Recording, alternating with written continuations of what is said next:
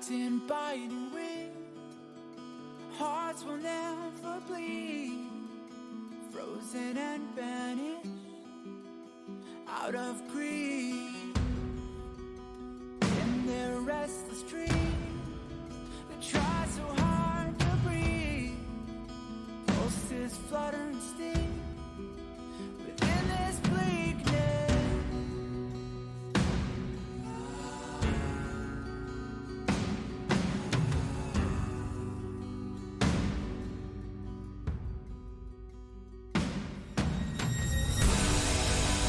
Pain will come with the blame. Pain will wake up the despondent crowd in this dormant world somehow. Unsheath the sword not to kill. Unsheath the sword to rend those clouds above the ground. Wake up, it's time to gather now. The only warmth remains in hands clasped so tight. The only fire exists in brave hearts. Seasons that refuse to change over the years will find their way back on track.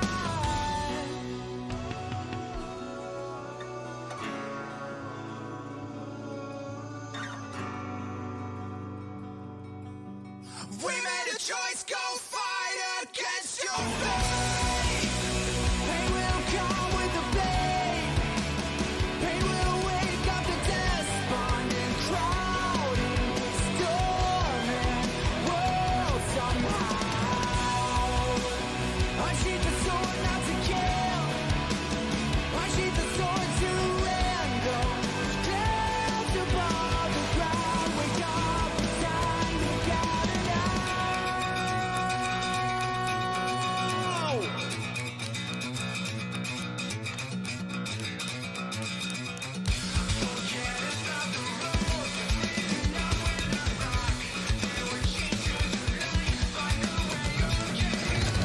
We have no way to know where they are headed for. See them right from afar, just blaze through the storm. We know it's right over there.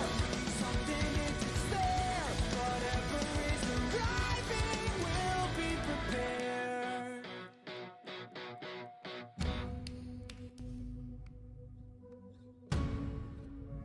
We made a choice, go fight against your fate.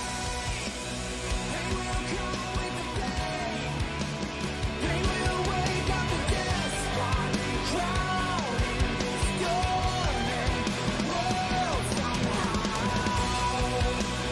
Unsheath the sword not to kill.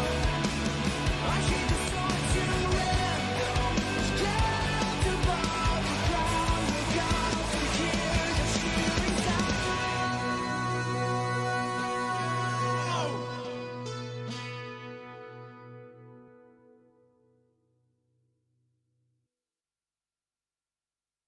The way to celebrate,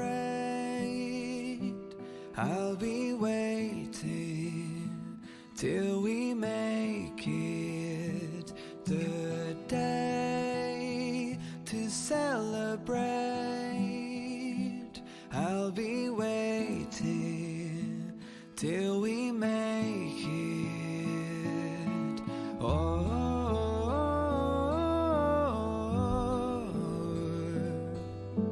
We will see.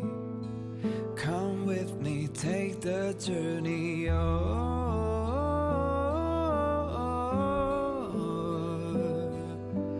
We will see. Come with me, take the journey.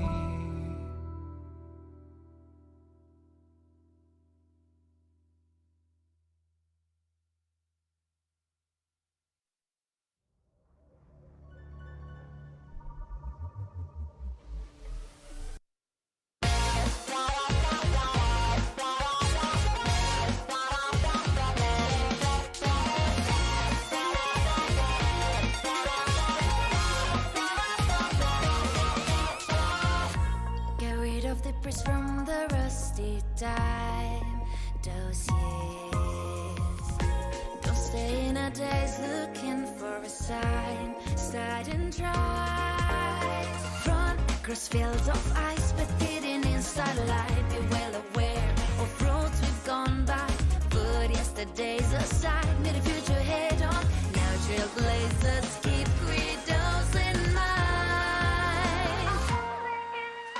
One, stop staying within the lines. Two, we always align.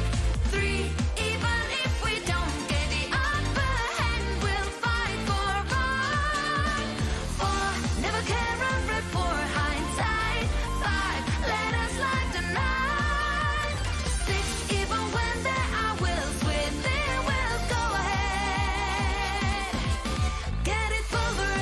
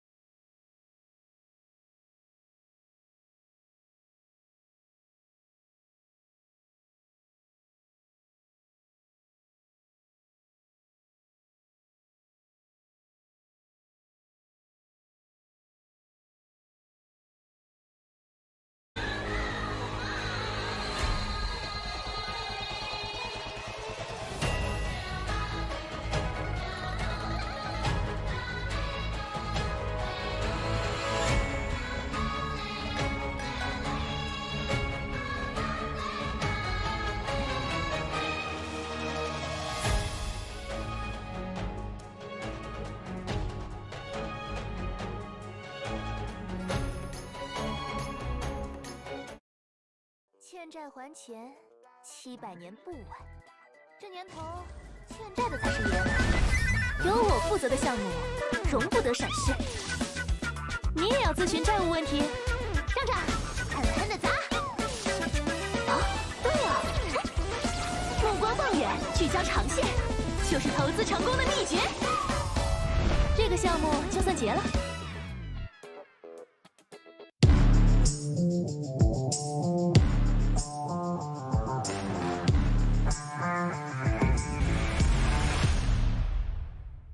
打开微信，搜索公众号“星际老男孩 SC Boy”， 这里有每日的直播预告、重要的赛事报道、精彩的视频剪辑、有趣的主播八卦、定期的抽奖福利以及爆笑的节奏和评论。关注 SC Boy 官方公众号，365天每天更新，让你与20万猛男一起更便捷的享受我和黄哥给大家带来的快乐。不要告诉别人哟。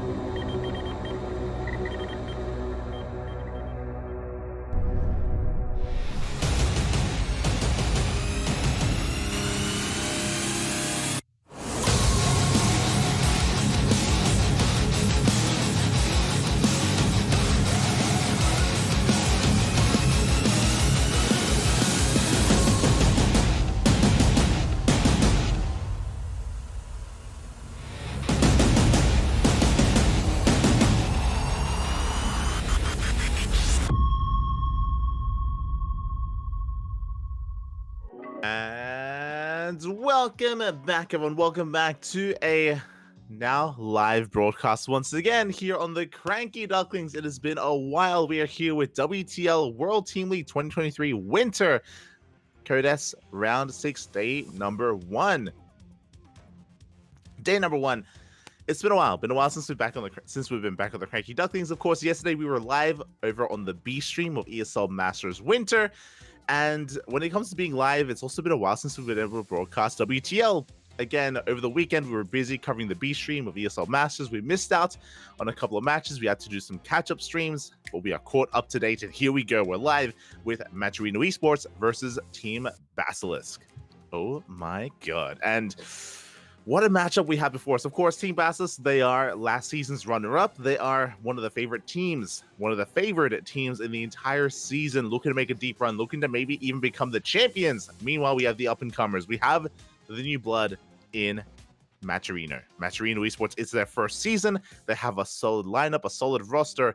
Is it going to be enough to take down the man himself? In the top left-hand corner, we have Matcherino. It is Estrella.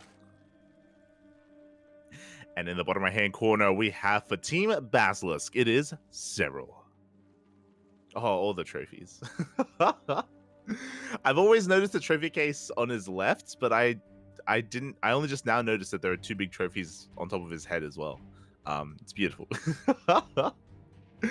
Of course, a world champion, arguably the best player in the world in Cyril, but he is not unstoppable. We have seen Cyril lose games, drop games, and be taken down in the past. Can it happen again? Can Estrella pull it out? I want to believe. Of course, both these players are in form. They're both in peak condition, especially coming into ESL Masters Winter, into kind of the most premier event for their respective regions. And because of that, I'm sure Cyril, he's not really too afraid of really revealing much. Estrella may have certain builds. I mean, Estrella, he's a very unpredictable player in general. He's got so many builds up his sleeve, so much he can whip out, especially on a map like Golden Aura. But as the Overlord does pass by, shout out to the sponsors. Shout out to Doyu, shout out to Honkai Star, Taido, and Autofool as well. The lovely sponsors for this season's WTL, for this season's Kung Fu Cup and Masters Coliseum as well. You do love to see it. We appreciate the sponsors, but without them, WTL would not be a thing, and we would still be casting something, I'm sure. But, you know, it's always nice to have these consistent weekend streams, week after week after week. The StarCraft, it doesn't end. Does not end. As for now, interesting. Estrella, he is going for a 2-gate opener. Okay, it was a 2-gate before Cybercore, so a very aggressive opener coming out from Estrella. And again, you can be quite aggressive on a map like this, just because rush distance by ground is a little bit shorter. So Estrella looking to kick things off here, looking to try and force a reaction out of Cyril. Of course, Cyril, he scouts with his Overlord. He does spot both gateways already on the way. Should be getting ready for it. Basically, with a 2-gate opener like this, you can get your first 2 adepts out very quickly, get your next 4 and next 6 adepts as well if we go that far, if we are that aggressive, if we double down as much as we could. There it is, first 2 adepts are on the way.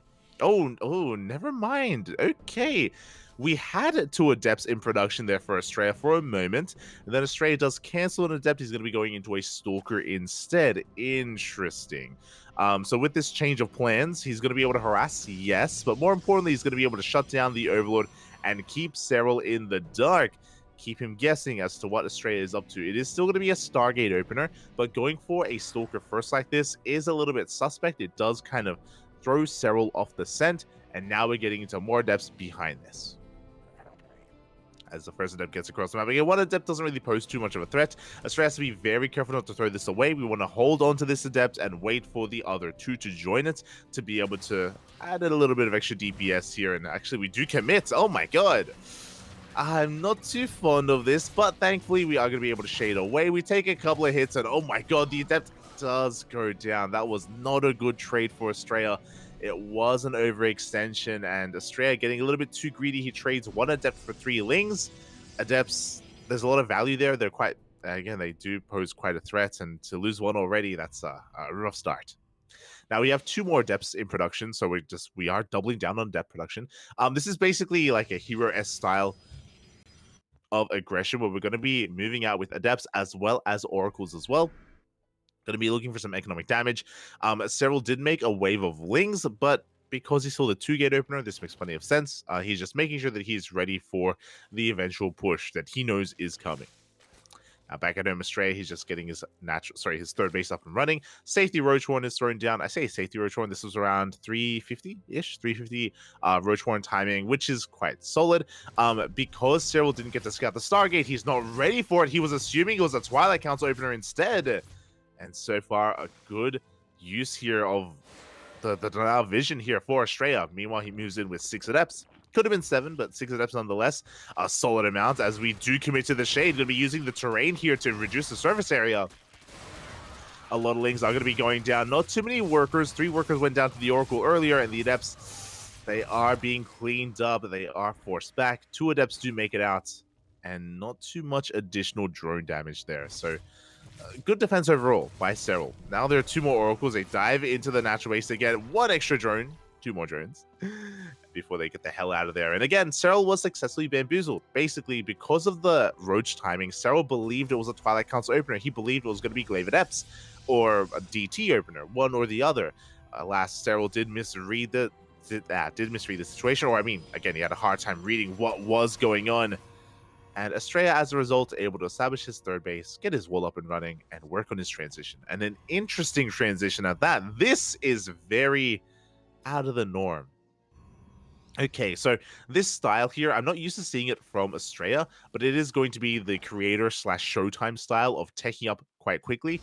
We have not a Twilight Council, a Forge, and a Bay. We're going to be working on +1. We're going to be working on Colossi, soon to be Disruptors as well. Usually this is a delayed Twilight Council, but I don't see a Twilight Council at all. This could be an all-in. This could just be a strong time with +1. Lack of Twilight Council means no blink, no charge, no ground upgrades whatsoever. So this goes one of 2 ways. Either we try to hit a strong timing with either 2 or 4 Colossi, or we just defend at home. And it looks like it's going to be more of a defensive turtle style.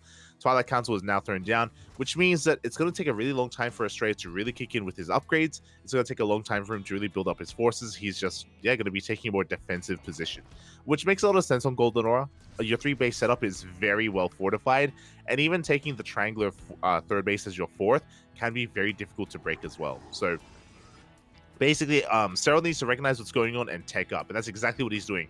We have a Hive on the way. Infestation bit is done. A Hive is on the way for Cyril. He's already taking up towards Vipers. That's exactly what he needs. So Cyril, he has been able to piece this all together. Observers pointing out that we haven't seen the second robo, but we've seen enough, and an Overseer is en route. Cyril, he's going for all the correct calls. There's the Hydroden. So basically, because I was mentioning how Estrella's being very tech heavy and very turtly, the worst thing to do is push in. The worst thing to do is like push in with like a Roach Lingbane army.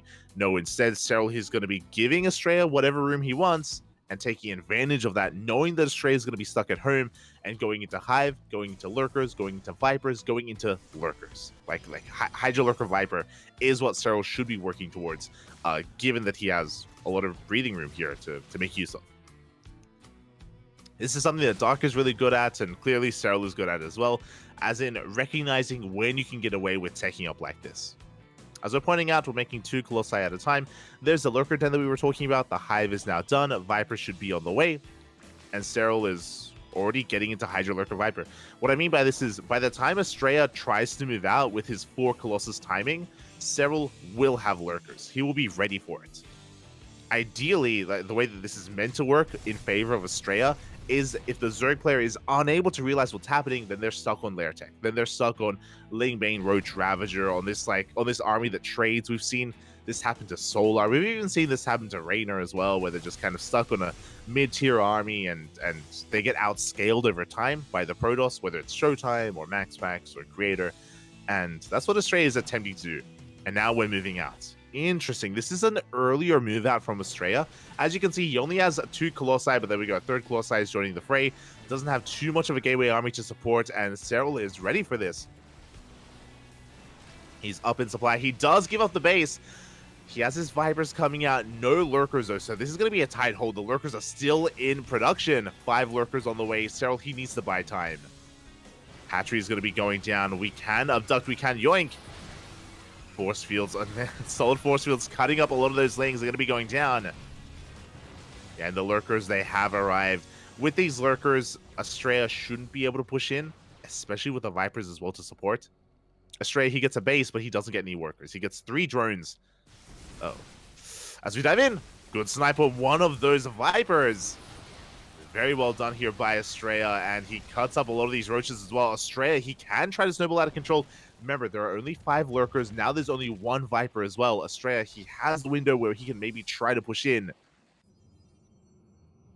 At the same time, setting up a Zealot run by as well. He rotates around. He's going to be denying the other 5th base of Cyril. At the same time, Cyril, he recognizes that his roaches are a little bit useless, so he's going to be going for a big counter attack. He forces a recall. Oh my god. Recall has been forced. This Colossus looking very vulnerable. One of them goes down. No shield battery. No shield battery at the 4th. No overcharge, which means the Colossus does fall. Big pick off here from Cyril. Massive pick off from Cyril. And from here, he's just gathering more energy. We have a Nidus on the way and more lurkers in production. But Cyril doesn't have a 5th base. His economy is lacking. He's got a decent worker count, but again, his base count is still something to be worked on. And a big reason for this is the map itself. I was talking about how you can be really heavily fortified on 4 bases, which is what Cyril has found himself in, but because of the short rush distance, taking a 5th base, once you have map control, it's going to be very difficult for your opponent to actually establish a 5th. As we can see here, just Cyril, he's being contained, he's being choked out. Nevers go off, up! Ooh, and they will not connect. Big abductions here on both disruptors. Good pickoffs from Cyril. Estrella does get eyes on the 5th, and he is going to be able to shut it down.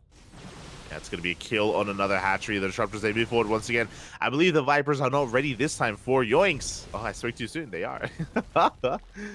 Looks like Nova did connect, but only 1, as it takes 2 Novas to kill a lurker. And Estrella, all he has to do is rotate. Pushing into these lurkers is not something he can do. You can see that this entire time he hasn't been able to push into the 3rd or into the 4th. But denying the 5th is something that Estrella has the capacity to pull off. So he's just going to have to keep rotating around. Adaptive Talents is on the way. Cyril up to 3 Vipers. And he is actually moving out onto the map. Very bold move from Cyril. And Estrella, now he's working on his Skytoss transition. I do think that this transition is a little bit delayed from Estrella. I think we could have been working on this a little bit sooner. Those wondering, you can't really push into lurkers, which is why once the lurkers are revealed, that is when the Protoss needs to start working towards Skytoss instead. So +1 air attack, 2 more Stargates, and soon to be a fleet beacon on the way for Estrella to start working towards carriers and Tempest. But again, I do think he's a little bit delayed when it comes to this tech. We'll see if he can survive long enough to get there, as Cyril is going for another Nidus. He's trying to break free from his contain. 5th base is being taken.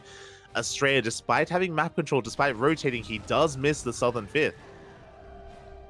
And Cyril is back in the driver's seat.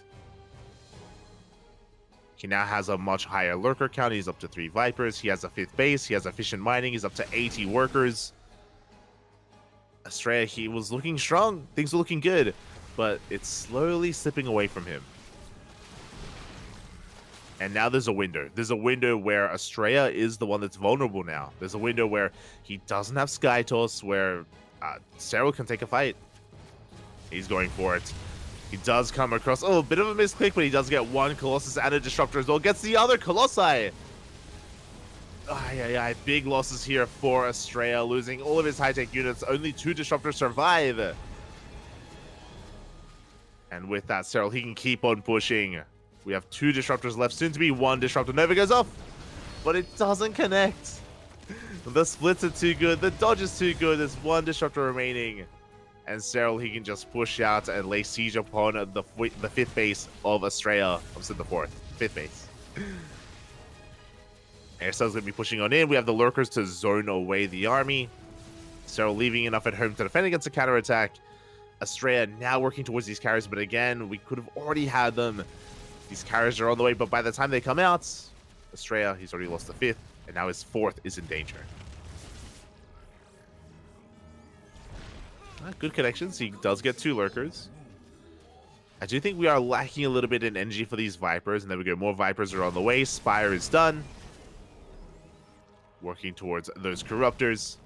I'm sure Cyril is fully aware of the ability of Australia to work towards Sky. I mean, he sees it. I'm sure he's aware of the Sky transition, and yeah, I mean, he has an overseer camping the production. Does see the carriers coming out, and Cyril is already working towards those corruptors. We still have a couple too many roaches, and I'm sure we're going to eventually get rid of them. And Cyril's now taking a 6th hatchery. Yeah, just rotating once again, making sure that another Nexus doesn't get up and running. Now, there are storms, but there's only 2 High Templar in position. Yeah, the storms are being spent. The base is going to be going down. There is no escape for that army. Good Novas. Good Novas will connect. But because it takes so long to actually produce Skytoss units, Cyril, as he loses Hydras, as he loses Lurkers, he's replacing them with Corruptors. Ultra Caverns on the way. Greater Spire on the way as well.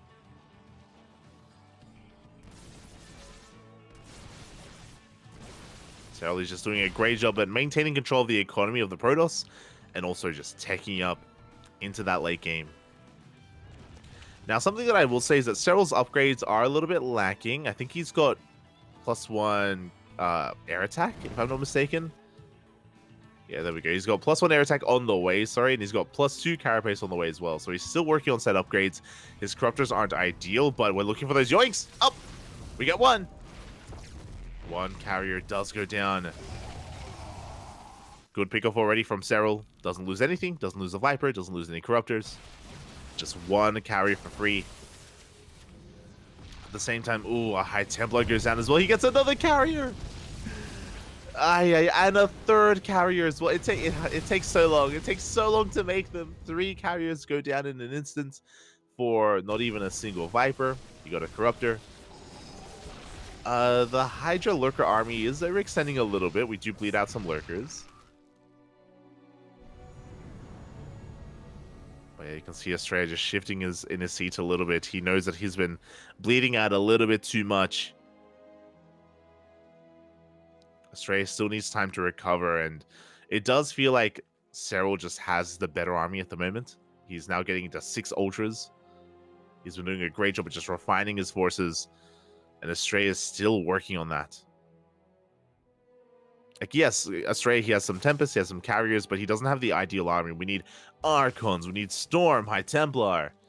So then 1 Archon available.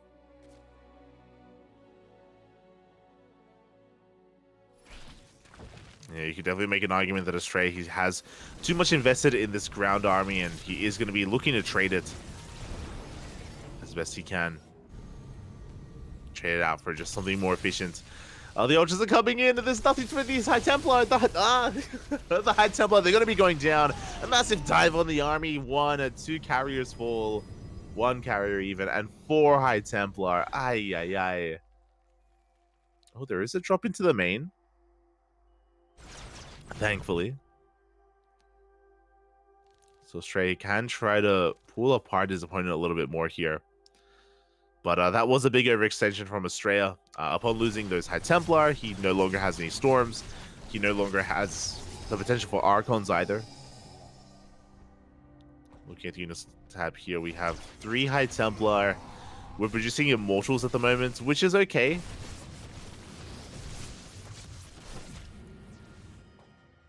Immortals, they have a place against Ultras, that's true.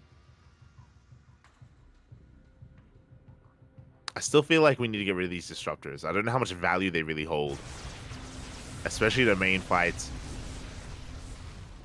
But here we go. We can see Cyril just trying to pick off whatever he can. He gets a Void Ray. Forces the activation of Cloak. Australia does have a 5th base now. He does have a decent economy. His bank pales in comparison to that of Cyril, but, you know, the bank is there. You have a Dark Shrine on the way.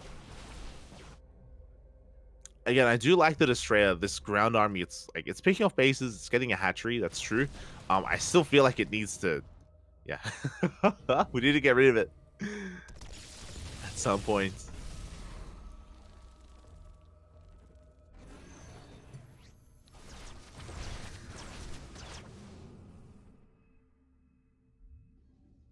But at least the base does go down, working on the rest of our air attack upgrades. Void Ray still on the way. So what I'm most concerned by, the biggest concern, I've been talking about how like this army feels less than ideal for Australia. Without too many Archons, without too many High Templar, Australia, he is so vulnerable to a dive, and I'm pretty sure Cyril knows that. A big surrounded, big dive cannot be stopped. There's only a single Archon. That's the purpose of the Archons, is that if the Corruptors ever bunch up, if they ever try to get on top of the army, then the Archons, they just annihilate the Corruptors. They have so much splash damage. Storms help zone, but the Archons, they're really what deter any kind of major engagement. The Void Rays do as well, kind of, but that's what the Vipers are for. That's what the Parasitic Bombs are for, to force the splitting and force the Void Rays to back off. That's the thing that I'm most concerned about here, is that I do feel like the army of Australia looks very fragile. The main army. As Ultras are going to be pushing on forward here, breaking through some of the site defense.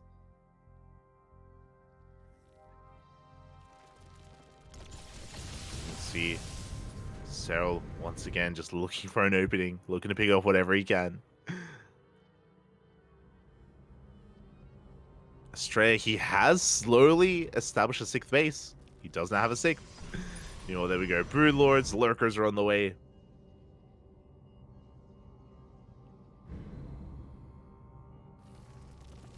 How many Vipers do we have? I think we have 2. 2 Vipers, we have our Infestors, full of energy. Yep, 2 Vipers.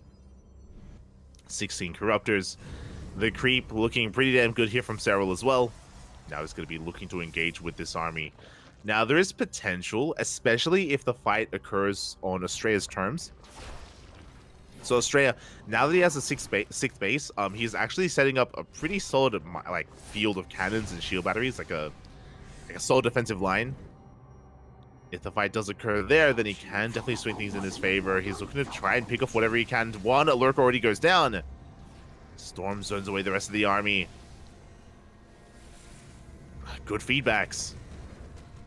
The Broodlords have arrived, and 2 High Templar go down. Yeah, we force a recall. A carrier falls just before the recall comes in. Australia bleeding out a bit there. He does escape. Cyril, he's gonna have to remax here, as he does end up losing a couple of those Broodlords. There we go. We're just refining this army with more Broodlords, more Infestors. I believe Neural is done. I believe we have Neural for Cyril. As his army is a little bit immobile, and Australia is going to be able to get another hatchery. It's not the biggest of deals, but like denying these bases, it's good stuff. It's making sure that Cyril, he doesn't mine out the map, that these bases are still technically available for the Protoss to take. He is keeping Cyril in check.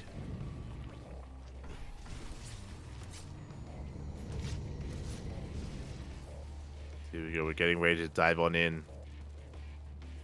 God, so much of this is going to come down to the spellcasters. If Australia can somehow feed back the Vipers first, then Australia, he'll be safe not to be abducted or parasitic bombed. He's going to be able to actually trade with the army.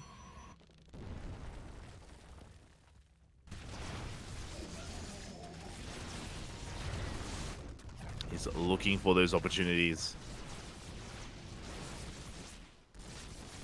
We now have Lurkers in position, so Cyril's going to be able to hold on to his fringe bases.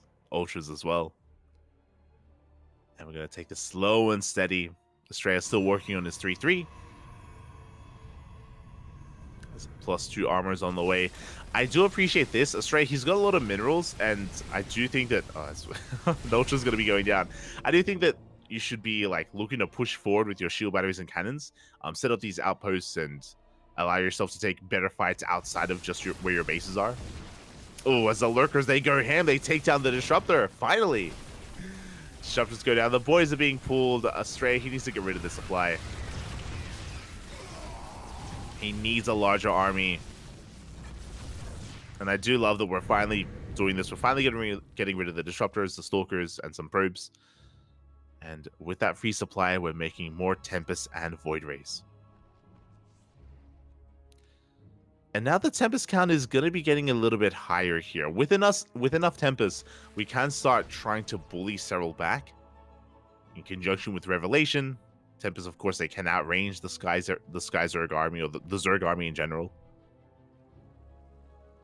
And Astrea can be a little bit more assertive. We're watching the Spores waddle. The Void Rays, they rotate towards the north, and Serral is out of position. Uh-oh. Yeah, he has a long ways to go. Astrea going to be able to push on forward, maybe take down this base in time. But he is going to be deterred. The Spore Crawlers are set up. So they'll run by towards the bottom left.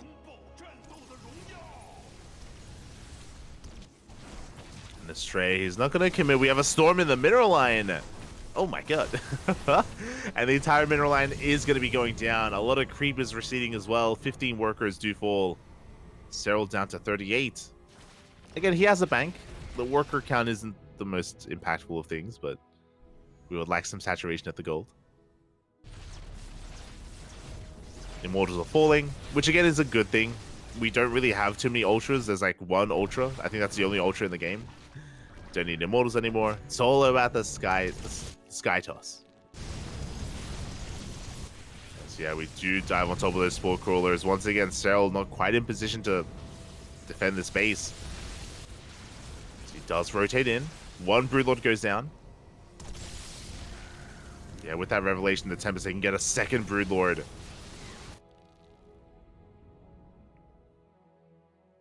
Serral is looking for a better angle of attack. How many High Templar? We have, I think, 2 High Templar with the main army. We have those Storms. Serral, he's trying to wait for the army to push a little bit too far in. Storm will zone away. And straight, he backs up. He wants none of this. Oof. Big Fungal. High Templar going down once again. Decent feedbacks. What's that? 1 Archon. 3 High Templar.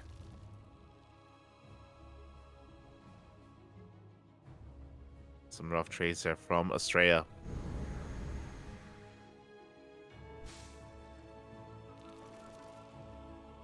But he did land some really good feedbacks.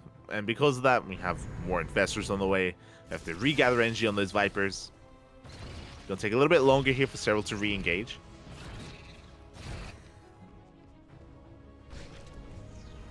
Take a little bit longer.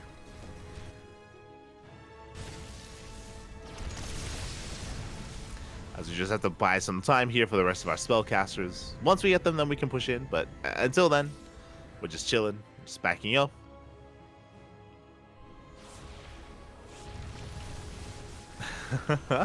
So trying to go for his own counters. Like the Corruptors are coming in, they're going for the mothership, but we do recall back home. I just realized there actually isn't that much stack defense anymore at this 6th base. It's actually looking a little bit bare bones. So hopefully Astrea can fortify himself there. Otherwise, that is going to be a vulnerable position for Serral to attack into. He is thinking about it.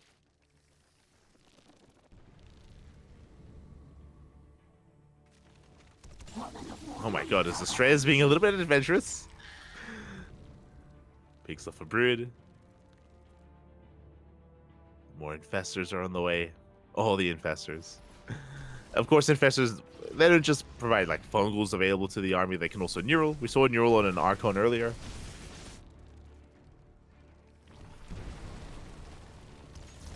More or less what we're looking for. I love the unburrow reburrow here of Serral. But the Spores are going to go down to the Tempest. And the Hatchery goes down instantly. Oh my god. Didn't take too long at all. Meanwhile, here come the Lings and an Ultra as well towards bottom left. Oh my god, big Fungal on the High Templar. Up!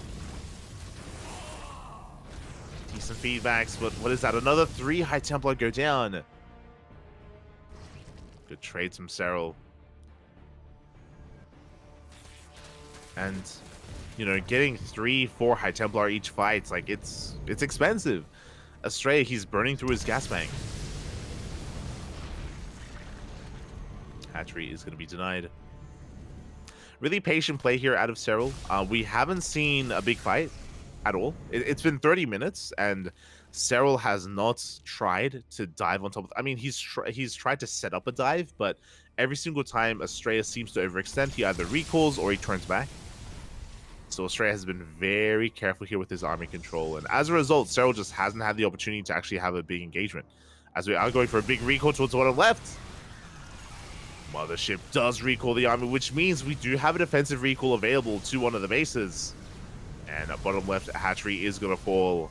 Big pick off here. 18 drones go down. Of course, like, there's still a bank, but I mentioned before that denying some of these bases is really important because Estrella can eventually expand. I feel like top right is going to be the most impactful one. Yeah, you can see here, cannons, shield batteries are on the way. Estrella, he wants to make that base his. And Serral did mine from it, that is true, but there's still plenty of resources left in top right. As at the same time, the Broodlords, they take down the 6th base of Estrella, and Estrella, he's not stopping! We're going for a bit of a base trade. He gets 1, he gets 2, that's a 3rd hatchery going down for Serral. The mineral line as well, and Serral, he's racing back home. The Ultras are coming in! They go, the High Templar! No!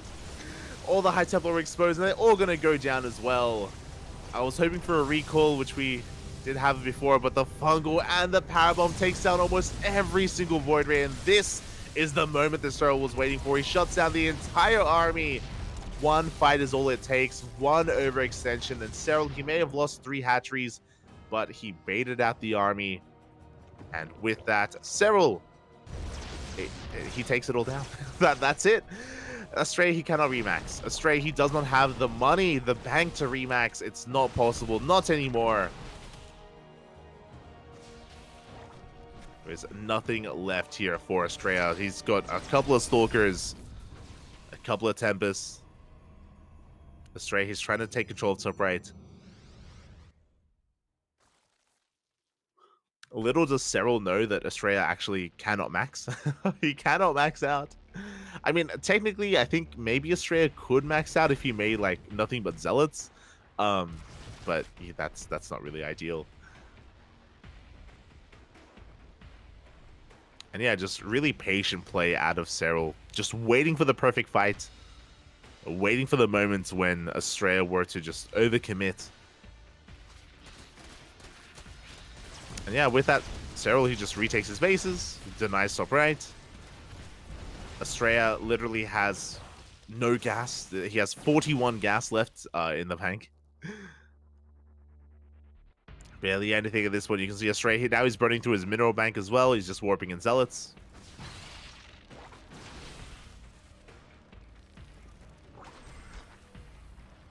Fungals will connect.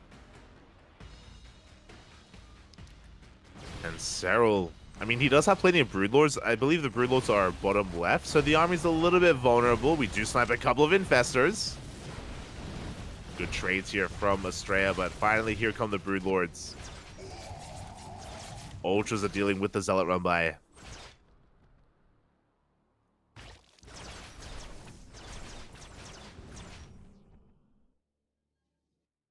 And we are just waiting for Serral to just remax and then push out. Again, like, Serral, he doesn't know how much of a bank Estrella had, so I don't blame him for being this passive. Like, he doesn't want to throw it away. He doesn't want to pull an Estrella. He does where he, like, pushes out, he overextends, and he just leaves his army vulnerable. So he's just trying to be very careful here as he does deny another base.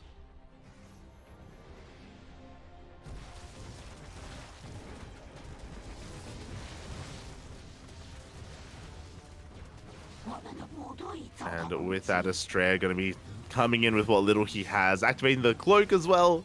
But GG's going to get called. Estrella, he knows he cannot keep up, not anymore, and Serral will take game number 1. Whew. GG. GG, well played. Oh my, that was game 1, Pappy. That was only game number 1, but yeah, I mean, winding the clock back a little bit, talking about the game itself, there's a lot that happened. There's a lot that I want to praise, especially in the mid game. If you remember, I was talking about how Estrella was playing very tech heavy. He was playing very tech heavy. He was taking a 4th base. He was going double Robo Colossus production, and Cyril was trying to take advantage of him by taking up into lurkers. Remember, there was that whole setup, and I was praising Cyril at the time. But if you remember, Estrella actually didn't push out with 4 Colossus. He pushed out before he had 4 Colossi. It looks like Estrella had identified that Cyril was being greedy himself, and Estrella went for an earlier timing than normal. He pushed out with 3 Colossi, if you recall. And because the move out was earlier than normal, Cyril didn't have lurkers. He had Vipers, but when the move out happened, that's when he morphed in his first 5 lurkers, because Cyril was slightly underprepared. And it meant that Estrella, he was able to deny at the time, I think it was the 5th base. Yep, he was able to deny the 5th base and contain Cyril for quite some time. And Estrella took map control, and that was like a really strong moment for him. If you remember, he did end up bleeding out a lot of disruptors and Colossi to abductions, and eventually he did lose map control. He was late for a rotation. Cyril got a 5th base finally, and Estrella was late to transition into Sky Toss. So that was when things started going in favor of Cyril. That's when Cyril took control of the game. But before that, the initial push and the initial denial and the first half of the game, or the mid game I should say, was in control of Estrella, and it was really well executed. Like, I was really impressed.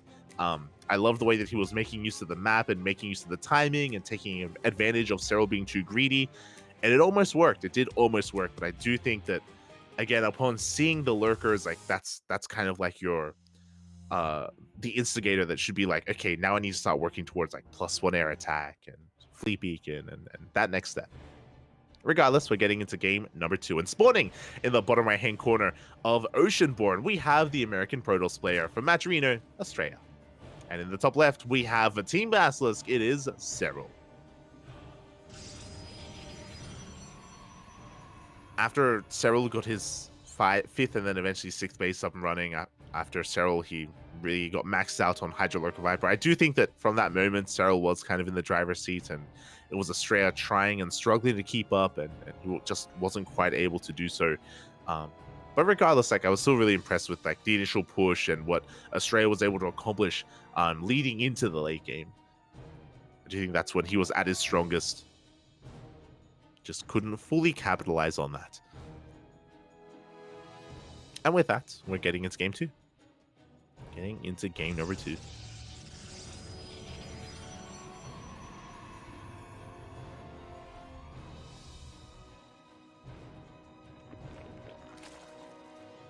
I'm catching up in the chat.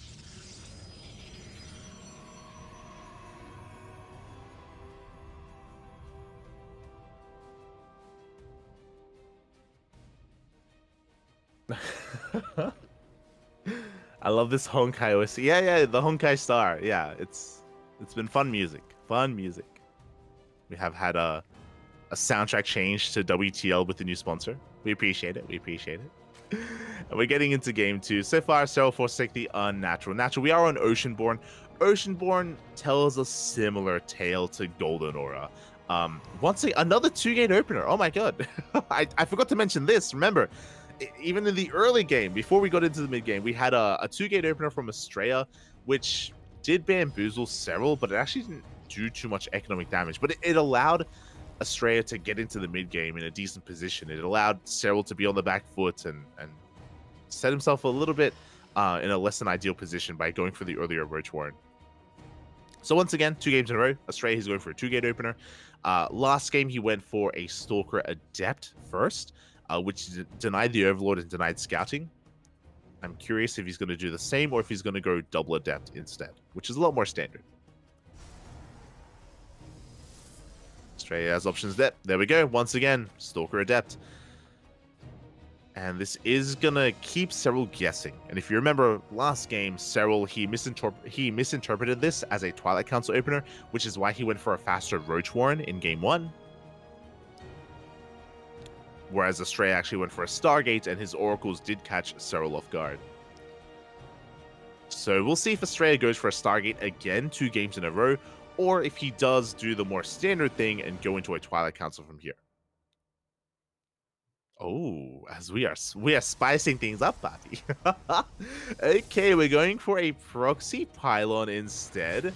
And we are throwing down additional gateways. That is a 3rd gateway in the main and a 4th gateway across the map. This is wild. So we're going for a 4-gate vanilla gateways, by the way. Like, as in no blink, no charge, no glaive adepts, no Twilight Council upgrades, and vanilla gateway units here, but 4 gates.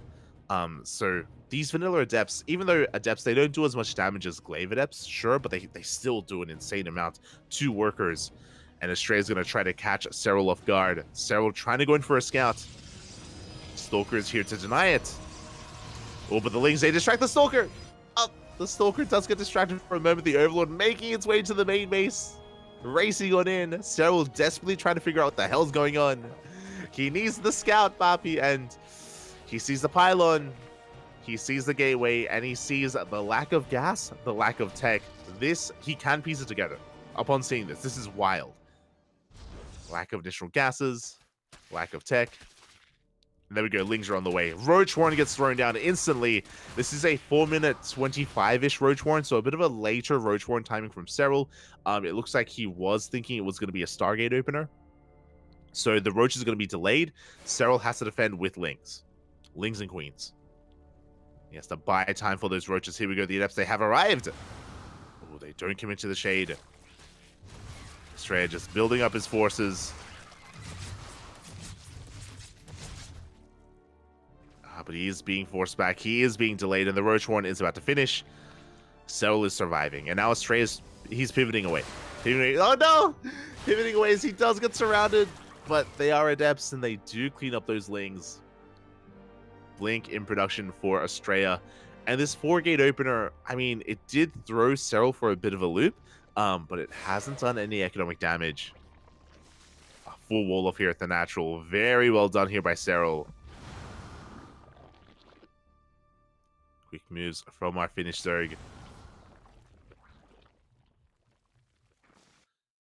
Serral, his economy isn't looking ideal just because of this opener. He's been on the back foot. But now Serral, he's free to drone, and he's going to be catching up. Serral's going to be catching up and eventually working towards a 4th base. Meanwhile, Estrella, once again, Forge and double Robo. This should be leading into Robotics Bay, but once again, Estrella, he's taking up very heavily. Which means he isn't going to be aggressive with a Gateway army.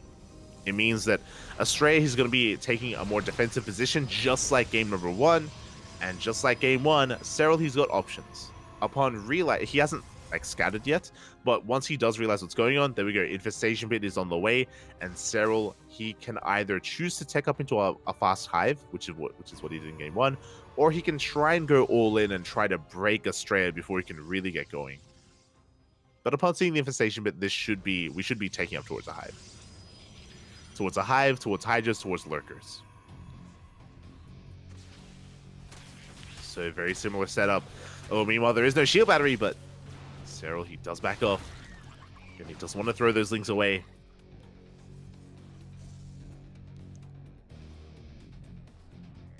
Over's here dives into the main. I mentioned before that Serral, he hasn't quite pieced together what's going on, but now he will. Upon seeing not just the Forge, but he also sees the Robotics Bay in the main base. That is a tell. And there we go. Hydra being thrown down. Hive is on the way. Soon to be lurkers. So, what I'm trying to get at is, once again, we're going to be chilling. We're going to be chilling out. Going to be calming things down. Estrella's going to be turtling, and Serral's going to be taking as well.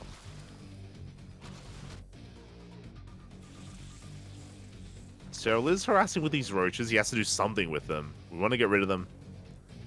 Likewise, Estrella is also going to be harassing with that War Prism. Now, the question becomes, once Estrella is stable on 4 bases, once he realizes what's going on and the fact that Serral is working towards lurkers, which I believe he does now see the lurker den. It's too early to transition into Skytos yet, but I do think that in game 1 he did work towards Skytos a little bit too late. I think he could have done it like a minute or so earlier, which would have actually been quite impactful. So we'll see how Estrella approaches this. Now, he already has 2 Colossi. He's got Disruptors on the way. And once again, he's going for an earlier move out. As you can see, Astray, he's even attacking before Extend Thermal Lance. Like, he doesn't even have his Colossus upgrades. It is typically ill-advised, or like a Protoss would not be attacking in this moment, but the Prism goes down.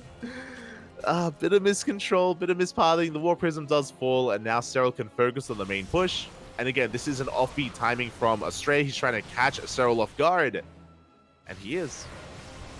Serral is not ready for this. Cancels the 5th base. Lurkers are still on the way. And again, this is very similar to game 1. I love this move out from Estrella. It's, again, just not very orthodox. Which is why Serral is kind of on the back foot here. As Estrella is going to rotate around, clean up a bunch of creep. He has to be very careful to overextend. There are Vipers marauding around, looking for those Colossi. And Estrella takes a 5th base, but over at the linear base location. And Serral takes the 5th base over at the linear base location. He's double expanding, actually. It's going to be on Estrella to rotate and deny these bases. He needs to. And if he can deny these bases one more time, then we can start working on the next step. Oh, but here come the Lurkers and the Vipers. Up! The abductions! Big yoinks here on one Disruptor and the Colossus as well. He gets a 2nd Disruptor. Didn't even have to abduct. And there are too many Lurkers at the same time. A big Ling Roach counterattack here at the 4th base. Forcing a recall. Depth's coming in from behind as well.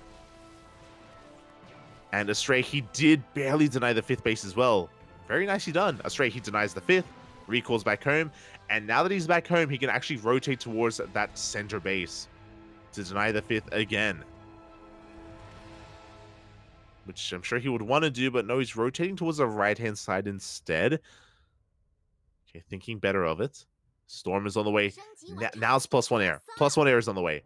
This is a much faster transition into Skytoss. I like this. I like this a lot from Astray. I think this is what he was lacking a little bit in game 1. There it is. +1 air attack is on the way. Big Nova's going off. 2nd Stargate as well. So Astray, he's a lot more willing to embrace that late game and get there much faster. So if you're in the chat, if you enjoy, if you want another 30-minute game, Poppy, that's that's where we're headed. Lurker Rumba is moving out. Does get spotted by Estrella. Up. Does see it ahead of time. Estrella is going to be backing up. The Ravens! Ooh, a big connection. Serral was trying to catch Estrella, but alas, the turns have been tabled. Serral does get caught out instead.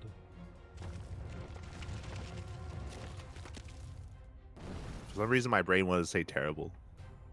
I don't know why. Ugh. So thinking like terrible Nova, maybe? I don't know. But here we go. Serral pushing through the center once again.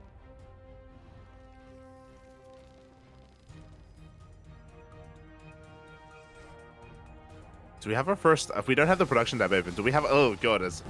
Spine's going to be going off. But I think we're working on our first wave of carriers. Okay, no. We have 2 more Stargates and a Fleet Beacon on the way. Still working towards those carriers. Meanwhile, Serral applying a lot of pressure, pushing in. Does take a storm to the face. Again, now the role here is Astray. He needs to survive. He needs to defend and survive long enough to get into those carriers. Meanwhile, Serral is on 5 bases. Now he's getting a 6th. Oh my God, he's so brazen here. He's just pushing right towards the 3rd. Completely out-positioning Estrella. He dives on the 3rd base. That's where the Stargates are. The first Stargate goes down. I think a 2nd as well. The production was exposed. And this time Astray, he is not getting into that late game Skytoss composition. Yeah, Lurkers, they're in every single base, or they're here at the 5th. So pushing towards that 3rd. Another abduction here on that Disruptor. I don't think we have enough anti-air. Tempest does go down. Astray, he's holding. He's holding, Pop.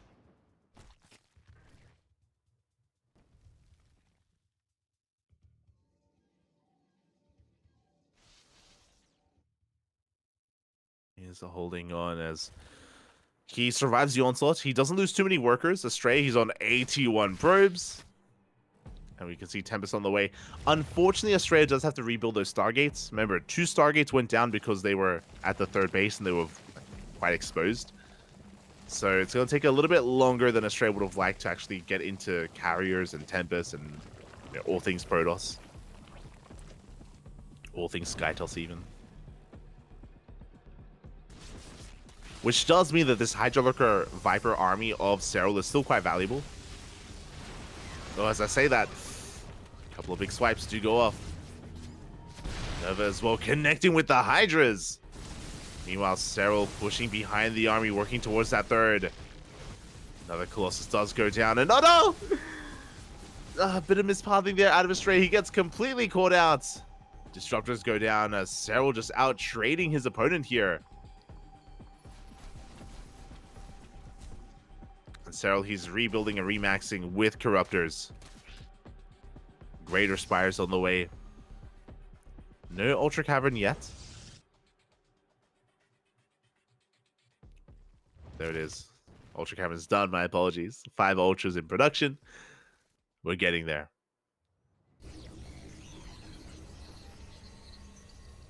But I'm pretty sure Serral maybe wanted to be in a better position coming into the late game. We saw him kind of like lean back in his chair a little bit.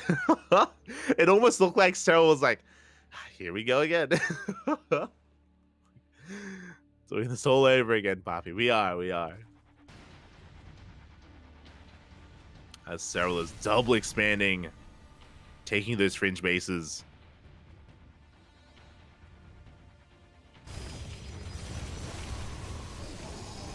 Oh my god, some amazing storms here from Australia. The Zealots as well, they clean up a lot of those lurkers. I want to say 4 lurkers went down. Very well done. Yeah, 4 lurkers in total. At the same time though, Serral, he dives on the main army. He collapses on top of those disruptors as well with the ultras. A big engage, and Astray, he was completely caught out. Another abduct on a Tempest. And the ground army of Australia is suffering. And he doesn't have too much in the air. He's going back into Immortal production. Getting into Void Rays.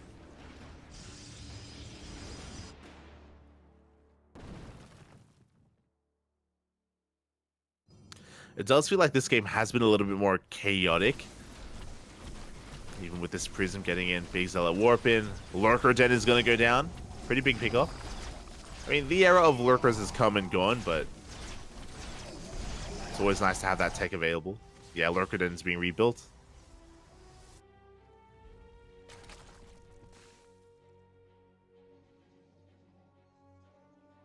Just to make sure we can get into that if we ever need to.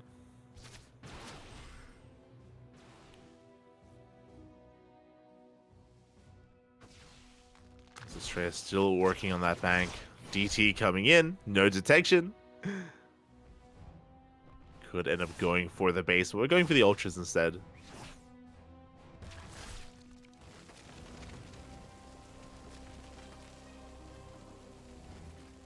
And something that we are lacking here for Serral is, even though he has all these bases, is his creep.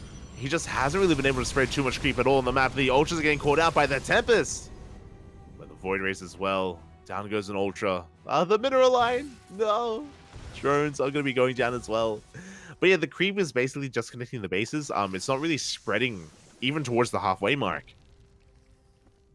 Just goes to show how active Australia has been and how difficult it has been for Serral to really spread that creep and keep up with that activity.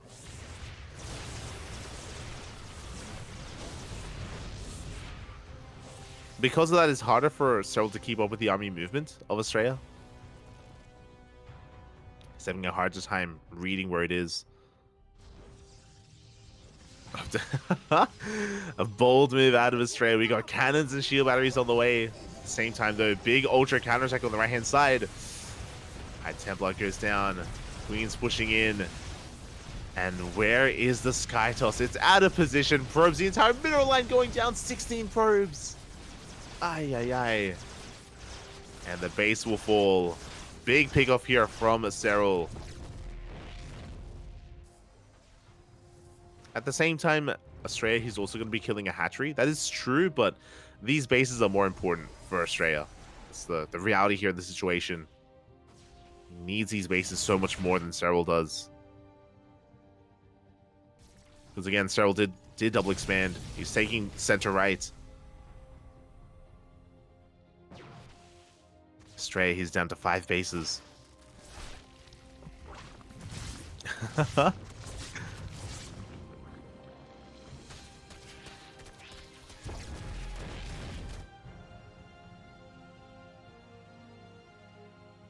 How long is it taking that base to go down? Is it like one? Yeah, it's just one stalker. This entire time, it's been one stalker attacking that hatchery. And he's gonna get it eventually.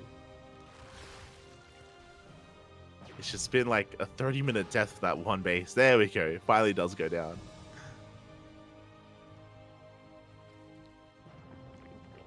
Let's look at the economic advantage here of Cyril.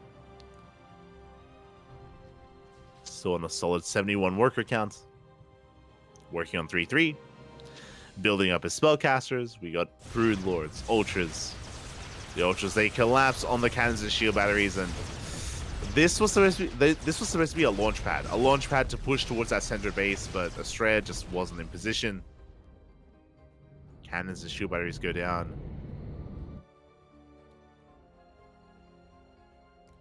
Now Australia, he can push in once again on the left-hand side, but that means that he's going to lose another Nexus.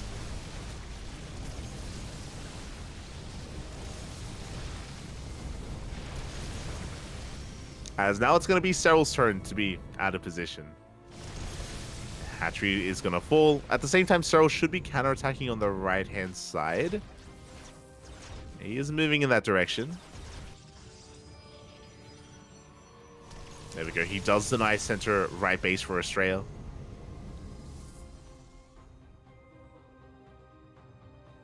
And we're gonna be trading bases. And this is a scary moment for Cyril. If Australia does take bottom left, then we're going to be on an even base count.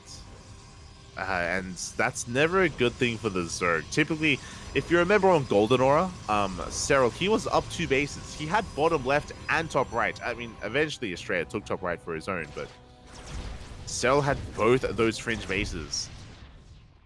With that, he was able to amass a massive bank, and to be fair, Cyril does still he has a 7k bank. He can afford to lose a fight or two. But if Australia takes both center bases, that's gonna be a pretty massive advantage here for the Protoss.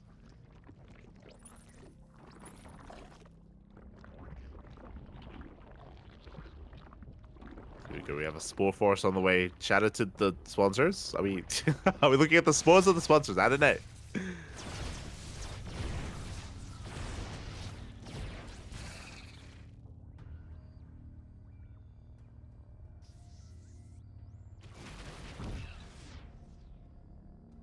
As more observers are going down. Australia just settling into his bases. Cyril trying to take that center right base, which I think is the correct call. I think Cyril needs this hatchery.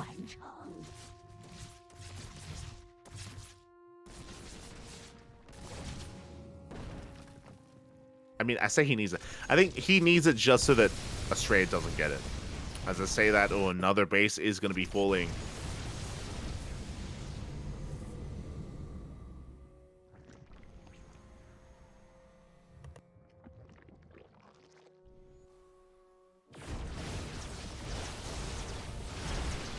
As Cyril does find some of these ground forces, doesn't quite get in, but there are the Neurals. We take out the Immortals, the High Templar, and the Archons as well, and we could maybe even push in towards the Natural. And here we go, the Skychus army does respond. Oh, big fungal!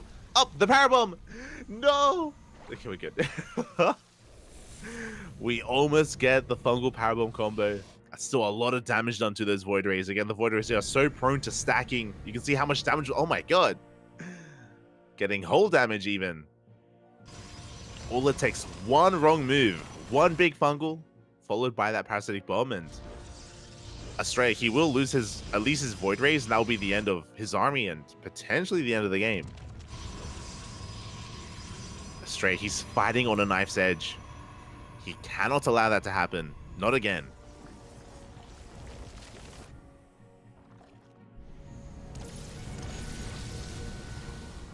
Like, obviously, if Astray takes a bad fight and if he loses his army, he does have resources to rebuild and remax.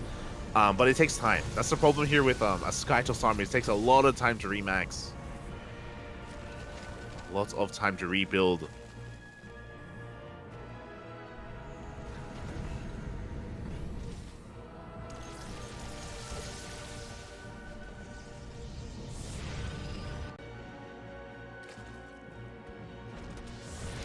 How many High Templar does he have left?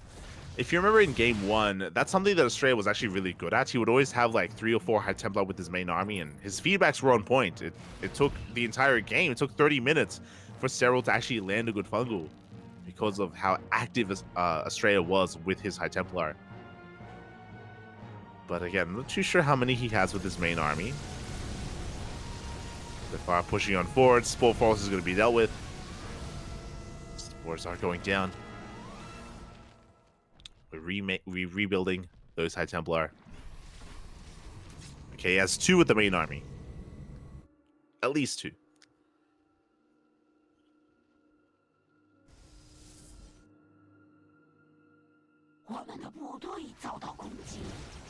And this is the moment I was worried about. Speaking of having 2 High Templar, 2 of them are going to be going down back at home. The Ultras go ham. But yeah, if Australia takes the center base, this is a pretty crucial moment, actually. Cyril unable to engage, just committed to his ultra counterattack. The infestors, no! Oh, 1 infestor goes down.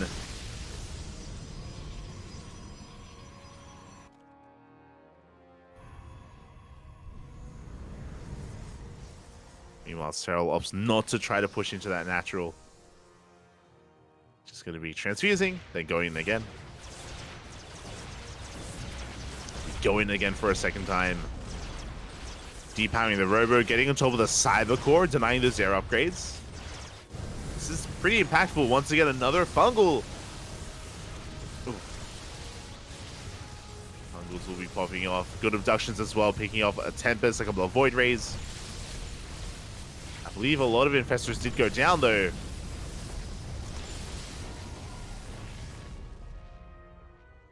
So you're going 3 more Tempests. That's 4 Tempests in total for 3 infestors.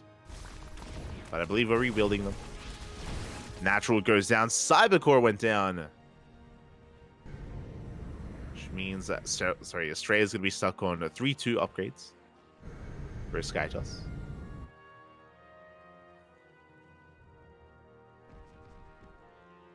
We see Astray working through his bank once again.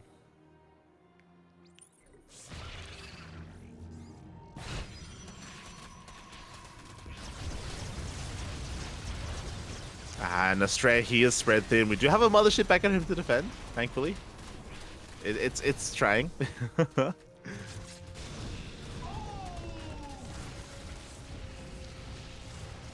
Archon gets caught out. Well, High Templar technically got caught out. Yeah, Cyril just doing a great job at just pulling Astray apart. Left and right. This main base still looking very vulnerable. Astray is gaining ground. Now, what's scary about the base that Astray has is that from this base, from this center base, he can actually threaten the natural and then the main. He can threaten the tech.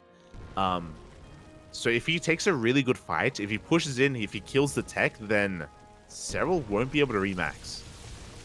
Or we'll have a hard time rebuilding. And there we go. Spire is under threat. Spire is going to be going down. Now, there are 2 Spires. Bear that in mind. There is a greater Spire elsewhere, I think in the main. Yeah, we're looking for it. It's okay. It's at the 3rd base. Now, thankfully, it's at the 3rd, not the main. Otherwise, it would be in even more danger. As I feel like if Astray does break the natural base, he's going to be pushing into the main from there. But that is something that Cyril has to be careful of. And it may be wise to throw down a Spire in the top right hand corner of the map, like on some of these other more well protected bases. To start not even throwing down like with the bank we have 10k. It may be worth throwing down all of the tech that's in the main and the natural, like just rebuilding it on some of these like safer bases, just in preparation for that.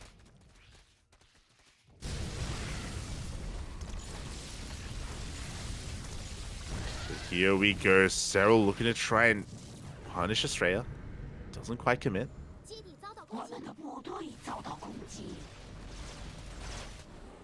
Ling Ultra taking down more bases. Oh my god. Estrella losing quite a lot. He lost his natural and his third. Good pickoffs with those Tempests. We have the mothership ready for a big recall.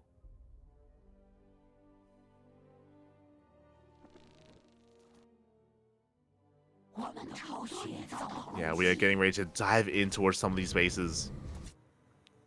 Oh no! Oh god.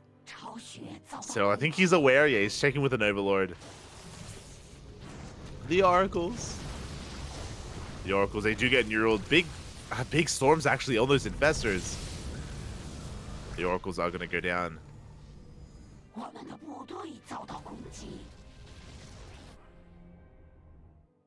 And Mothership has been spotted and it will go down.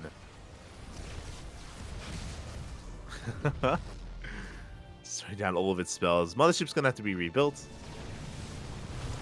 And Estrella, he pushes in towards that natural.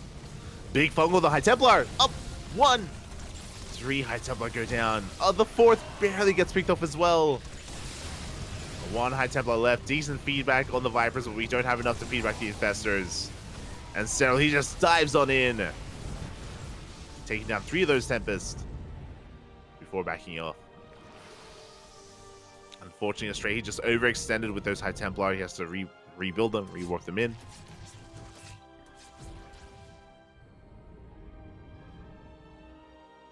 Replace them, that's it.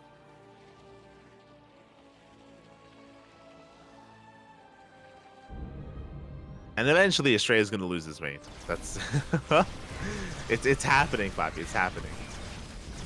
Yeah, 1 Immortal goes down. The other barely surviving. Estrella actually trading really well here. Making full use of this ramp, but eventually Cyril breaks in. He busts on in, takes down the Immortal. Is going to be camping the production.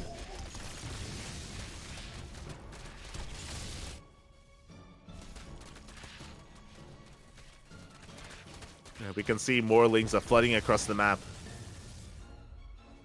And Estrella, he may have to rebuild his production elsewhere, but the Void Rays, they bust in. Oh. They activate the Prismatic Alignment. The Corruptors, they cannot engage. All of them go down. Again, good trades from Estrella, but yeah, eventually his main is going to get cleaned up. I don't think there's a way for him to defend it and also hold on to his mining bases.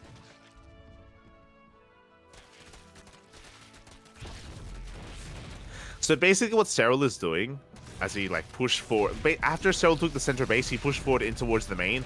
And this is something that Estrella has been trying to do, right? We mentioned now that Estrella has taken the center base on the left-hand side, he gains access to the natural. And I do think that he could have been more proactive. I do think he could have been more proactive in pushing into the natural, clearing up all that creep. Or clearing up all that tech, but he just hasn't quite gone for it.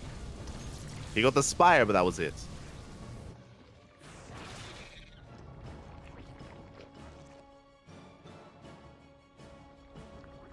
Here we go, towards the left-hand side. The Brewlords push forward.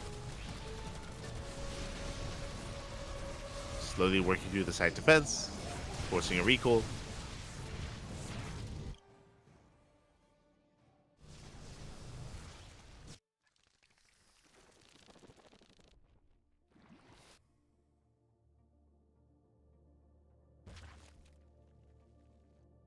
And it still just feels like a slow death here for Estrella. He supply blocked. No. Estrella is a bit supply blocked. But yeah, like if honestly, if Estrella had like broken through the natural with his Sky Toss, then he could have been doing this with like Zealot run-bys. Could have been pushing into the main, just sending in Zealot run-bys, making use of the mineral bank that he has, because what are you gonna make other than zealots with that?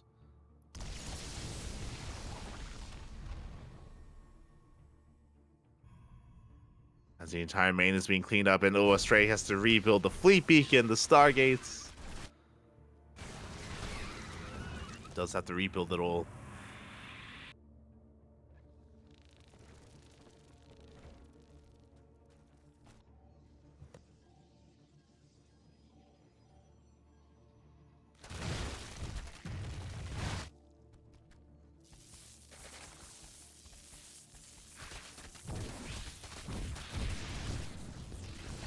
No shot. Sarah Lee still has mineral patches in his natural. That's crazy. Aye. Cyril's gonna be getting rid of his drones. Again, we're running out of like just resources in general on the map. Oh, the worker on worker violence. No, the probes. These drones just doing what they can. Long distance mining if possible. If there's any gas left in these gas guys, they could go for that as well. Yeah, there's that zealot armor that we were talking about. We can start using our minerals. But again, Cyril is in full control. Astray, he's stuck in the bottom left-hand corner of the map, stuck on 3 bases.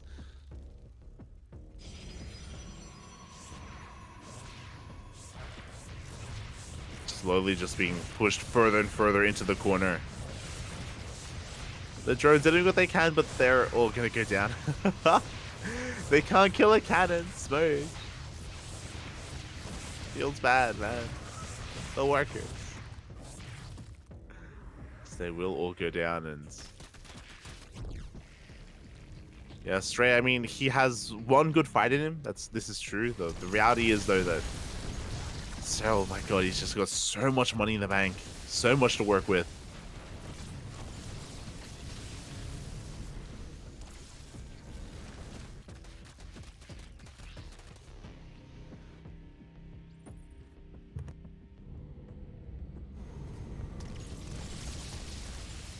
There we go. Finally, we push into the natural. Down goes Lurker Den, Roach Warren, Hydra Den as well. We can see that Cyril, he's actually rebuilding his lair. It looks like he's also, again, mentally prepared to lose his hive. So Cyril is making his lair elsewhere. Another spire as well. Oh. So we do end up neural-ing one of those Tempest.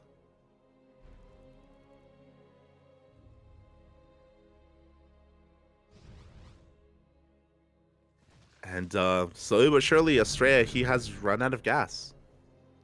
We were always hovering around 3k gas bank. Now we are dropping quite a bit as Estrella's remaxing, but he's maxed out now. He can build it up again. If I'm not mistaken, yeah, I think Cyril, he has 0 gas income. He's literally mined out. the map is mined out at this point. Estrella has a little bit of mining going on, that's true, but I think he's running out of gas. Like gas income. Other workers. Who's gonna win? Who's gonna take it? The drones. The drones. They're overpowering the probes. Even with the shield batteries. Crazy. Oh, boo, the zealots come in. The zealots come in to support. They're here for the boys. They protect the probes.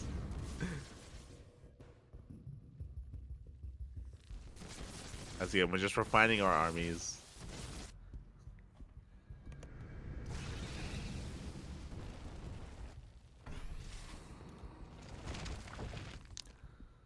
Yeah, because we've mined out, we just don't need drones anymore. Not anymore. And yeah, if you look at the UI, we have 0 gas income for both players. I believe all the gas on the entire map has been mined out. What you see is what you get. Resources are finite. Looks like they're both still mining some minerals.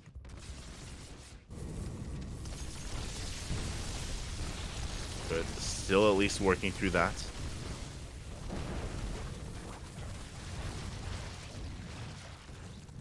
That's why these energy-based units are going to be so important. The siege units. Well, finally the rocks are going down. Let's go. They've stood the test of time. 40 minutes. It's been 40 minutes. This is the first best of 2. Oh my god.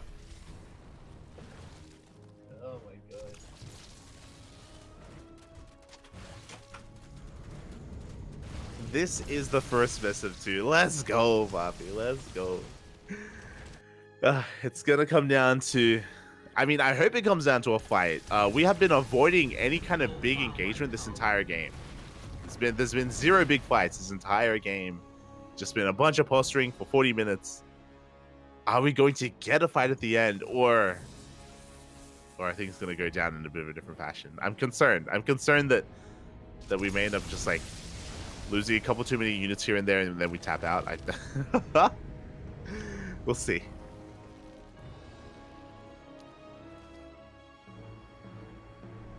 It's been a battle of attrition. And someone's still got money going. That's the problem. You can see Estrella, he's down to sub 1k gas bank. Every time he's just been losing High Templar here and there, Tempest here and there, a Void Ray. And that's what I meant when I said that I'm concerned that there isn't going to be a big fight, because if Estrella keeps like bleeding out single units here and there, then he just won't have enough for a fight. Like it just won't happen.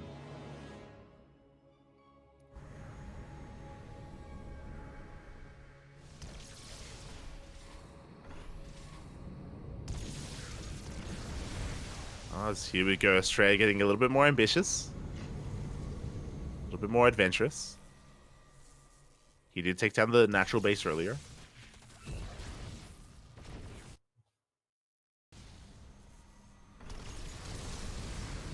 And as he pushes forward, he's going to be giving Cyril another opportunity to try to collapse on the Sky Toss. Gibbs, Papi, Gibbs. Does I've never encountered this. Does fungal growth reveal? Does it do damage to the stasis trap? Does it? Can you fungal a stasis trap? Is that a thing? Alright, so here we go. We do have some Neurals.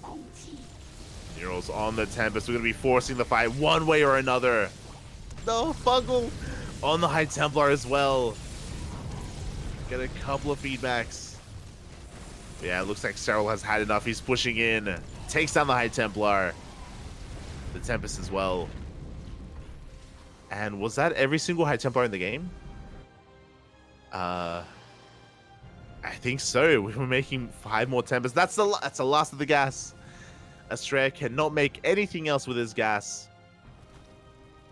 as he is down to 39.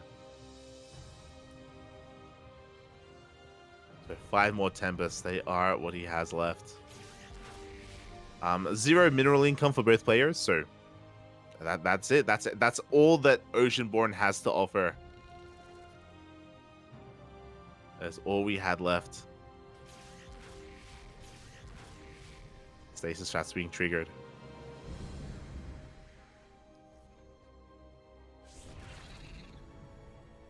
Get comfy, like, oh.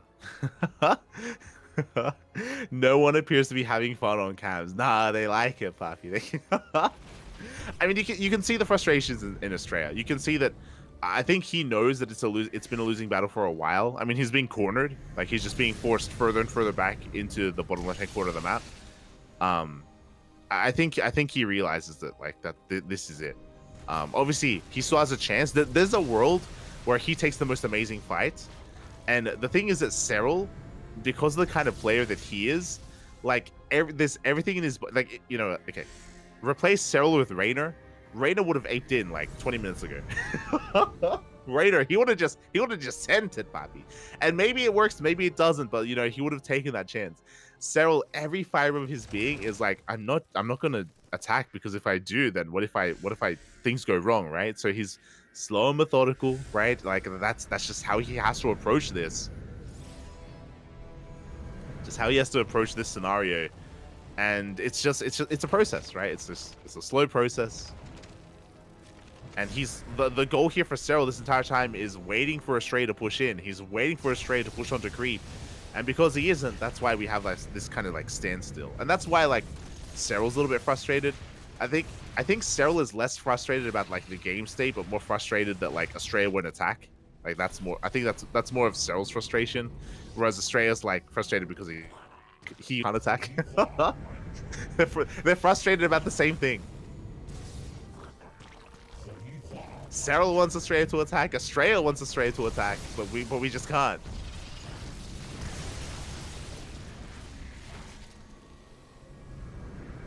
They're bonding. They understand each other.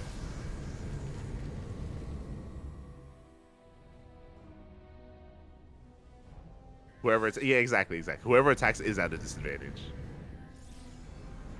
And you could argue that because of Cyril's gas bank, he can afford to take a bad fight and just remax and do it again. But Cyril doesn't know. Like, he doesn't know how much resources Estrella has. He doesn't know that the same isn't the case for Estrella, right? That's the problem.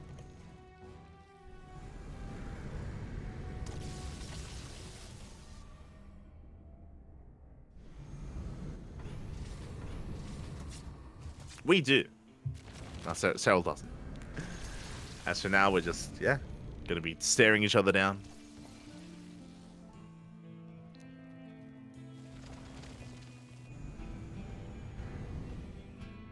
Broodlord's rotating around as well. The war is at center base. Getting a shield battery. Maybe the Nexus. We know more than so. Confirmed, Bobby. Confirmed. I mean, we only know because we can see everything, Bobby. You know, we can see the numbers. Sterile, he's down to. Where's that one drone? He has one worker left. Let's go. Where is it, Bobby? If I was observing, that's what I would be. I'd be looking for. The one drone left in the game. He's so he must be so lonely. The one drone. What's he doing? All his friends are gone. They've either been turned into spores or they're dead. They went off to fight the Battle of the Workers like 20 years ago. Feels bad, man. The last worker on the planet.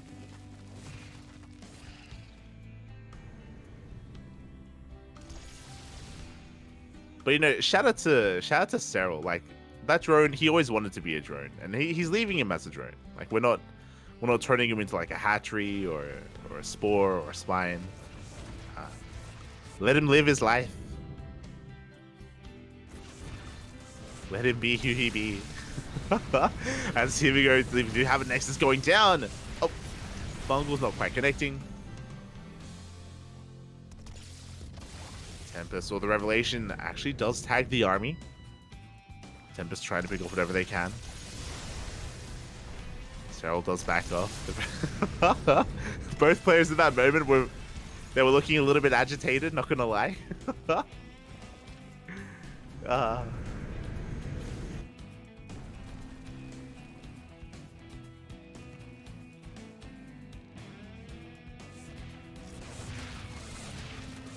Oh, yo, Funada Ice in the chat. He's dronely. You're an animal. You're an animal. I'm here for the Mothership Neural. The Mothership Neural. Okay, what do we want? What do we want? Okay. Mothership Neural. That's not gonna happen. I'm here for the fungal powerbomb combo. That's what we've been waiting for. That's what ended game 1. It's gonna end game 2. I'm waiting for it. I'm waiting for Cell to say, screw it, move on forward, take a big fungal to the face, then like 2 power bombs, and then we're gonna see a big explosion. We're not even going to. It's gonna happen. Then we're gonna GG out, and we're not even gonna see the Void Rays die. Not like this.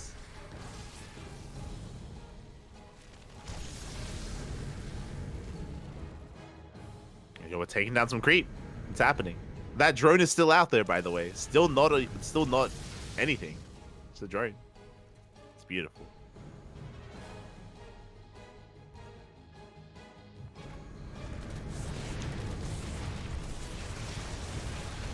I bet anything Cyril wins this. Well, I mean, the problem is the bank. The problem is that there's just Astray. He's just out of resources,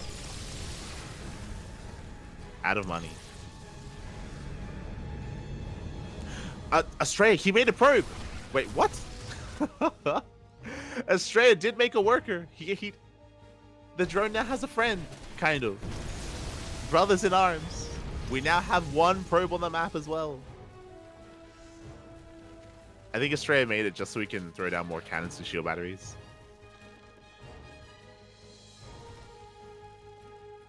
Oh my, that's a lot lost. That's yeah, there he is. He's working. 9 to 5. Clocking in the hours. Cybercore. Oh, that's why he made it.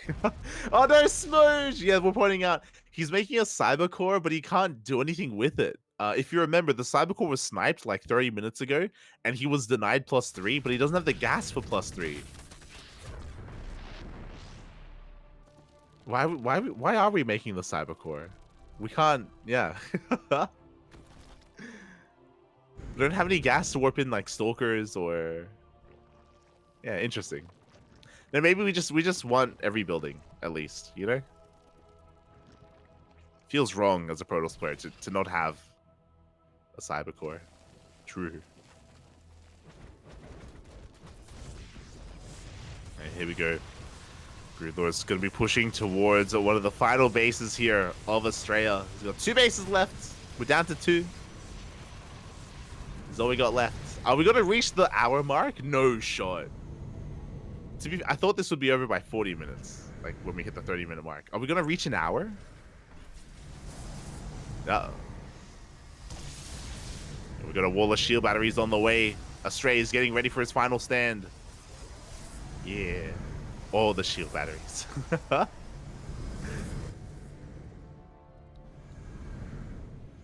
You'll make a stand here, one way or another. Are we reaching? Does anyone stop? Oh, right. Okay, sorry. Oreo letting us know. Cybercore for the shield batteries. Wait, so this entire time we couldn't make any shield batteries? It's been like it legit has been half an hour. It's oh my god, it's been a while. Okay, good to know. Good to know. Oreo, what are you doing here? What are you... Shout out to Oreo. Mijito, papi, mijito. Yeah, okay. 5 minutes ago. Okay, it hasn't been half an hour. It's been 5 minutes. Fair enough. Cybercore was at the 4th. Yeah. Well, the quote-unquote 4th. We know what you mean. The center base. Yeah.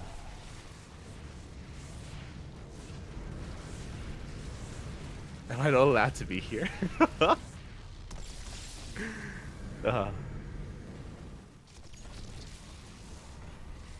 I want what's best for you, Oreo. I don't know if it's healthy for anyone to be stuck in this 50-minute game.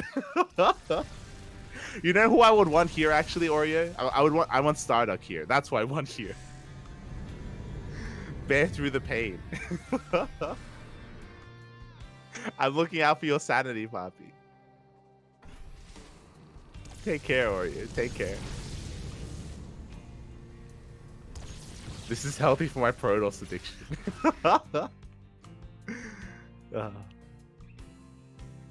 Este Oreo. Did we get any any predictions on like time length? Did anyone jump in on that?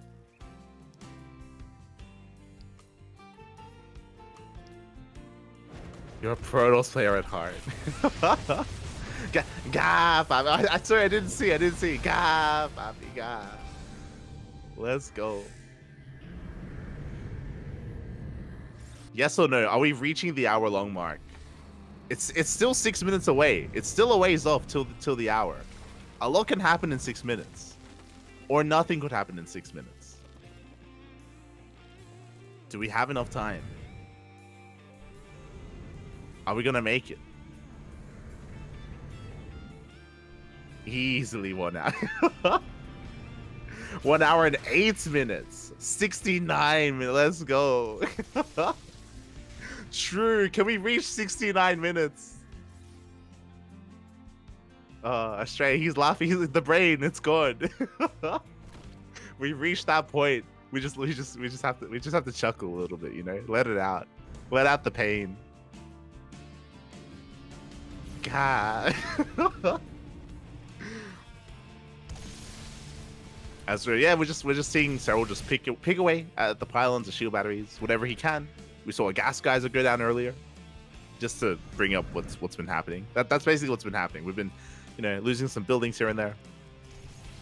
Astrea, for the most part, he's been preserving his army. For the most part, he has been able to keep up.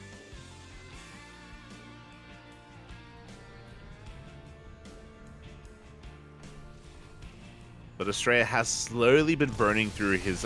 Oh, no, God, no! Been burning through his minerals. Losing an Oracle and a Void Ray. Not like this. Might as well call a tied rematch. No shot. No shot. There's no tie here. What do you mean?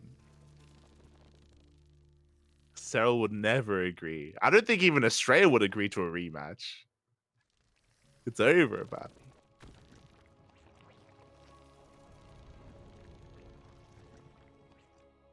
Oh, I see smiles in the chat. ¿Qué tal? ¿Cómo estás, papi? Mate, there's no Terrans here. Este smile. Yo, we got a Broodlord. Broodlord goes down. Big storm as well. Okay, we're backing off. All right, after that storm, Cyril is gonna back off and regenerate all his HP. And this is why we can't dive in. If we dive in, we just get stormed to the face. We can't do it. We have to back off. We have to heal up. Now, earlier it was 6 minutes till the hour. 4 minutes. We're almost there. 3.5 minutes here till we hit the hour. So what was that before? Someone was calling for 69. One was saying 120.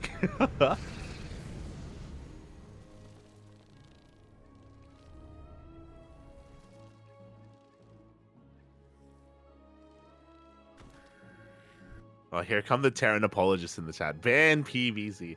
How long was game one? Game one was 34 minutes. Game one was over half an hour, but less than 40 minutes. It was like around 35 minutes. 35 minutes was game one. Which was still long. It was a long game one. 35 minutes. Like, damn. It was also like late game. Similar to this. Similar.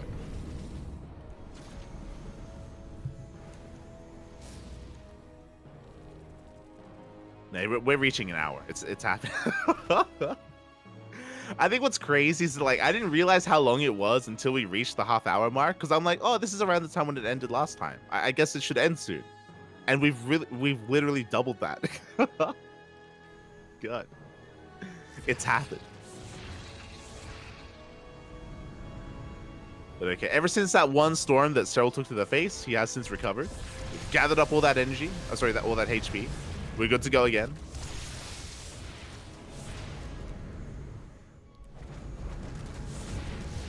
Good distraction while I do my dailies on Honkai Star Rail. Oh god, the sponsorship worked. It worked, papi. I don't know if you know this, Smile, but Honkai Star Rail is a sponsor of WTL. Literally sponsors this tournament. I don't know if you said Honkai Star Rail on purpose, or I don't know if you didn't know that, but let's go. Oh, the hipster smile. Yo, I played Honkai Star before it sponsored StarCraft. Oh, sure thing, buddy. Whatever you say. Este smile. Oh, we're looking at the APMs. Let's go. We get two. We get 2 shield batteries.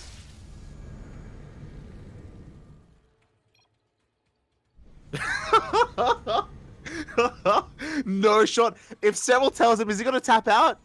No. Is he gonna tap out? Are we really not gonna have a fight? I mean, Cyril's not lying. He's not lying. We're going in. We're sending it, papi. We're done. It's over. It's not an hour. 1 minute. 40 seconds. 40 seconds. Let's go. Big Fungal on the board. You're got the mothership as well. We're just going to be sending it all in 30 seconds from the hour. Can we make it? Void Race is going down. Australia's going, GG, we didn't make it. GG, well played. 25 seconds, we don't make the hour. And Cyril takes game 2. GG, oh my god. Chat in shambles. What was the line? We easily make an hour. Ah. Clearly not. Clearly not. GG. Cyril will take the 2-0. Australia, he was worn down over time over the course of that game. There were some opportunities for him as well, winding it back, 40 minutes ago.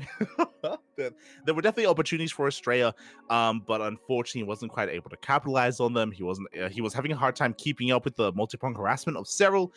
We mentioned before that there were no big engagements. That is true, but Cyril, he was just constantly harassing, attacking the fringe bases, eventually busting in towards the main, getting on top of the tech, getting on top of the production. This is something that Australia was likewise trying to do himself, but he just was not able to. And yeah, just really good map awareness, map control, and army control from Cyril. Really well done. Of course, it's one of those moments as well. We kind of alluded to it before, but if we had a more aggressive player, then potentially the Zerg player, Cyril here in this case, would have ended the game earlier. But Cyril was just playing the quote-unquote correct way, just never attacking into the Protoss, always waiting for Astray to push into him instead, always waiting to take a better engagement as a result. But because Australia was aware that it was never really safe to do so, was never safe to, or very rarely was it safe to push in, he never quite overextended. And we had that stalemate as a result, where neither army was really willing to push into the other, as Cyril was slowly just chipping away at Australia. And it was a slow death. Regardless, GG, well played. Cyril will take it. My condolences to Australia. I mean, props to Australia for forcing the late game. Both in game 1 and game 2, he did force it. I do think that Australia had certain advantages in the mid game, which is why we ended up in the late game, right? Where Australia, he had map control, he was designing the 5th base over and over again, he was taking some good trades, eventually transitioning into Skytoss. But once you transition to Skytoss, then you slow the game down, and your overall maneuverability is a lot is tempered and hampered. And yeah, in the end, in that slower game, Cyril was able to take it in the end. And with that, Team Basilisk will be taking a lead. That was only the first best of 2, by the way. That was only the first best of 2. Up next, Arrowfire versus Raynor. Now, the question becomes, are they available? Are they still awake? Or have they gone to get some food? Do they have a shower? Are they in the kitchen? We have to bring our players together here after a 2-hour series, and hopefully we can get this going without too much issue.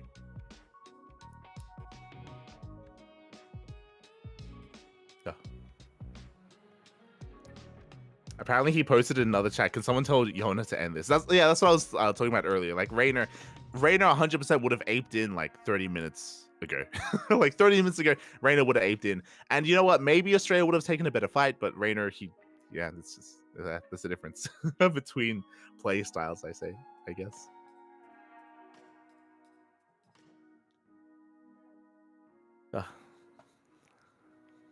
Catching up. Imagine this goes to the ace match and we'll have another Australia versus Cyril game. Oh no. It could happen. It could happen. Unironically.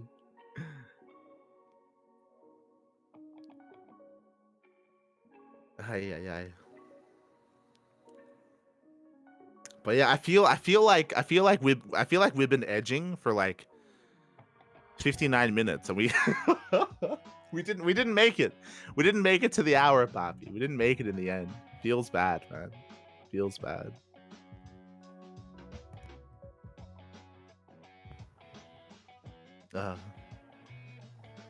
I'm not satisfied. Cyril with the stronger bladder. God.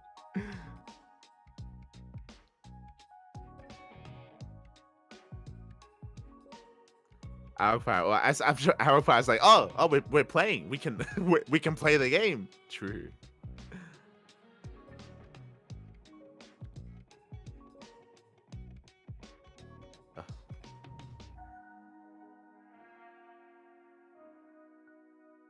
Denied, Bobby. Denied. We need to recognize there's one more match after Match Arena versus Bastos. There is. Usually we would be done. Fun fact, these best of sevens, they usually go like around 2 hours. It's around 2 hours for a best of 7 here. And we've already reached the 2-hour mark and it's only been a best of 2. Like we've only had our first best of 2. Regardless, we're going to be going on a short break. As we get the players ready and we get everything going. I'm going to go refill my water. I'm out of water as well, so I'm going to be going on a short break. When we return, we'll have Fire versus Rainer. See you then.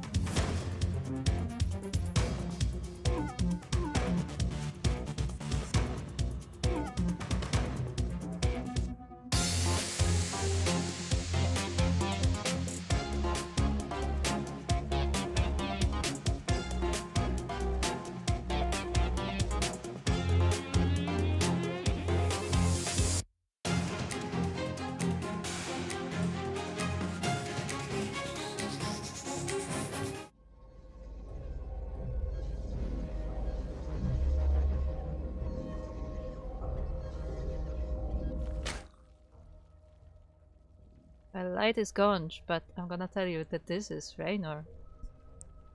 And he's in a dark room, so he's smudging as a thing.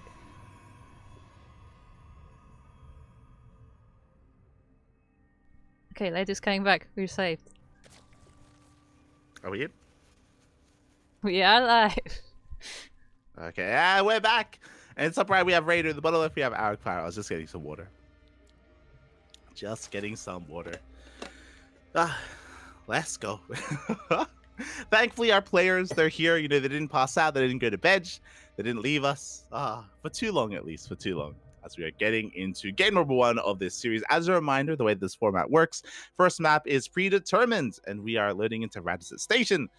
Ooh, we are here on our first map, and this is going to be an interesting... Oh, no. This is going to be an interesting one.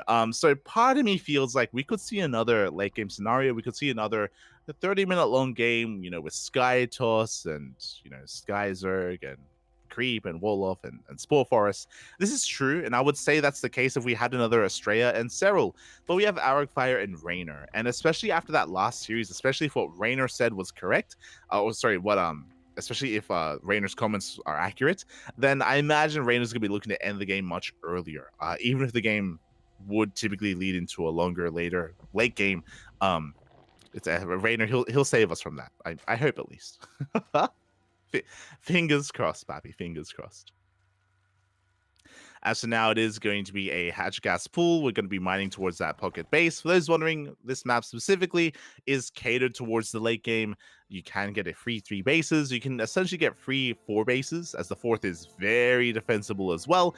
And you don't really have to worry too much about counter attacks or backstabs, as, oh, it is actually a gasless opener out of Raynor. Let's go. It was not a hatch gas pool. It was a hatch pool hatch here from Raynor instead, which again, we have been seeing very frequently. We've seen players like Dark go gases, not just on this map, on Golden Aura as well. Golden Aura is another popular map to go gases on. It's just a very greedy, very economic opener here from the Zerg player. Likewise, we should be seeing another economic opener as well, as the observer is just pointing out the gases opener. We should be seeing another economic opener out of Fire, going for a gate expand into the Stargate. which should be leading into a third base as well. Now, Aragfire, he can be a very aggressive player, that is true. But on a map like this, you don't really want to be aggressive. If you're aggressive on this map, you're kind of putting yourself behind in a way. Like, there's just so much working for you. Like, the map is helping you defend. You have that advantage, you have that boost, that bonus even. So, Aragfire, I'm sure, just going to be easing into this game as well.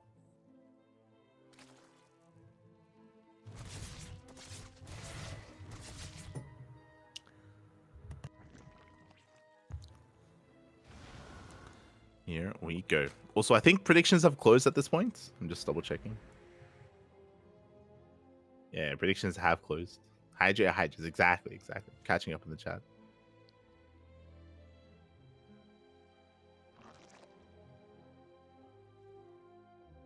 Light versus dark. Oh.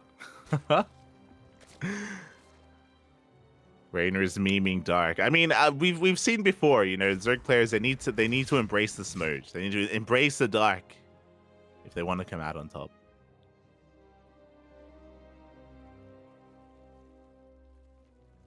As we do now have link speed on the way. It's a delayed link speed out of Rainer. Tis delayed.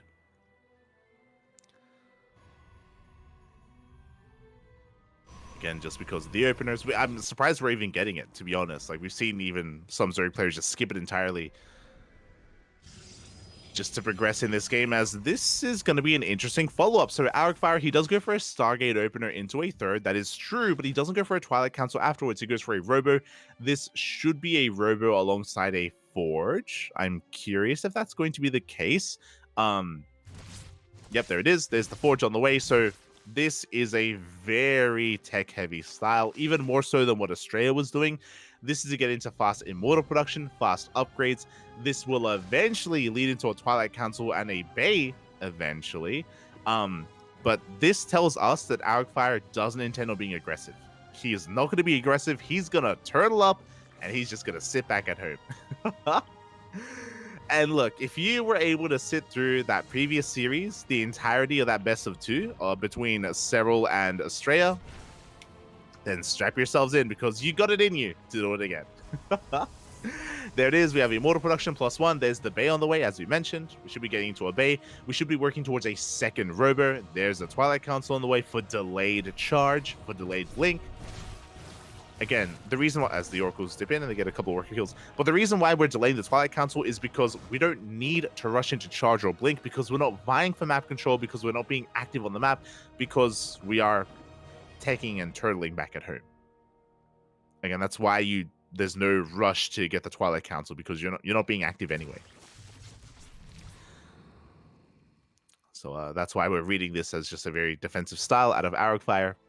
Meanwhile, Rainer back at home is going Roach Ravager. Oh, we do have a Spire on the way, though, from Rainer. Very cheeky. This will allow him to be very active on the map, to try to hit a big timing as well, and try to cripple Aragfire before he can really get going. We have a Dark Shrine on the way. But basically, all things that are coming up from Aragfire, Immortals, Disruptors, Zealots, none of that shoots up. Mutas may just end the game. There's no Blink Stalkers, there's no Phoenixes, there's nothing, there's no Archons, there's nothing to deal with those Mutas. We have Hallucination Scout coming in. It's very important for Aragfire to scout the Spire. He goes into the main, he heads, his Oracles do threaten the third. Still looking for more drones, and he is going to be able to get a couple of drones here at that third base, or I guess at the fourth. And the Spire has been scouted. Very crucial here for Aragfire. From here, he should be working on Blink and should be pumping out Phoenixes. I'm concerned he didn't click on it, because I don't see anything in the production tab that tells us that he saw it. We have 13 Mutas on the way. There's no cannons, no shield batteries, no Phoenixes, no Stalkers, no Templar Archives for Archons. Aragfire, his hallucination saw the Spire. It looks like he himself did not. This is brutal. Meanwhile, his army moves out on the map. It's exposed. Immortal goes down. Disruptor may go down as well.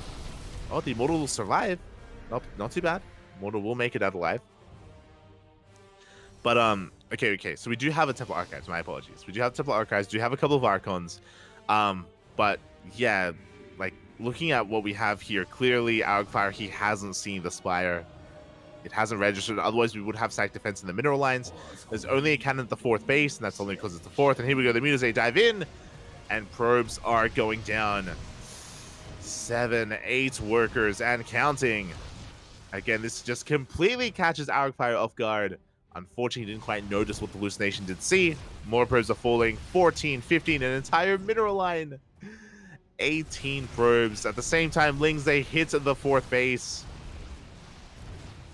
Oh my god, 28 probes. And we can even dive on top of the Archons as well. We do have a Phoenix in production, but there's just so much limited anti-air.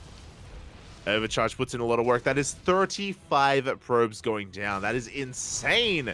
These mutas, they more than paid for themselves, and we're doubling down on muta production. We're not stopping. We even have some dropper lords on the way to help ferry these Lings and the Queens into those main bases, into the pocket base.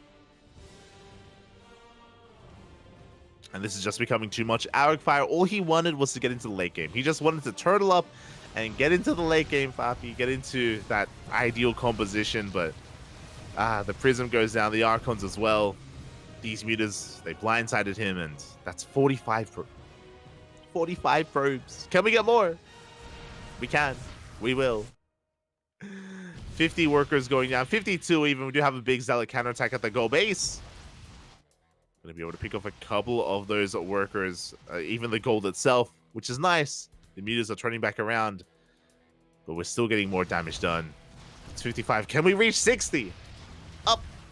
58. Yeah, we're going to reach 60. As the Lings are dropped into the pocket base. Oh my god, the entire mineral line going down. Arcfire just being pulled apart completely. And we have hit 83 dead workers. GG gets called, and Raynor will take game number 1. Whew. In a very, very crisp, very fancy fashion. Again, a lot of it did come. Okay, to wind it all back, I don't think Arcfire was doing anything wrong. I do like how he played out the game overall, you know, getting his 3rd base, getting his 4th base up and running, playing very tech heavy, turtling on up. And obviously the Hallucination Scout was on time. You know, the Hallucination Scout did get across the map, did see everything. Unfortunately, Arcfire, he just wasn't quite able to recognize the Spire and prepare himself as well. That's all it came down to, really. It just came down to not being able to react to the Spire, and with that, GG gets called. Raynor will take game 1. And what's a little bit worrisome is that now it's going to be Arcfire's map of choice, and he doesn't have Radizet Station as a map pick. Not anymore. It's already played out. It was already selected in that first game. So where are you going to take us? Where do we go from here? Game 2, it is going to be Arcfire's map pick. And yeah, I'm just trying to think myself where we want to how we want to approach this series. Do we want to go for another defensive map like Golden Aura, for example? Alcyone is going to be another viable option as well. I'm curious how Arcfire is kind of going to approach this game. As a reminder, for the greater context of this series, with this win, Raynor has put his team on match point. Team Basilisk, they are up 3-0. Una más, one more, and Team Basilisk will win this series, as we're going to be loading on in and spawning in the bottom right hand corner of Hard Lead. We have Arcfire for Match Arena. And spawning in the top left hand corner, we have, for Team Basilisk, Raynor.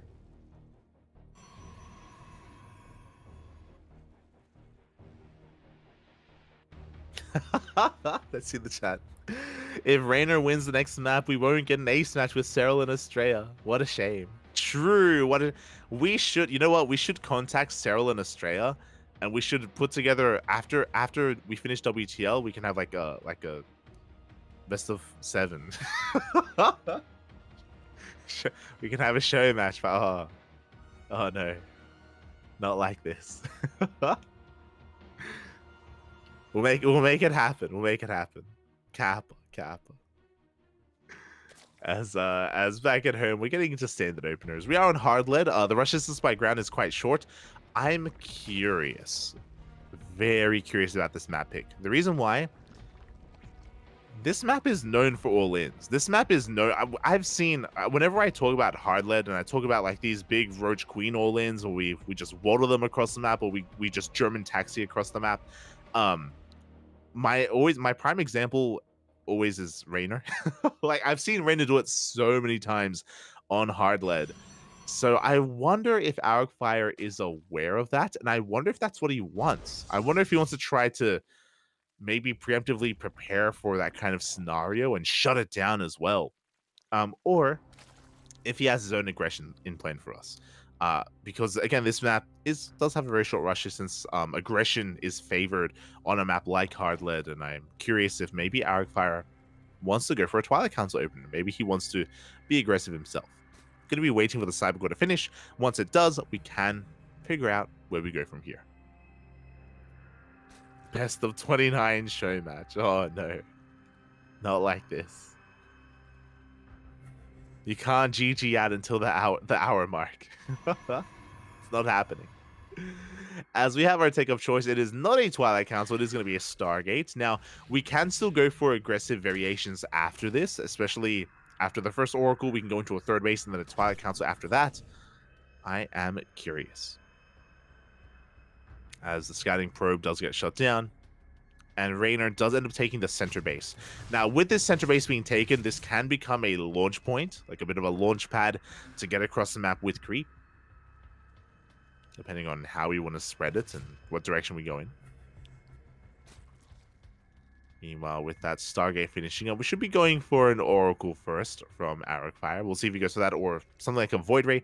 Void Ray is a great unit to be able to just shut down Overlords, deny map vision, and keep your follow-up tech hidden.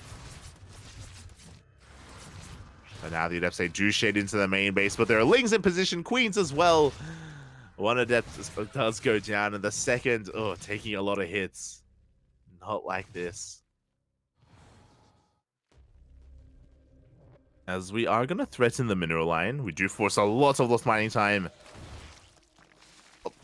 One drone will go down. As the Spore was 1 second too late. A nice pick off there at the end from Arcfire, but overall a solid defense from Raynor. His Queens are in position at the natural. Oracle doesn't really get much damage done.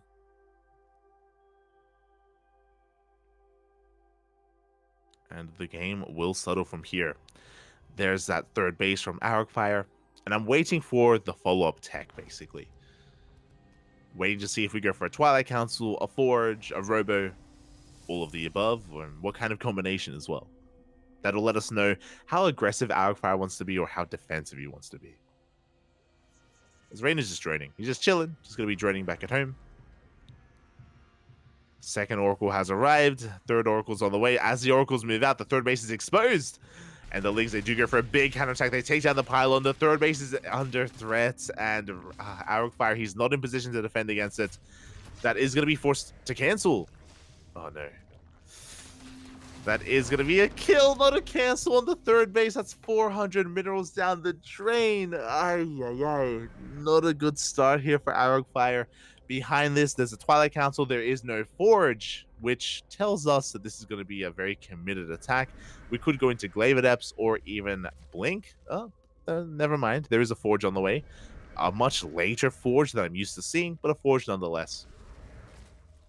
So Arcfire, is playing quite standard, and unfortunately that means that he's behind. He's not going for an all-in. He was already forced to, his third base is already killed. Link's coming from behind. They take down one of these Adepts, two of these Adepts even. And they force a recall from those Oracles. Again, Raynor just getting further ahead here. The kill in the base was just brutal. And now Raynor, he can drone, he can take his gases. Roach Warren's on the way. +1 range as well. We're working through those rocks. And we're building up towards 3-base saturation. Now, I imagine that we're going to be cutting workers at 66. Right? I imagine 66 drones is kind of what we're going to be looking at. For those wondering, 66 drones is 3-base saturation. We have a macro hatch. Sorry, we have a Roach Warren on the way. And from here, we can work on that big push through the center.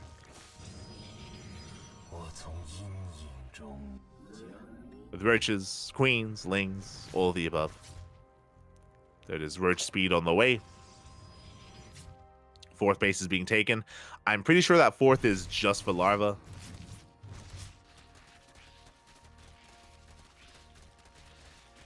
And from here, we should be making nothing but roaches. Yeah, the rocks have been knocked down. The creep is pushing across the map. This is what we assumed that Rainer would be doing here on this map. And yeah, he's just building up towards it. It's a massive three-base timing. And especially after denying the third base once, it's going to be a very difficult hold for Arrowfire. Oh boy. We've got a second Robo, a Bay on the way. He will eventually work towards Disruptors and Colossus, but I believe Rainer is going to hit first. Rainer, he's still just building up, amassing his Roach army. It's already getting quite big.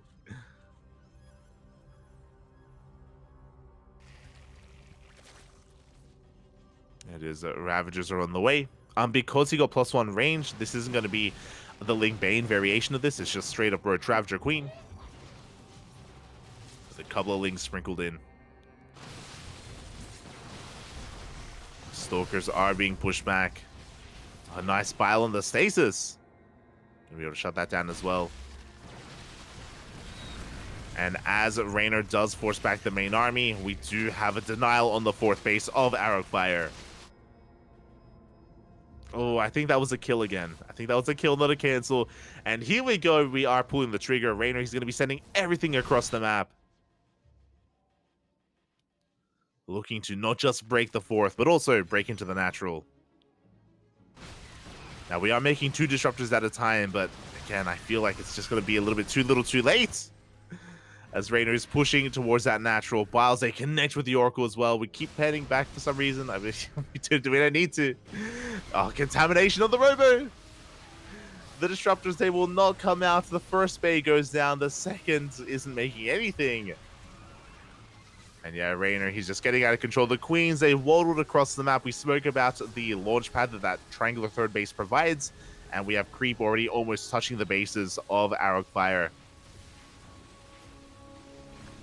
Oh, and GG is going to get called. Rainer is going to be taking the series 2-0. And with this win, Team Basilisk will be taking the entire series as well. GG, well played. Now, even though Team Basilisk is going to be taking the series, that is not going to be the end of this match. We will still play out that final best of 2, that final PvP. Let's go. Up next, we have the opportunity for Matcherino Esports to put some points on the board. It is going to be Nightmare versus Trigger in a PvP. Let's go. Again, Nightmare, arguably the ace player of Matcherino. I bring this up all the time, but I have a hard time picking between Estrella and Nightmare for who is currently the better player. Again, Nightmare, a very powerful player in his own right. And Trigger, he isn't a bad player himself. He's, of course, been hyper-fixated and hyper-focused on ESL Masters Americas, as he has been competing in that event over the past week or so. But, of course, PvP can always be very unpredictable. It's a very wild matchup, very aggressive matchup. We'll see if Trigger can defend. We'll see if he can keep up and stop the Nightmare. We'll see. We're going to be going on a short break. Oh my god. We're going to be going on a short break. Thank you so much for the raid. We appreciate it. When we return, we will have our next series. We'll have our next and final best of 2 of this series. See you soon. See you soon.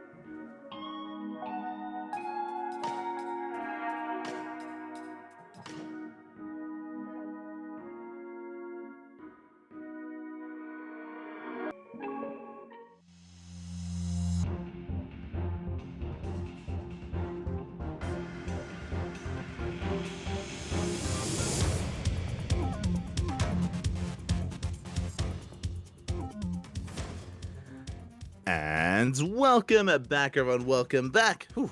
Hope you enjoyed that short break. Hope you were able to take a moment here to take a breather and take a break from the constant, the non-stop ZVPs as we are live with our final best of 2 of this series, a PvP. Before we get into this, a big shout out to Hon Mono, who just gave us a raid of 7. Thank you so much, Hon Mono. Thank you. Thank you. As oh my god, in the bottom right, we have Nightmare. And in the top left, we have for Team Basilisk, Trigger. Oh my god. Trigger in his window. Let's go. But thank you so much for the raid. We appreciate it. We appreciate the support, as always. For those that are tuning in, we are currently nearing the end of our first best of 7 of our first WTL match of the night. It has been going on for quite some time. It was a very long initial best of 2 between Cyril and Estrella, but now we're here with our final best of 2 between Nightmare and Trigger.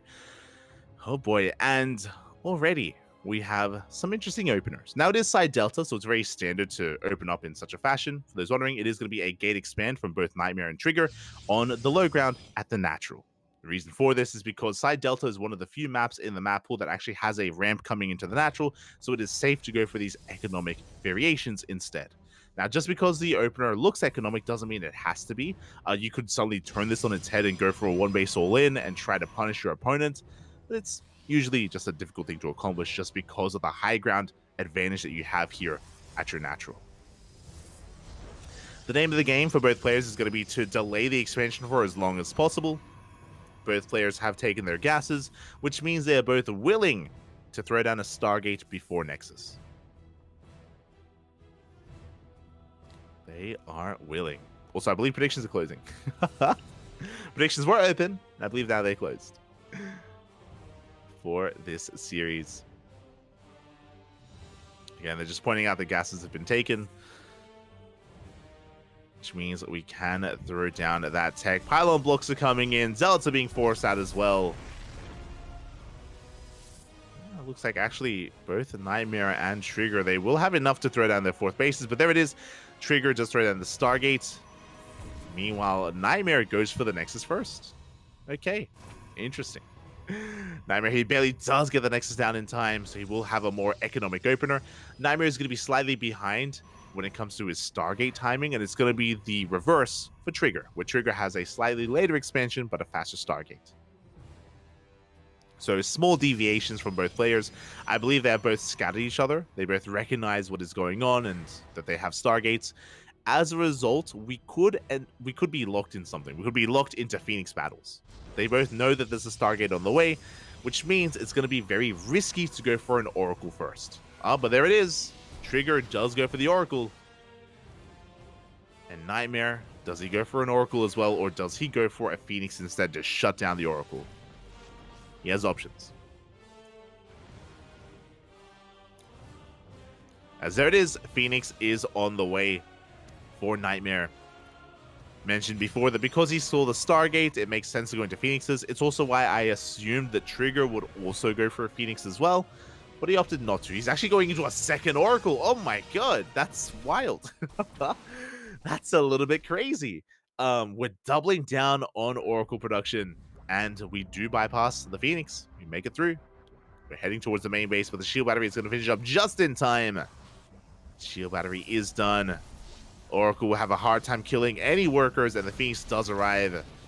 Yeah, forces a recall. And this is a brutal start for Trigger. 1, Trigger had a slightly later expansion. 2, these Oracles, they haven't done anything yet. There is always potential, don't get me wrong, there is always potential for the Oracles to slip into a mineral line and to one-shot workers. 2 Oracles, they do one-shot workers, by the way. A shield battery is not going to be enough. Really, Trigger, he's relying on Nightmare being out of position. He's relying on those Phoenixes just not being at home, as Trigger is starting up his own Phoenix production. Interesting. Okay, he cancels.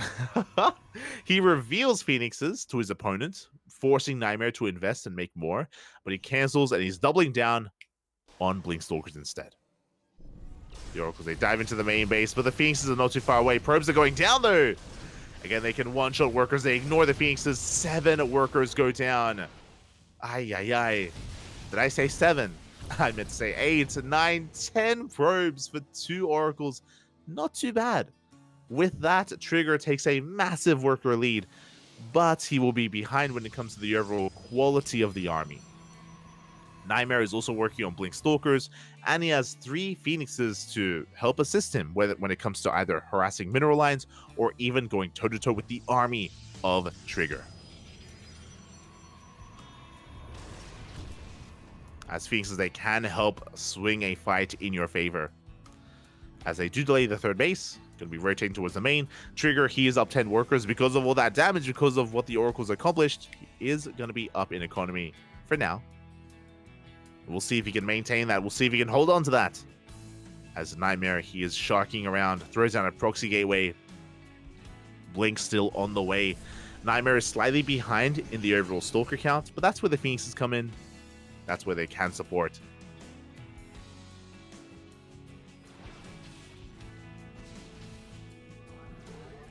Likewise, though, we don't want to throw away these Phoenixes. They do have a lot of value. They can add a lot of value here to this army as they do manage to escape the clutches. Barely not. As they are going to be stuck in the main. And Trigger's going to be the one that moves out. This is going to be an awkward moment. We could end up in a pseudo base trade here where Nightmare pushes in, and likewise, so does Trigger. Does Trigger turn back around? The Stalkers have been spotted, and Trigger, he has to make a choice. Okay. For a moment, he did start pushing, and I was like, oh my god, he's crazy, but he does turn back around. The War Prism is going to fall. Nightmare already picking up a very valuable target. Stalkers are going to be going head-to-head. An even Stalker count overall. Nightmare actually having a slight lead, and here come those Phoenixes. Again, they crowd control 2-3 of those Stalkers. And Nightmare, he will win the fight.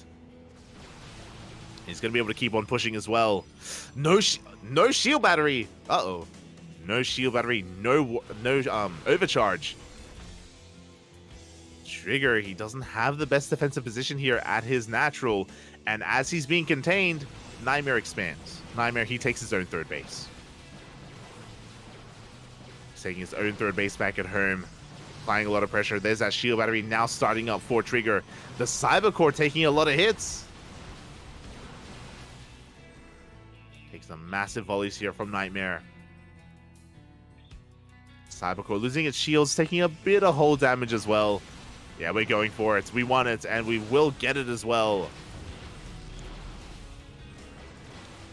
Getting really crisp blinks out of Nightmare, not losing anything. And from here, he can back up.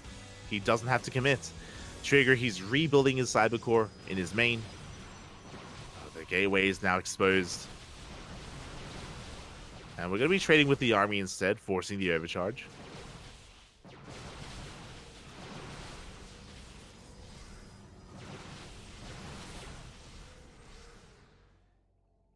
Again, Nightmare, he doesn't really intend on breaking this position. He's just containing, just applying pressure, making Trigger as uncomfortable as possible. While Nightmare, he is able to recover his economic losses and even look to get ahead. Remember, Trigger, he was up 10 workers. He was up 10 probes. Probe does manage to sneak out towards the third base location. Trigger, he's breaking free. He's attempting to break free as the Immortal has arrived as well. Phoenix under threat. The Immortal putting in a lot of work in the back line, but he gets CC'd. The Immortal will get picked off. Get rid of the battle report. And Nightmare, he's getting out of control. He has the better concave.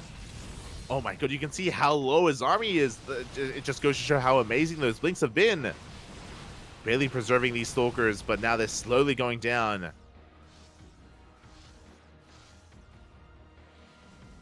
You can see here, Nightmare, he killed 20 Stalkers against the 8 of Trigger. Which, the efficiency is insane. It's actually crazy. Yeah, we can just dive on forward. Nightmare, he knows he's snowballing out of control. Working through these Stalkers one after the other.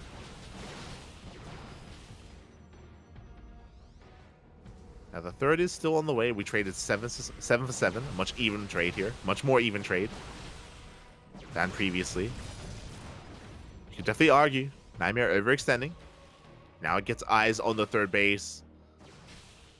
I don't think he can cancel it. He just gets a couple of volleys in. Oh.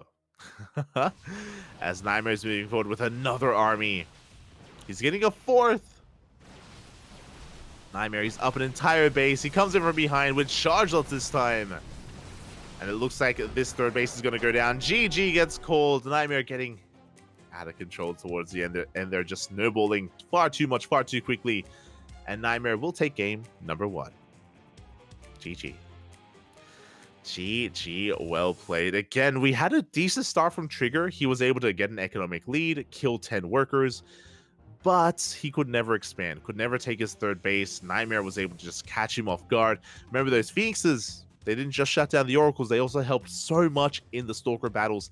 Even though the Stalker counts were very comparable, very similar to each other, the Phoenixes just changed everything. They allowed Nightmare to get an edge and, yeah, to gain map control as well. I should also put some emphasis on the blink control. The blink control from Nightmare was very impressive. Remember, we saw the trade. Nightmare killed, over the course of that one fight, the constant fight at the natural, Nightmare killed 20 Stalkers, Trigger only killed 8. That's crazy. that just goes to show how efficiently Nightmare was trading when it came to his concave and also his blink control. Was insane. GG, well played. With that, we're going to be heading into our final game of the series. Not just the best of 2, but also the overall best of 7 as well. It's going to be Nightmare versus Trigger. Here we go. And this is Trigger's map of choice. And I want to believe that Trigger, he can fight back here and now for his team. There is a little bit less weight on this series. You know, Team Basilisk, they did already win. They did already win. But overall, Trigger, he wants to really prove himself. He wants to fight back against the caliber of player of Nightmare. You know, Nightmare, he's terrifying. You know, he's damn good in his own right. But I want to believe the Trigger can fight back. I want to believe that he can take it. And Oceanborn is going to be an interesting one. We spoke about it before. Because of the nature of Site Delta, these economic openers are much more commonplace. That is not applicable to Oceanborn. We should be seeing some much more aggressive openers. And here we go. In the top left-hand corner, we have Maturino Esports, Nightmare. And spawning in the bottom right-hand corner, we have a Team Basilisk. It is Trigger. Here we go. Now, we shouldn't be seeing gate expands from either player. We should be seeing 2 gate setups, and there we go. We have the pylon on top of the ramp, and gateways will soon be upon us. So in general, we should be seeing a much more dynamic start to the game. A lot of it is going to come down to what starting units we have from these gateways. Yeah, we can see double Stalker, we can see double Adept, we can see Stalker Adept, or even Stalker Sentry. Each pairing of units does kind of give us a little bit of insight and does give us a little bit of a different early game, depending on how the player wants to approach this. Those wondering, more Adept-heavy compositions or a more Adept start does lead to more aggression from a player. Stalker Sentry is very defensive. It allows you to scout. It means you have less map control, but you can scout your opponent with hallucination. Double Stalker, instead, it gives you map control, allows you to be more assertive, allows you to shut down Adepts, for example, and have a safer, in a way, a safer start, but, you know, with a little bit less scouting information. So we'll see which kind of direction our players want to go in.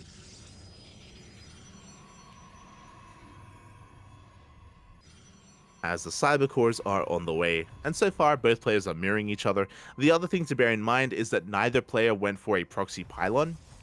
The second pylon has been thrown down in the main base for both Nightmare and Trigger. In PvP, you have the option, if you want to, you can go for a fake proxy pylon. Even if you intend to play standard, you can throw down your second pylon out on the map somewhere just to mind game your opponent and just to get into their head a little bit. And there we go. We have our openers. Double Adept out of Nightmare, double Stalker out of Trigger. And that tells us then and there, Nightmare wants to be aggressive. He wants to move out. With double Adept, he is going to be able to threaten the base and try to get some economic damage done. Meanwhile, Trigger is looking for map control. Oh my god. He's looking for map control with the Stalkers. Is going to be able to fight those Adepts head to head, but we have a Robo follow-up. This looks like the beginnings of an all-in. Trigger, with this robo, we can be seeing a third gateway as well, and just double down to a one base all-in. I'm curious where Trigger takes us. Oh boy. Hi. As the Stalkers are moving out. Nightmare's expanding. Nightmare, he's going for an economic follow-up, but that is a third and fourth Adept on the way. So Nightmare, oh my god. That's a third and fourth. That is a fifth and sixth Adept on the way as well. So Nightmare, he is doubling down on aggression. With 6 Adepts, he is going to be moving out, looking for economic damage. But Trigger does throw down another gateway. That is the third gate. This is a one base all-in. One base all-in out of Trigger. We have a Prism on the way alongside Immortals. Nightmare, he scouts with his Adepts, and he sees the lack of expansion. Even though Nightmare hasn't seen the Robo, upon seeing no expansion, he knows it's an all-in. He's getting ready back at home. We have a defensive Robo here for Nightmare. So Nightmare, he's pieces together. He doesn't know exactly what kind of all-in is coming. He dives on top of the Adepts. He will be able to get one. One Stalker does go down. The Adepts, they go for the others as well. And Trigger, he's bleeding out too much. He is bleeding out far too much here. Ay. Before he can really get the ball rolling, losing these Adepts, losing these Stalkers, it's a big blow. Prism has arrived, and with the help of the War Prism with these reinforcements, Nightmare is going to be losing this army, but he's buying so much time, dragging the army out of position, buying time for the defensive Immortal. We mentioned before, as soon as Nightmare saw that there was no expansion, he threw down the Robo, started Immortal production. We have 1 shield battery, soon to be 2 shield batteries on the low ground. Overcharge is available as well. 1 sentry goes down. Good target firing out of Trigger. Yeah, the overcharge is just not enough to keep these Adepts alive. Too much burst damage. And Trigger, he's breaking through. He's gaining ground. He takes out every single unit. There's 1 Immortal left, but there's no more overcharge. And just like that, Nightmare, he loses control of the natural. He cannot hold on to it. He cannot keep it alive. And Trigger, he's on pushing. He goes for it. Takes down a sentry. Clutch force field. Will it keep the ramp safe? Nightmare, he's still in control. He has 1 Immortal, but he will lose that natural base, which is okay in a way. Trigger, he's on one base himself. It is a 1 base all-in. But look at how many Stalkers we have. But it's going to be so close. Force field is thrown down. Pylon will fall as well. We now have 2 Immortals. We have a 3rd Immortal on the way. But the production is exposed. And if these gateways fall, Nightmare, he won't be able to warp anything in. Back at home, Nightmare, he's rechecking, just making sure that there is no expansion. Just confirming that he is still being all-in. That is 15 Stalkers for Trigger. 2 of them are back home, so it's only 13. Twilight Council's on the way. Nightmare with 3 Immortals and a Sentry. He's holding onto the ramp. This is true. And Trigger has options. He can either try to force the all-in or expand. Upon killing this pylon, it looks like Trigger does want to expand and take a natural. And I don't blame him. I feel like pushing up the ramp, Trigger, he's going to lose too much. He's going to lose far too much trying to force his way up that ramp. It's just not worth it. There we go. He's actually going for a drop into the main. The Immortals do keep up. 1 probe goes down. Yeah, Trigger, he is just going to be dealing with these Adepts on the low ground as well. Are we going to be expanding? Both players are working towards Blink. Up. The Immortals are dropped, and yeah, they take down 2 more Stalkers. Nightmare just bullying Trigger back. And there's that Nexus. Now the dynamic is going to be shifting here. Now Trigger has an economic advantage. Now Trigger is going to be the one defending. And suddenly, Nightmare is all in.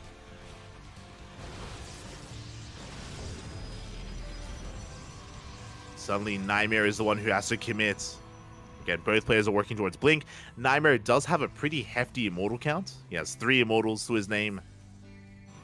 Now, does he take his own base? It looks like he will. But it is going to be far later than that of Trigger. I would say that after this early game, after the aggression, Trigger is in a better position. He may have a lower Immortal count. That is true. That is true. He has a lower Immortal count, but he's going to have a better economy. With a better economy, that should lead into a larger army. Nightmare, he doesn't just expand, he's going to be pushing behind this. Nightmare, he wants to apply pressure here to Trigger. The move out has been spotted by the observer. Trigger knows. They have a shield battery, second shield battery on the way, soon to be an overcharge. The army has been spotted. Trigger is ahead in army supply. Oh, as we have actually gotten a couple of adepts into the main. Uh-oh. Nightmare, his goal here to distract the main army and to get economic damage done. And the adepts, they do make it into the main base. Two adepts do one-shot probes, and immediately Trigger does respond. Going to be losing a lot of workers. The main armies are clashing, but we have the overcharge, and Trigger, he should be able to hold on. The Prism! He even snipes the War Prism as well. The Immortals are going to be going down as well. Nightmare just bleeding out far too much. This is not going his way. We have reinforcements coming in. The Immortal will go down before the recall finishes.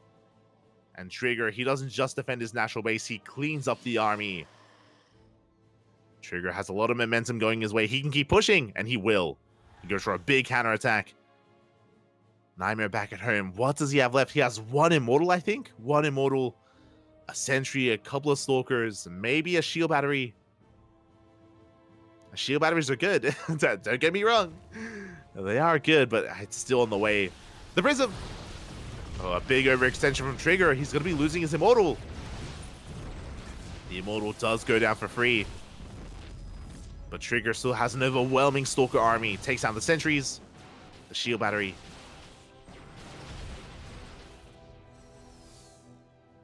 That was a bit of a blunder from Trigger, but he's still in this. He still has a lead, still has an advantage. Has the Concave and the higher Stalker count. He takes down the Immortal. And it's just a numbers game at this point. Stalker versus Stalker. We have a second Immortal joining the fight. But it's too little too late. We can focus it down. There is no War Prism to juggle to keep anything else alive. Again, good blinks overall. The boys are being pulled. The boys are actually doing a lot of damage. But Nightmare, he can't afford to lose workers. He's already behind. As 6 more probes go down. Now, because Trigger lost his War Prism, he actually can't reinforce on the front lines. Oh, and this is going to be a rough trade for Trigger as well. Going to be bleeding out a lot of Stalkers. Yeah, he's going to be losing all 4 of those Stalkers. Again, Trigger, he's going to be careful. Nightmare, he's microing his heart out right now. Oh my god. Again, we saw how impressive Nightmare's blink control was in the previous game. But Trigger now arrives with his reinforcements. Still hasn't rebuilt that War Prism. Oh my god. Yeah, so we're still barely taking down those Stalkers. Trigger, I feel like we need to calm down. I feel like we need to calm down for a moment, but here comes some more reinforcements. Trigger, he wants to keep the pressure up. Wants to keep pushing, wants to keep going. Did make an Immortal behind this.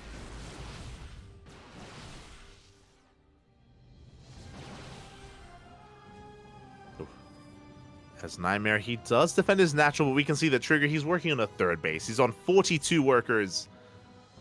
The Immortal waddling across the map. We can't see the production tab, but I imagine there's a War Prism on the way behind this as well, which will help reinforce.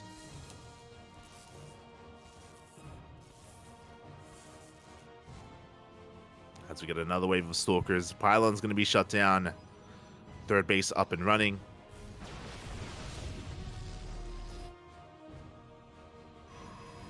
And now the pressure is on Nightmare. How do we come back in this game? So with Blink Stalkers, with Nightmare's control, he could try to pull Trigger maybe even away from some of these bases. But yeah, GG is going to get called. We're not even going to have a final fight as Nightmare is too far behind. And Trigger will take game number 2, closing out the series 5-1.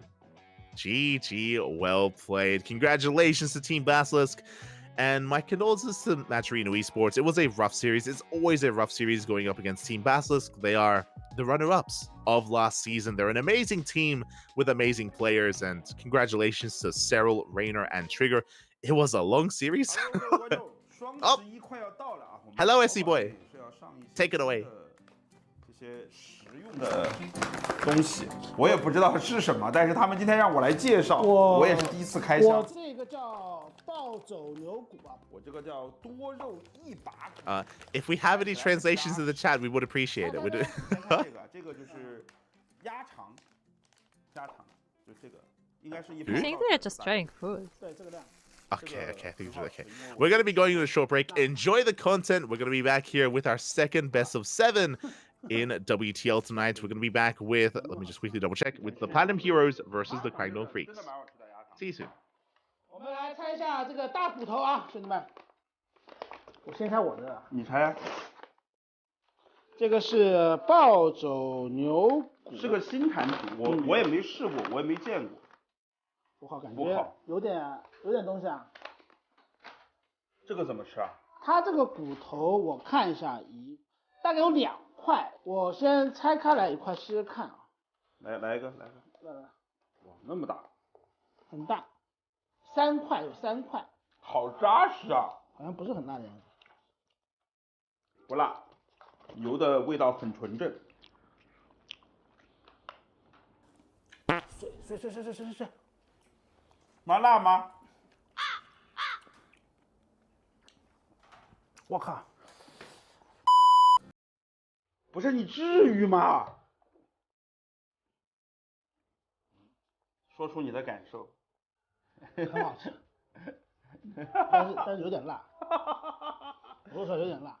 我建议兄弟买过来啊，就不要用筷子了，直接手拿着，直接啃，爽的一逼。吃真蛮好吃。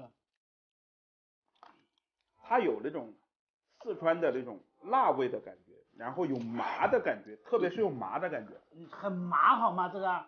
我很久没有吃到纯正的这种四川的麻的感觉了。这个牛骨有，而且很入味。好辣。很爽。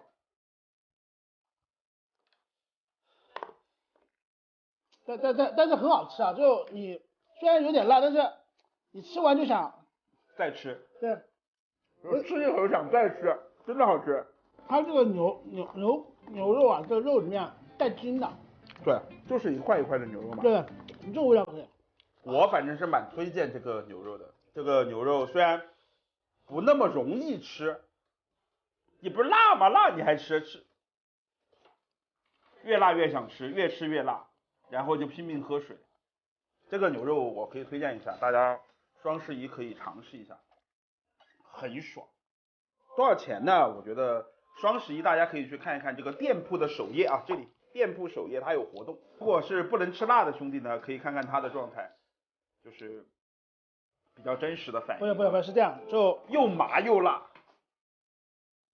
就是第一口下去，我开始还以为没什么啊，就我咬了一大口，然后突然一下子就先是麻完之后是后面是辣，就爆开了。对，就是这种感觉。不能吃辣的兄弟千万要忍住啊，不要挑战自己。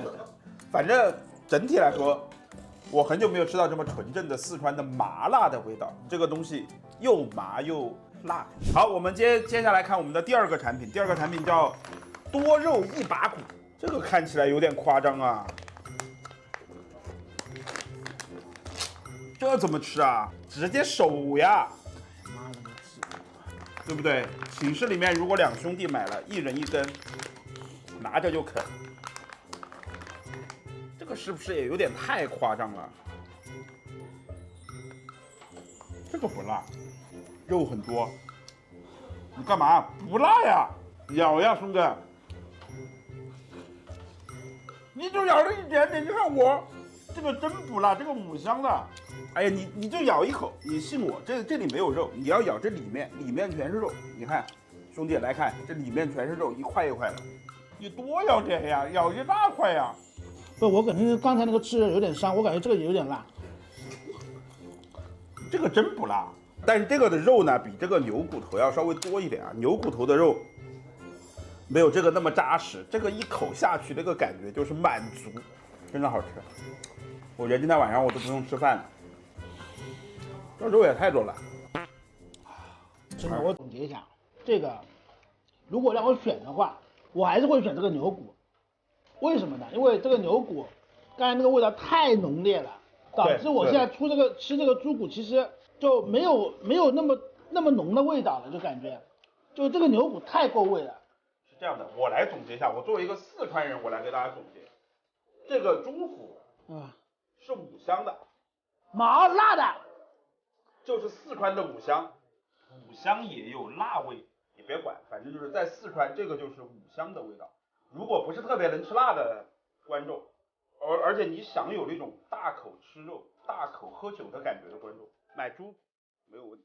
这个牛骨属于四川的那种麻辣，很入味，吃进去之后整个味道爆开，特别是麻这个味道很正宗啊，四川的这种麻的味道特别正宗，辣也不辣的。你不要听他说的，他是不能吃辣的啊，不能吃辣的，当然我也不建议你买这种牛骨。但是呢，如果你稍微能吃一点点辣，你喜欢四川的麻辣，可以尝试一下牛骨和这个猪骨，包括鸭肠。鸭肠如果你想，比如说吃饭的时候你开一包吃鸭肠也不错。反正双11我们都会搞活动嘛。这个鸭肠我觉得泡面应该不错。这个一定要喝酒，我跟你说，大口吃肉，大口喝那个米酒，对，感觉真的到位。好了，那今天我们就介绍到这里。这个是淘宝店新上的一个新品，大家如果有兴趣的玩家，想吃这种大口吃肉、大口喝酒的这种感觉的这种玩家的话，你可以到这个双11啊，到我们淘宝店来看一看，淘宝店首页肯定是有这个价格的，双11有优惠啊！感谢大家。我们最后说一下我们淘宝店的这个地址 scboy.淘宝.com， 有兴趣的玩家可以来啊。这个需要说吗？好，再见，拜拜。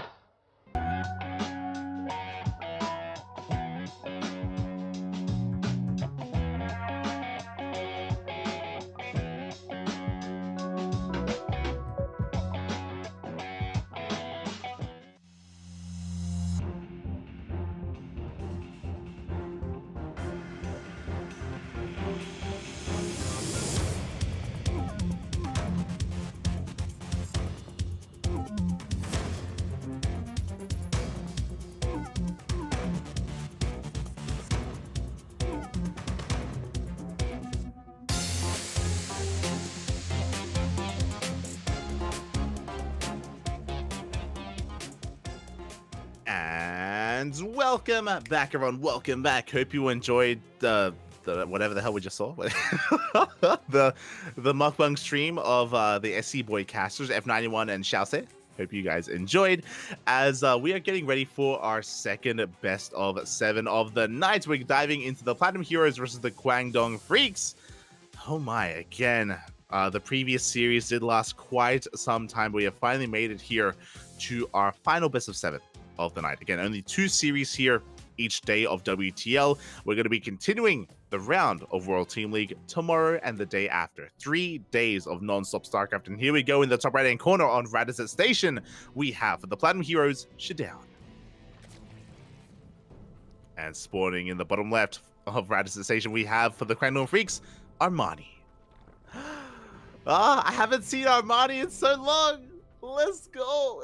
Wait, is this Armani's first match in WTL? Hold up. I know he played in the qualifiers. Okay, no, sorry. He played last week against Bjorn. Let's see. Played last week against Bjorn. Okay, only last week. Okay, so his debut was last week, and now he's here again this week. And I think last week it was played by replays. I don't remember seeing Armani, but oh my god.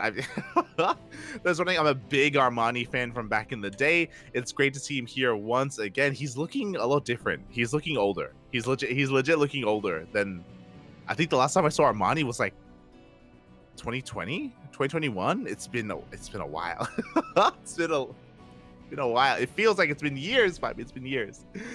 Great to see him once again. The question, as always, when it comes to the Guangdong Freak players is, what kind of shape? What kind of shape is Armani in after being on a bit of a hiatus, after not competing as consistently for quite some time? What kind of form is he in? That is the question. For now, we're getting into our openers. We are loading into Radisson Station. It is a map that does favor defensive play. It can allow a player like Shadown to get into the late game without too much issue. We saw a similar story in the previous series when we got into Arrowfire versus Raynor, where Arrowfire was trying to settle into a 4-base economy, trying to take up and trying to get away with it, but Raynor was able to get away with a hidden, I say hidden, well, with a Spire without it really being scouted or reacted to, unfortunately. So the Spire play was able to catch Arrowfire completely off guard, which led into the game ending prematurely, as Arrowfire was trying to get into the mid game and then the late game. We'll see what plan Shadowne has, as he's going to be opening up Void Ray first. Very interesting, a very different approach here to the game, as with his Void Ray first, he's going to be denying vision. Adept gets across the map. One drone already goes down. One worker falling here for Armani. So a decent moment here for Shadowne, especially because he escapes with that Adept. The Void Ray does arrive and is going to be hunting down these Overlords, denying any kind of follow-up scout or vision. And I wonder if Shadowne is going to be hiding anything here, as it's just going to be Void Ray into a 3rd base. There it is. 3rd Nexus is on the way for Shadowne. Getting into an Oracle behind this, and it's looking pretty normal. Everything's looking as it should for our Protoss player. As we're pointing out, we're just looking at some of these fringe Overlords that Shadowne is going to be attempting to hunt down. And Armani doesn't pull back. He doesn't pull back with those Overlords. Okay, now he does. Can he save them? That is the question, as the Void Ray is on the hunt. And that is a 2nd Stargate. So I was curious how many corners Shadowne was going to be cutting, and I love that he is cutting every corner. 2nd Overlord goes down. The Void Ray will escape just barely with its life. At the same time, drones are falling at the 3rd base. Sorry, at the natural base. Oracle getting out of control. The Queens were out of position. They were busy with the Void Ray, and they allowed Shadowne to get damage done. Shadowne, he's popping off. Not gonna lie, he's getting worker damage. He's taking up. That's a 2nd Stargate. I assumed it was going to be 2nd Stargate into massive Void Ray production, but I just saw a Phoenix on the way. And a Twilight Council alongside a Forge were... okay. Fair enough. So this isn't... we're not rushing into Skytoss. I was assuming this is going to be Void Rays into a Fleet Beacon, into Carriers. But no, this is going to be double Stargate Phoenix to support a ground army, instead of relying on pure Phoenix. Interesting. So the Phoenixes, they're going to be looking to cripple the economy, hunt down Overlords, gain map control, while Shadowne gets ready with his ground force. I'm pretty sure this is going to be charge, +1 charge lots. The Phoenixes is kind of where you spend your gas, and then you spend your minerals in the ground army. I'm curious if that's going to be the case, or if we head into a different direction. So just kind of waiting for Shadowne to pick his tech path. And there it is going to be charge, which does make a lot of sense. So charge lots and Phoenixes. Oh boy. And we have seen Hero make great use of this. The way that Hero does this, though, is instead of making Phoenixes, he goes Oracles. I mean, he does have the Phoenix variation as well available to him.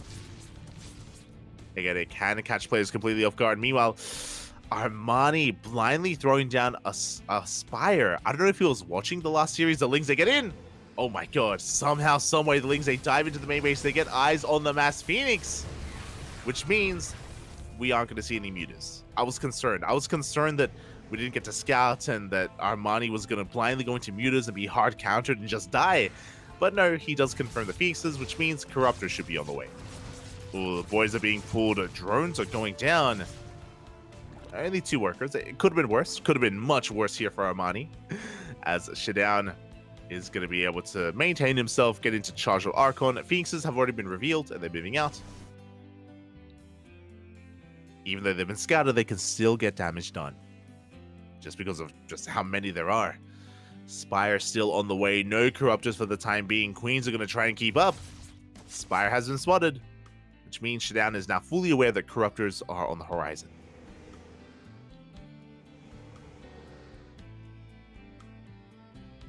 +1 air attack starting up. Armani, a little bit supply blocked, is going to be focusing on those Overlords to break free. And there we go. Corruptors are now on the way. The Corruptors are going to be dealing with these Phoenixes. And we have Roach speed and +1 range finishing up for the ground army. So Roach Corruptor is going to be the composition for the time being for Armani. Meanwhile, across the map, still just Charge Archon. We're throwing down additional gateways. We have +2 attack on the way for Shadowne. And he's getting his 4th base up and running as well.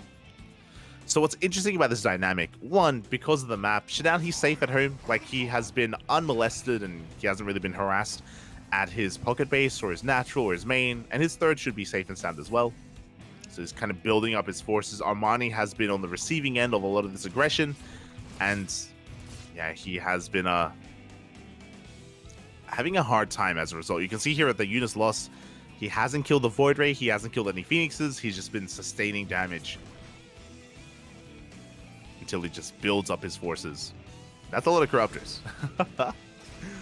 That is a lot of Corruptors, and Phoenix does still not go down. But Armani is focusing on his Roach Army. There we go. Finally, Phoenixes are going to be falling. 2, 3, 4 Phoenixes go down. But Shinani doesn't care. Not anymore. He's pushing out with his main army, and I don't think Armani's ready for this. Zealots are being spotted. There's no Bailey Nest. It's only Ling Roach to defend. The Corruptors are across the map. They're harassing. They're going for the bases, which means they're not at home here to protect against this push. Zealots are busting into the mineral line. Drones are going down. But these Corruptors are going to be able to focus down the natural base. Nexus will fall, but the Phoenixes, they're getting out of control. I appreciate what Armani's doing across the map, but I don't think he can hold. Yeah, that Shaja Archon breaking on through, gets on top of the Roaches, gets on top of the Queens. And the Corruptors are turning back around, but there's nothing to turn back to. The Spore at least takes down the Void Ray, but this is getting out of hand. This is escalating out of control here as, again, the Corruptors, there's just so much invested into them. They didn't get the pocket base either. Just barely didn't. Yeah, you can see here that the Corruptors can't really do much to help. 28 drones go down. And Armani is on his last legs. He's down to 55 workers. He has Ravagers, but there's nothing to support. The Ravagers are looking so very exposed. As Shidan is slowly pushing through. We have Chargers coming in behind this as well. Closing the distance, closing the gap. And the Platinum Heroes are looking to take a lead in this series. GG gets called. Shidan will take game number 1. GG, well played. Armani on the back foot for a lot of that game. Again, because of the map, there was no real way for him to really harass, at least not with what he had. You know, typically, if players did want to be a little bit more aggressive here, they would be going for Dropper Lords or even trying to go for Nidus play. Instead, he was trying to go for a more reactive approach and was having a hard time keeping up. GG, a solid start for the Platinum Heroes. GG. And as we get into this, a big shout out to Starduck. We were just talking about Starduck earlier. Este Starduck. Starduck in the chat. Nerf Protoss. Buff Elementalist. What are you saying? Este Starduck. Which one was F91? I believe F91 is the one that can't handle his spice, and Xiaose is the one who can. That's how I remember them in my brain. If you're curious about the Chinese casters or the AC Boy casters. But thank you. 14 months with Twitch Prime. Thank you, Starter. Thank you. Much love, much love. Elementalist, is that a Guild Wars reference? No, that's I believe the Elementalist is a Kerrigan survival reference. Those wondering, Starduck, yeah. Exclamation mark KS2 in the chat.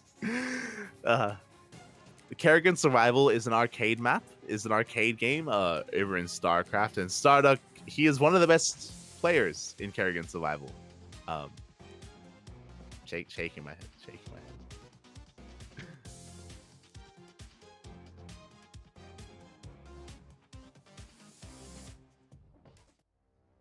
But here we go, spawning in the bottom right hand corner, bottom left, sorry.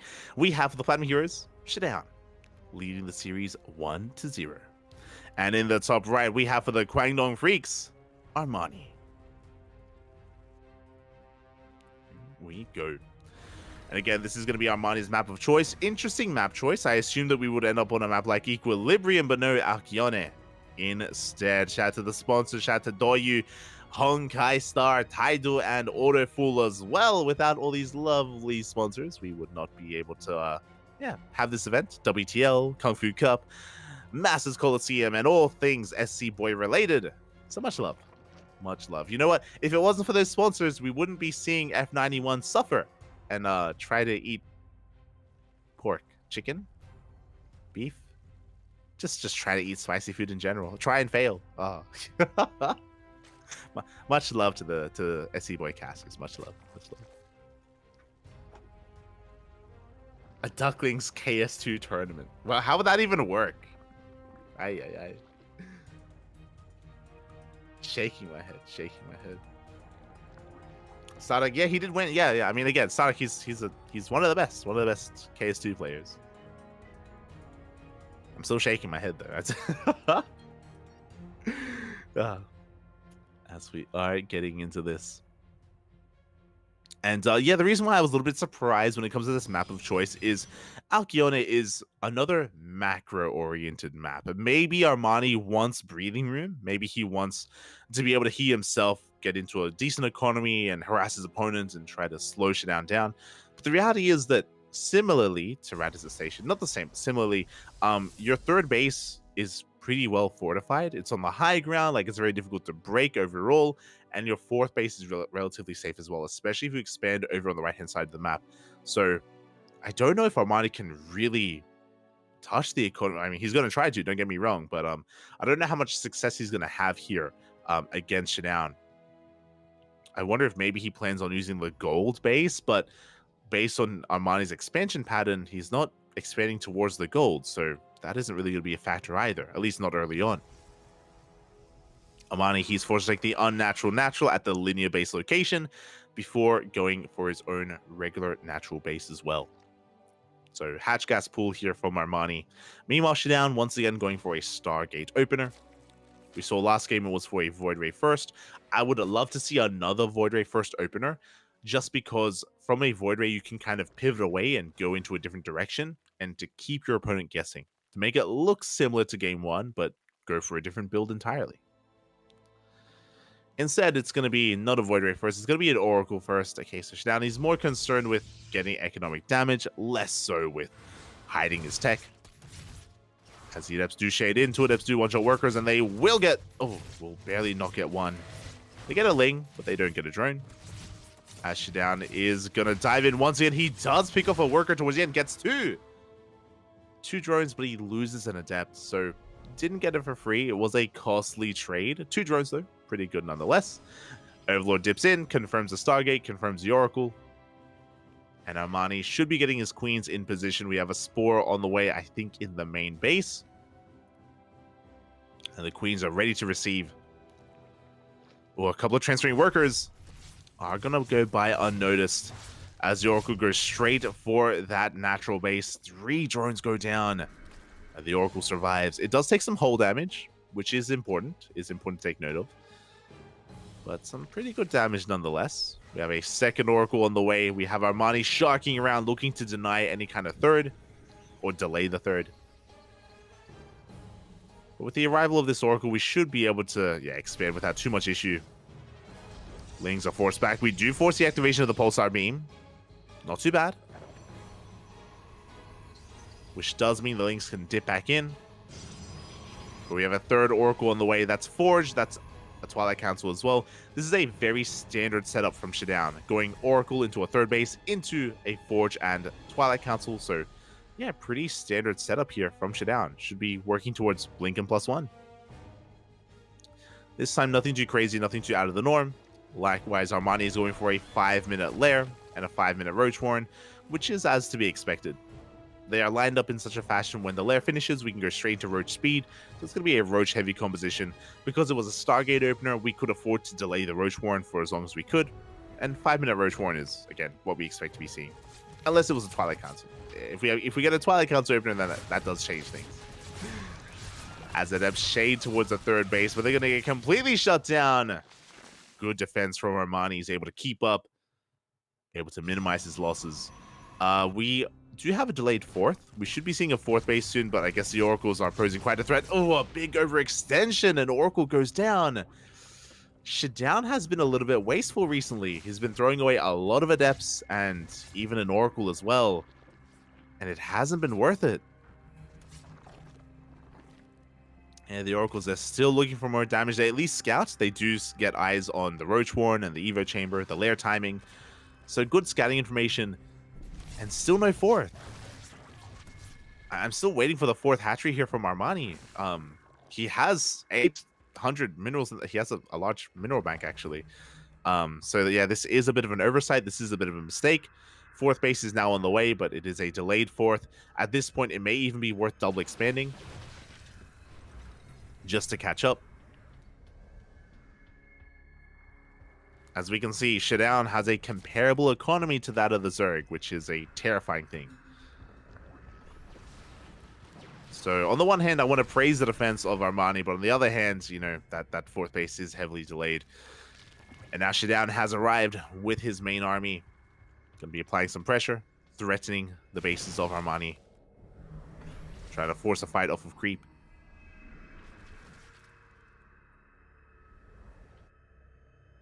As Shutdown is thinking about taking his own fourth. Yeah, he's working on it. He's going to be taking the fourth base on the right-hand side. This is why I was talking about how on this map, I do think that a Protoss can take a secure 4-base setup here. And I don't really see Armani threatening the fourth base. He hasn't mined through the mineral patches on the right-hand side. So, again, this fourth base is going to be so safe for Shutdown. For now, at least. As Armani is moving out. Oh, he does come across the Stalker army. Gets a couple of them. Bleeds out a lot of Lings, though. Potentially a Ravager as well. Oh. Oh my god.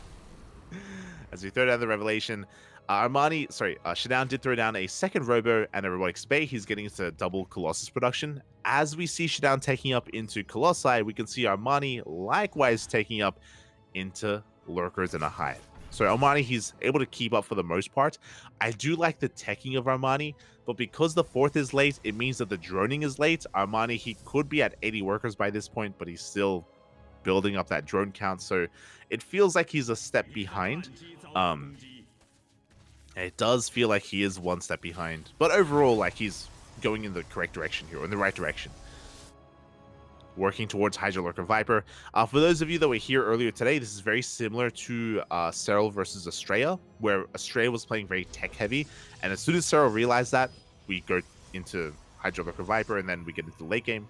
Likewise, the same is applicable here on Alcyone between these two players.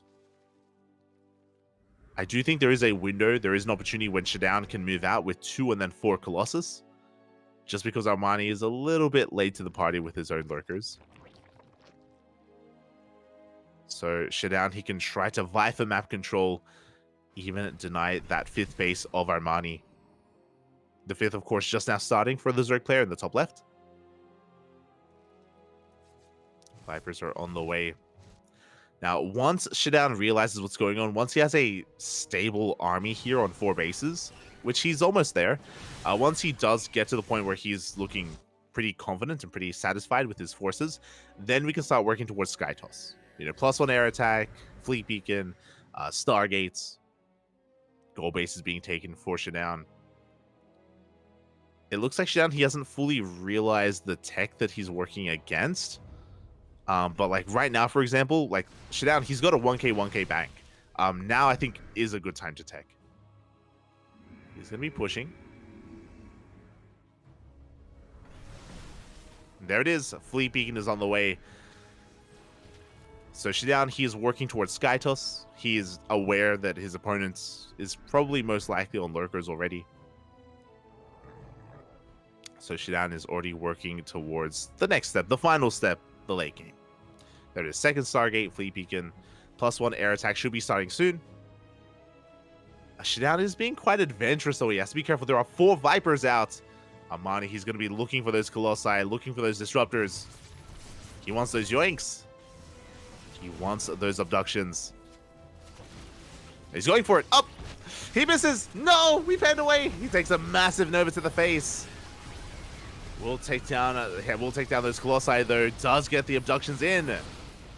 And Shutdown will be forced back, but he gets a Zealot drop into the main base. A massive Zealot warp in even. And Armani's losing a little bit too much. 10, 11 drones going down. The tech is exposed. Armani, he may have reset the Colossus count, but he has not dealt with these Zealots. They take down the Hydra. They're going for the Lurker Den. They're going for the Lurker Den as well, and they will get it. They deny Adaptive Talons. Ay, ay, ay.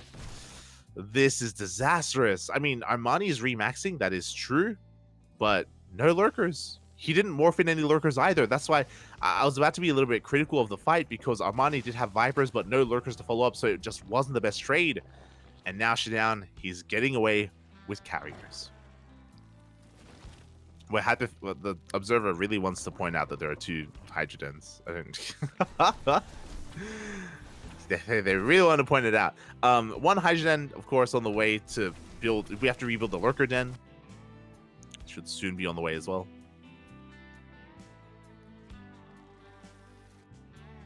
As Shidown is continuing to push out, clear up whatever creep he can. And Armani's going to be able to stabilize. He's going to be able to clean this up. Now, don't be deceived. Armani, he may be maxed out. He's at 200 supply, but the soup sometimes does lie. And Armani does not have an efficient army. He has Roach Hydra. No Lurkers. He has Vipers, which is, in Vipers, they do add value here.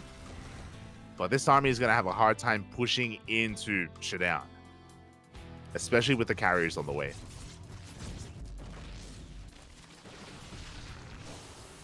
There we go. Storms are available. We're going to be able to threaten the gold. Workers at the gold are going to go down. Novas are going up! Up! And they will barely not connect. They zone away the army. But Armani, he wants to keep pushing. He yoinks one of the carriers. That was a bad time to pan away. Ay, ay, ay. The storms! The storms are coming. Massive storms on the Hydras. Oh my god! But do we have anything else to follow up? That's the question. Armani, he's pushing up the ramp. He gets another carrier. 0 storms left. 0 carriers left. But Armani could not keep pushing. Oh, gets an immortal. Again, really good abductions. But he has to back off. He has to lick his wounds. And the army is being refined. Now, again, it is very important that Armani was able to slow down the carrier production. Like, he killed 2 carriers, which means, you know, it's going to take that much longer to hit critical mass. A good start. There we go. Lurkers finally on the way. As we got rid of all those roaches, we replaced the roaches and ravagers with hydras. We are getting into this. Now, because the Lurker Den was sniped earlier, we do have to rebuild those upgrades. We have Lurker range, but I think we still haven't researched Adaptive Talons, unless I missed that, since it was already rebuilt.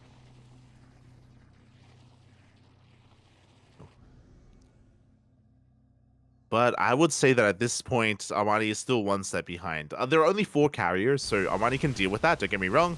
We're actually pushing. Oh my god! I think we're a little bit premature here. The inductions are coming in. Oh, sorry, some blinding clouds even. And this is a rough fight for Shidown. He's going to be yoinked in. Are there enough hydras? There are not. Up. They barely are. 2 carriers go down at the same time a zealot run by, but that was an overextension from Shidown. There was no reason to push in, not into lurkers like that. He gets 14 drones. It may be worth it. He cripples the economy once again from Armani. And Shidown, he's expanding freely. Shidown, he has a gold base. He has bottom right. He's on 6 bases compared to the 5 of Armani. And Armani isn't even mining efficiently from those 5 bases either. So Shidown, he has a lot of potential here. Building up his carrier count.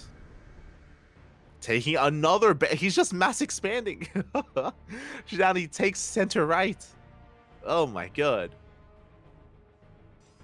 A little bit unnecessary, but he gets it. Does take that base. The Lurker army has been spotted. Shidown going to be rotating around. At the same time, Hydras, they deny the fresh mining base here of Shidown. Yeah, this base was a little bit too ambitious. Oh, as Armani, he's going for a Lurker drop. Okay. I see you. We have a Lurker drop on the left-hand side. We have a Hydra push on the right, taking a big storm to the face, but we need more than just a storm. And can Shidown keep up? Can he split up his army correctly as he loses another base? 2 next side go down. Shidown out of position. We have a carrier coming back, but the drop for the most part hasn't really been responded to. Are we going to recall? As we see a massive Doom drop into the main. We have control of the ramp. Carrier's trying to push on forward. Oh god, but pushing up this ramp, the ground army, no! Is going to have a hard time. 1 immortal, 2 immortals go down. And Shidown loses another Nexus on the bottom right. That is 3 Nexi going down. Oh my god. Now, the Lurker army is going to get cleaned up, and you could argue that this was wasteful from Armani. I do like that Armani was sniping bases. I do love that aspect. He's been killing a lot of Nexus. But he just threw away all of his Lurkers. All of his Lurkers were just thrown away, and Armani, he doesn't have the best economy behind this. He can't sustain these losses. At the same time, though, oh my god. Takes down 2 Eye Templar. Still popping off. He takes down 13 probes. And he takes down another base. That's another Nexus down the drain. This is getting very scrappy. Very chaotic. The Vipers, no! 2 Vipers go down. Full energy Vipers at that. Storms are looking insane. We have another storm. We do! Oh my god. A massive storm on those Hydras. They all go down.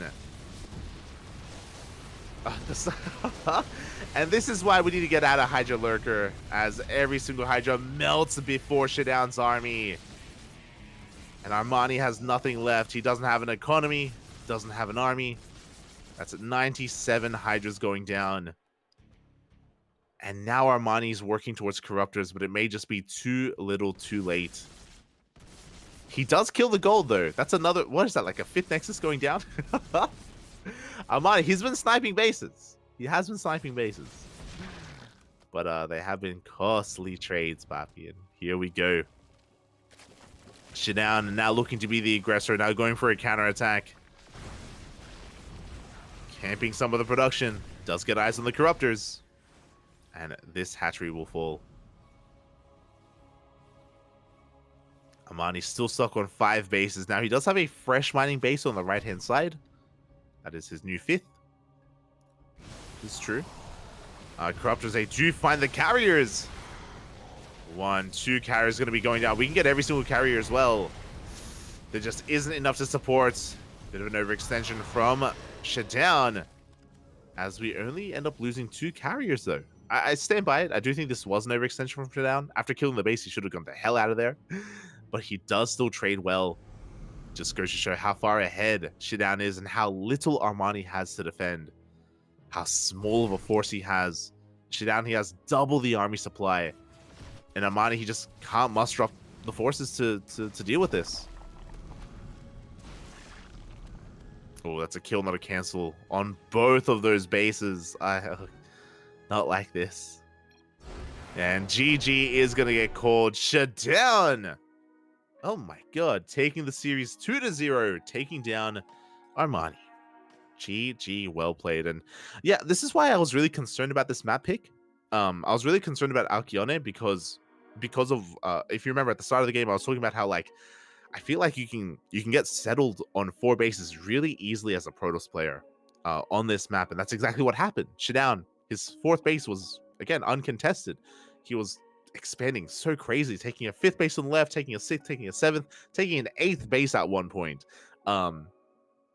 And Armani, he was having a really hard time punishing. Towards the end, he was sniping Nexus. Don't get me wrong, that is true. But that was towards the late game. You know, the first 4 base and 5 base setup was secure for Shidown. He was able to have a stable economy to get into Skytos to begin with, and he was able to have the superior army in the end. Armani having a hard time stopping that from occurring, having a hard time slowing that down. And GG, the Platinum Heroes, they do kick things off with a 2-0 lead. GG, well played. And we'll see if the Quagnorm Freaks can fight back. We're going to be going on a very short break. When we return, we'll have either Goblin versus Stats or Firefly versus Keen. The reason why we didn't have Goblin earlier, I think Goblin was mid-series. I think he's playing in, I think he was playing in the EPT in ESL Masters, if I'm not mistaken. So we're going to be going on a short break. When we return, we'll have some more Platinum Heroes versus the Kwangdong Freaks. See you soon.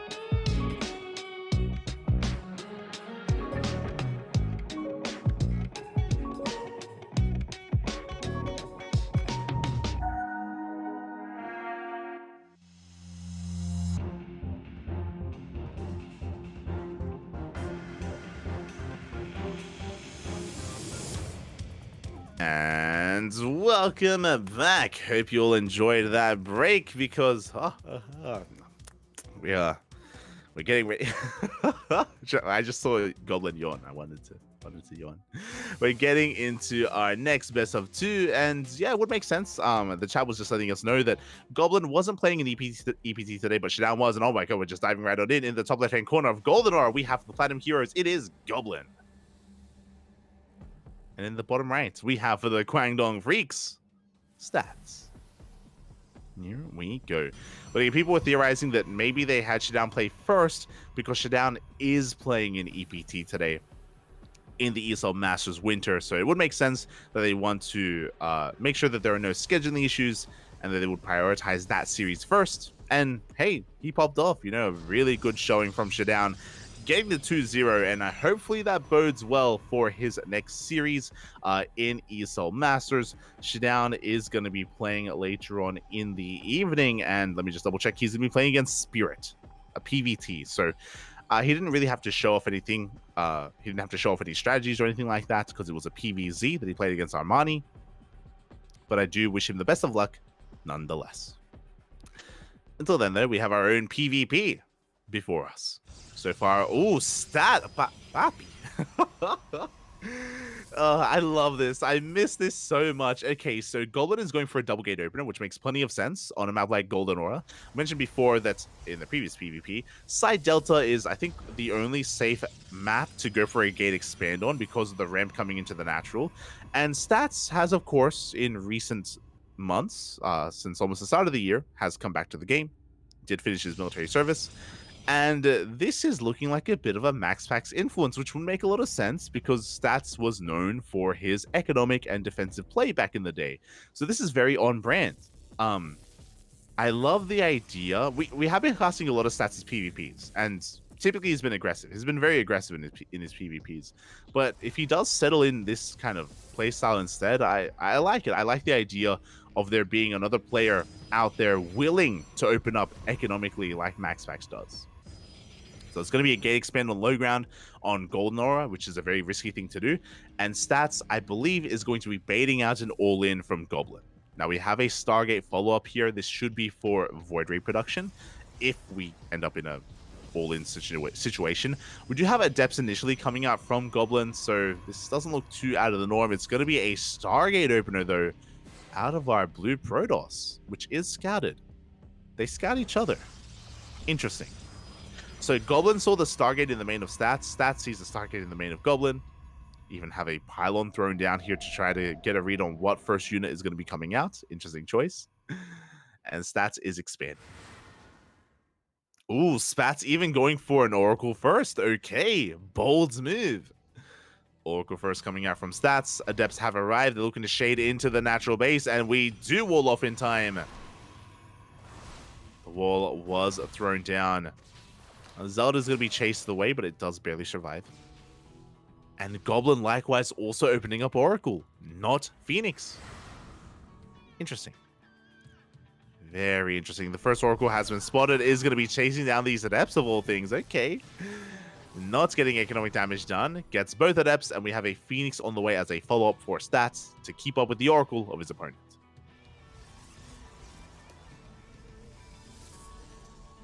as Goblin's also getting into his own Phoenix as well. I wonder if... I don't think we're going to be ending up in Phoenix Wars. I'm not convinced of that yet, but that is a big possibility. There we go. So we are taking up into a Twilight Council.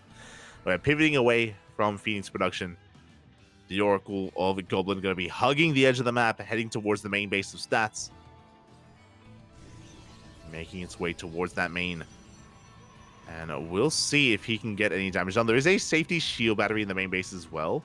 Stats throwing down a second Stargate is going to be committing here to Mass Phoenix, whereas Goblin is not. Goblin is transitioning, and Stats needs to figure that out. He needs to scout. Oracle goes in, sees the Stalkers, does see one of the Phoenixes at least before recalling back home.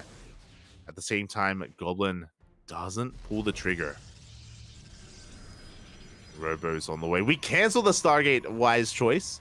Upon realizing, oh, we're not actually making additional Phoenixes, we need to transition out of Stargate play into Immortal production. So, Stats is behind in a sense. Stats, because he doesn't have a Twilight Council, there's no Blink, it means that he cannot keep up with the Stalker production of his opponent, not in a mirror matchup, which is why we need the Robo to get into Immortals to make up for the Stalker deficit. Meanwhile, the Oracle dives into the main base, and we are going to be trying to focus down some workers. Phoenixes, likewise, they get across the map as well. They're in the natural. Oh, Biggs. Oh, no. Massive stasis trap Stats. He pulls back a little bit too late, and that is an insane amount of damage already. The Oracle will go down, but it has paid for itself. That was almost every probe caught in that stasis. Ay, ay, ay. Not like this. Oh, that was brutal.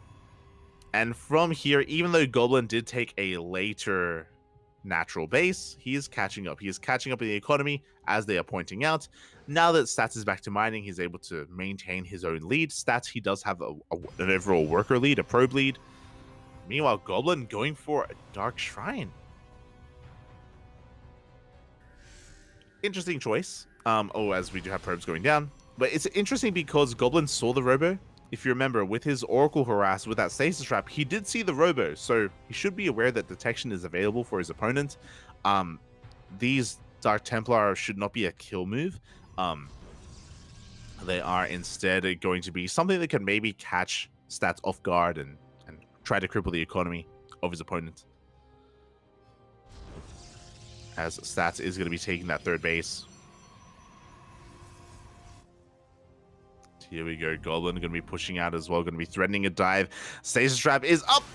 Ooh, gonna go off on 3 of those Stalkers. Very nicely done. Solid Stasis Trap on that army.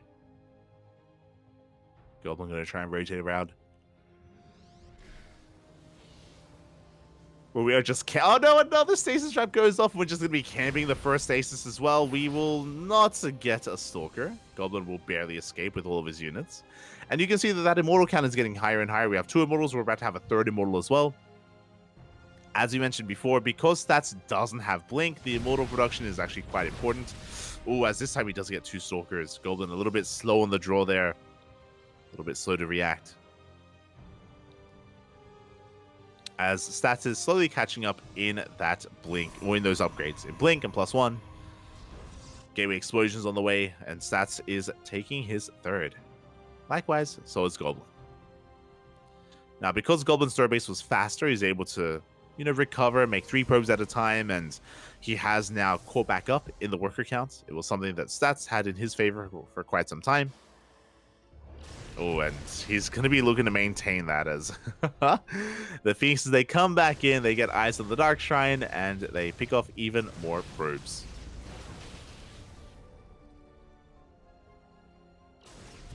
Oh, nice cheeky pick off there towards the end by Goblin. Only 1 Phoenix is left for Stats.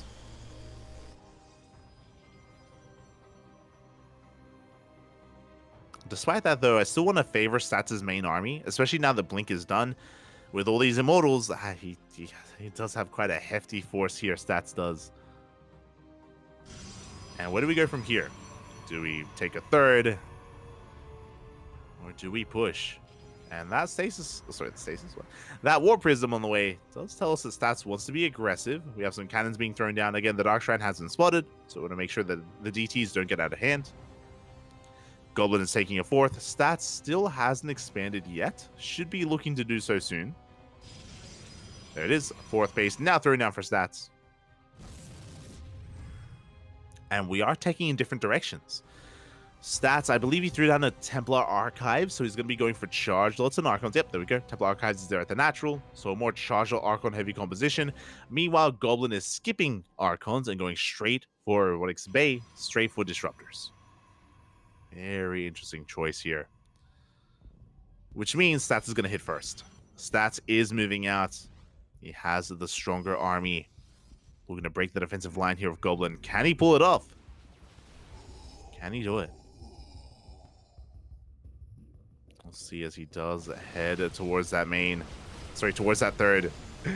Again, the Immortals doing so much here to the Stalkers already. Stalkers are going down, forces the overcharge. With that overcharge, Goblin should be able to hold on a little bit longer. He goes for another reinforcing warp in of Zealots.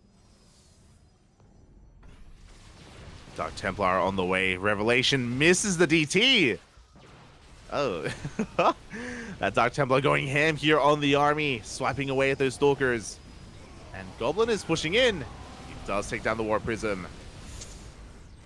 Revelation does, or I say Revelation, the Observer does arrive in time though. Dark Templar does go down. Oh, the Observer gets sniped. Observer does get sniped in the end, but the Revelation reveals the Dark Templar as well. Stat's going to be able to keep the push going. Down to only one Immortal, but he has the Concave. He can keep on pushing forward. There's another defensive DT on the way. The Oracle taking some hits. Throws down a Revelation. Misses the DT. And Goblin will force this army back. The power of the Dark Templar. Oh no! As it does get revealed. Stats, though, still has a lot of momentum going his way. His Immortal count was reset, that is true. But he has so many Stalkers. And we still haven't really been able to make use of that Robotic Spay. The Disruptor production wasn't really here for Goblin. There we go, we now have a Disruptor in production. But the Stalkers, they rotate around, they find the fourth base. We have Zealots diving on in, but Stats, he has an overwhelming army. It's a massive Stalker count. Yeah, the Zealots, they get annihilated. Now we can go toe-to-toe with the Stalkers of Goblin. We may have to pull the boys. That one DT doing what it can, but we have detection available. Plenty of detection. As we dive on top of the army, GG gets called, and Stats will fight back for his team. Will put a point on the board. GG. GG, well played. Whew, that was quite spicy. There was a lot coming into that game. There was a lot of back and forth as well. There was some strong moments for Goblin, some strong moments for Stats. As we did see Goblin try to kind of rush into those Disruptors towards the end, but he couldn't really make use of them. Couldn't actually, or there was a window before he got into those Disruptors that Stats could take advantage of, and that's exactly what he did. Pushed at just the right moment before any Disruptors were made, and Goblin could not get into that. And now it's going to be his map of choice. His chance here to bring it back for his team. Up next, Oceanborn. Oceanborn is going to be coming up next.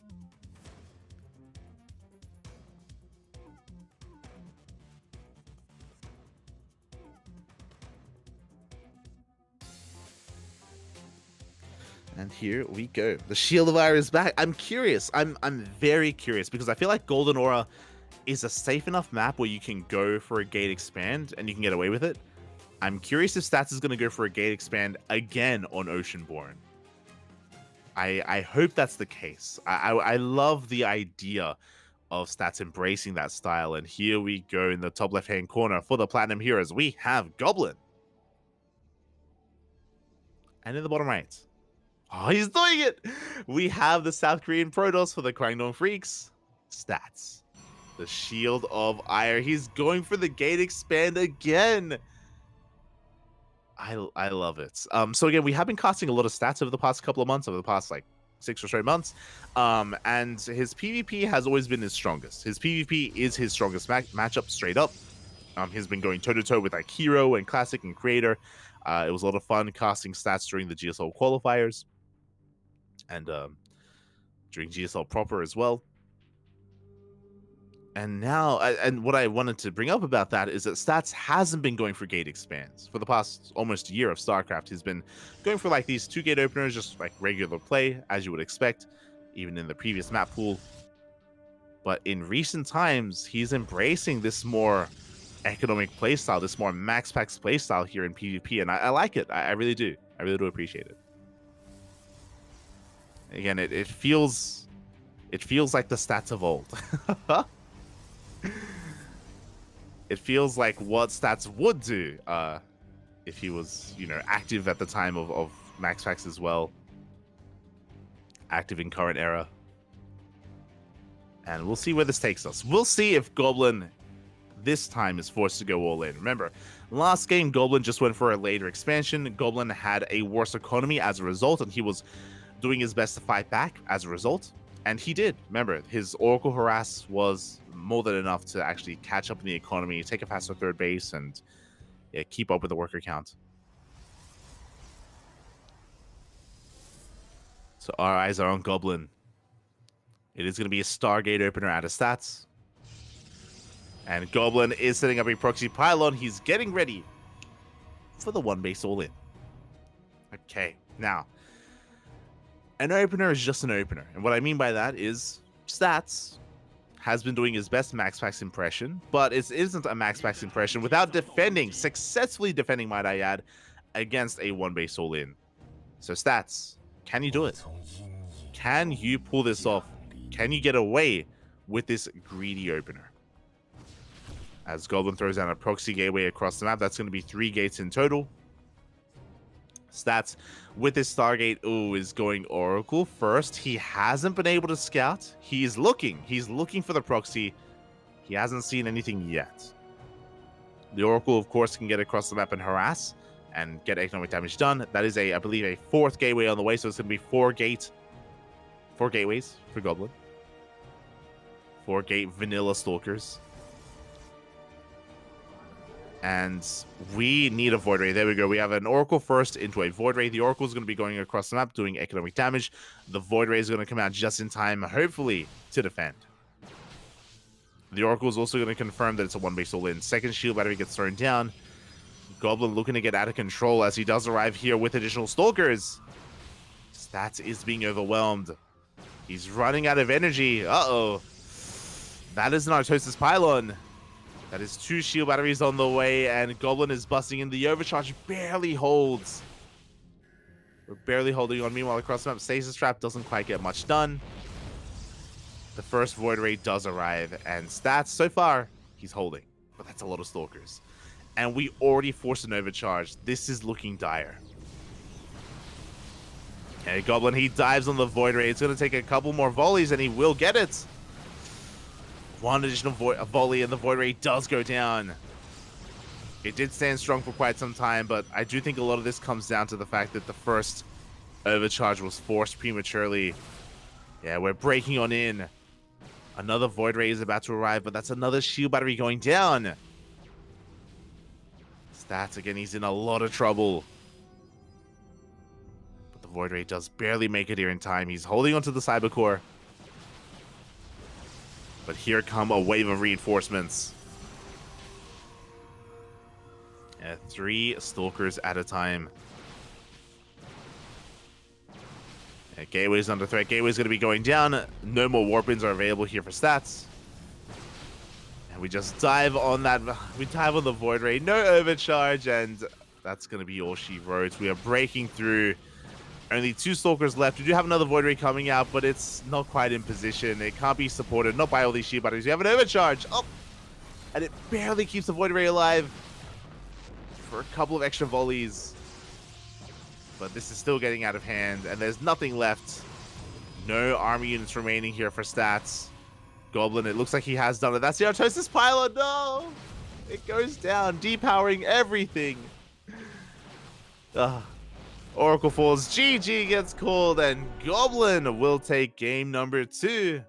Will tied up 1-1, and make sure that the Platinum Heroes, they keep their lead. GG, well played. Again, going for a gate expand opener. It's brave, it's fancy, it looks good, but you have to have the defensive prowess to actually get away with it, to actually defend and survive these all-ins. The Oracle first wasn't worth it. We saw that it didn't do it. It stasis one probe across the map. That's all it did. It denied a little bit of mining time, and it stasis one probe. It's also unfortunate as well that Stats didn't scout the proxy. That's probably the biggest thing. You know, I shouldn't harp too much on the Oracle. I'm sure that Stats wouldn't have committed or would have kept the Oracle at home, or maybe would have made a Void Ray first if he had seen and scouted that proxy location. He didn't, though. He didn't scout it, so he wasn't certain if Goblin would or wouldn't all in him, right? He was kind of taking a guess and playing in the dark, and in the end, he was taken advantage of. And just like that, the Platinum Heroes, they are one game away from winning this all, and they can pull it off. Up next, we have the ace player for the Platinum Heroes, Firefly. Firefly versus Keen. Let's go. I'm ready for it. I can't believe my eyes. I'm seeing fireflies. Commander Keen, of course, the player manager of the Crank Freaks and a good player in his own right, up against Firefly. Up next, we're going to be going on a short break. When we return, we'll have the finale of this series. See you soon.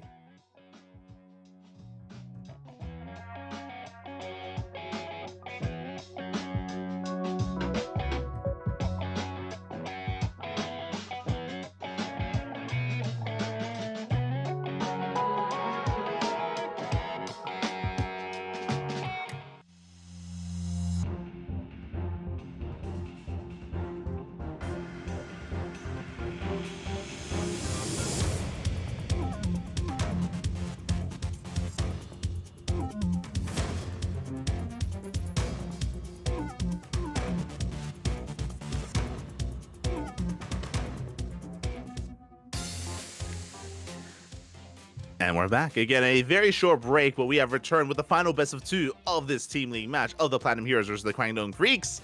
Game 1 is going to be on side Delta, and we are diving on in. In the bottom right-hand corner, we have for the Platinum Heroes, Firefly.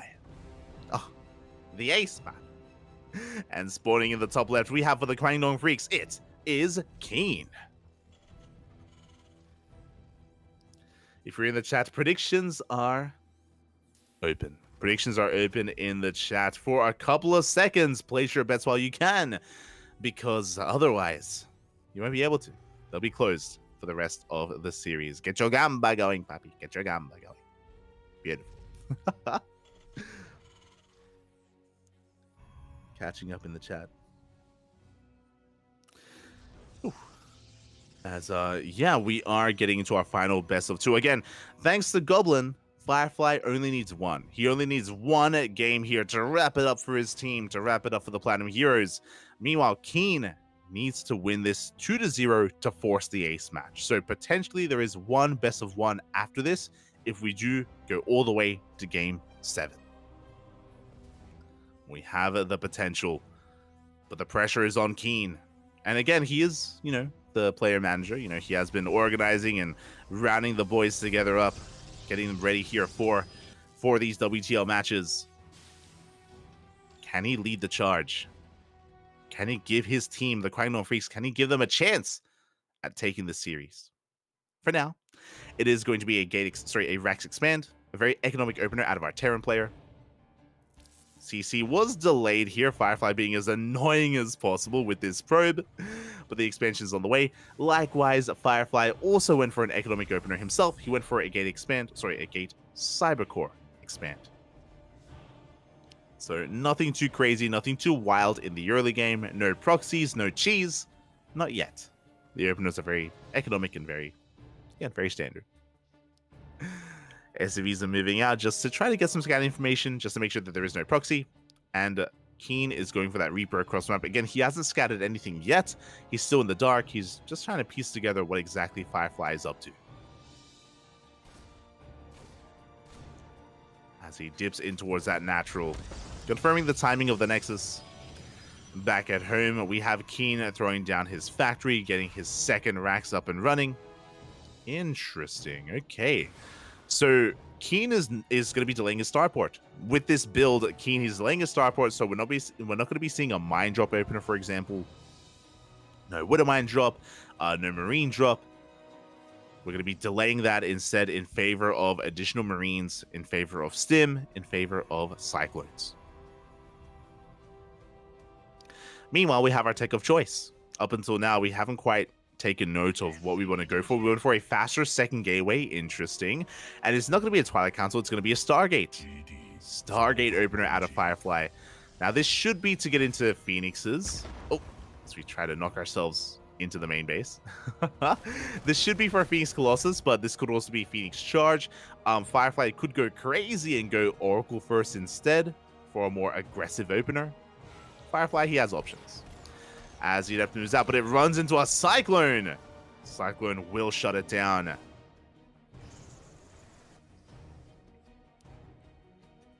And so far, the tech has not been scattered. That's what the observer is pointing out, that we haven't quite taken note of whether this is going to be, again, Stargate or Twilight Council. As we mentioned before, the starport has been delayed for Keen in favor of a faster Stim. So he's going to be having quite a hefty army. He's going to be building up his Marines, his tank count as well, getting into +1, working towards his tech lab eventually. And by the time Keen gets out his starport and his medevacs, he's going to be going for one big push. And this all gets scattered. Phoenix dives into the main base. It does confirm the production, does confirm the late starport, which means Firefly knows that there's a period here where he's safe, where his opponent won't be pushing, where he is going to be, safe to tech however he wants. And interesting, it was a Phoenix first, but only a singular Phoenix. We are immediately switching tech. We reveal the Phoenix, behind this Twilight Council Forge, +1, and I imagine, oh, I was going to say Blink. No, we're going into Charge. Okay. Stim isn't done. Oh, the Marines are being bullied back. These Stalkers just going ham, shaving off so many Marines. They do not get the Cyclone, but the Cyclone likewise taking a lot of hits as well. Firefly, of course, aware that there is this window, but Stim is now about to finish up, and Firefly should be giving this army a little bit more respect now. With Stim, Keen can dive on the army of Firefly, he can dive on the Stalkers. What's important is that because there are no medevacs, every Stim counts, and every Stim hurts. You can try to, again, force out Stims and just weaken the army over time, but Firefly, he's not going to play with fire. He's not going to dance with death. He's backing off. Again, he's clearly aware of the timings and clearly aware that now it is no longer safe to be aggressive and to dance with those bio units. He goes in for another scout. He does confirm the starport, so he's aware that the medevacs are soon to be upon us, and Keen should soon move out. And this move out is lined up with Charge. Charge just now finishes up. We have a massive gateway explosion. Blink is on the way behind this. And Firefly should be amassing a Zealot army, getting ready for the push. As Keen is moving out, and the push has been spotted by the Phoenix. Again, really good scouting from Firefly. Even though he only made a single Phoenix, it's done a lot here to keep eyes and keep tabs on Keen. Oof, as the Phoenix will go down to a stray Marine. Third TC is on the way. Hallucination probe scout here from Firefly, just trying to get a read on where the army is. We do have the first Stim. First Stim is going to be used. We have the overcharge as well. We keep the army alive. In come those Zealots. And Keen is being forced back. A strong moment here for Firefly, forcing out that Stim and taking the fight. Meanwhile, Keen just now starts his third TC. So Keen isn't all in, but his third is a little bit delayed. And unfortunately, he hasn't really done too much to make up for that. But what is important is that Keen didn't commit to a fight. He backed off. So he may have been forced to Stim, and he may have missed a bit of a window here, but he has retained his army. It's still looking strong. And the Zealots are across the map. Uh-oh. The Zealots are across the map instead. The mines are thrown down. We're zoning the army away, and we outposition Firefly. +1 is denied. Blink as well.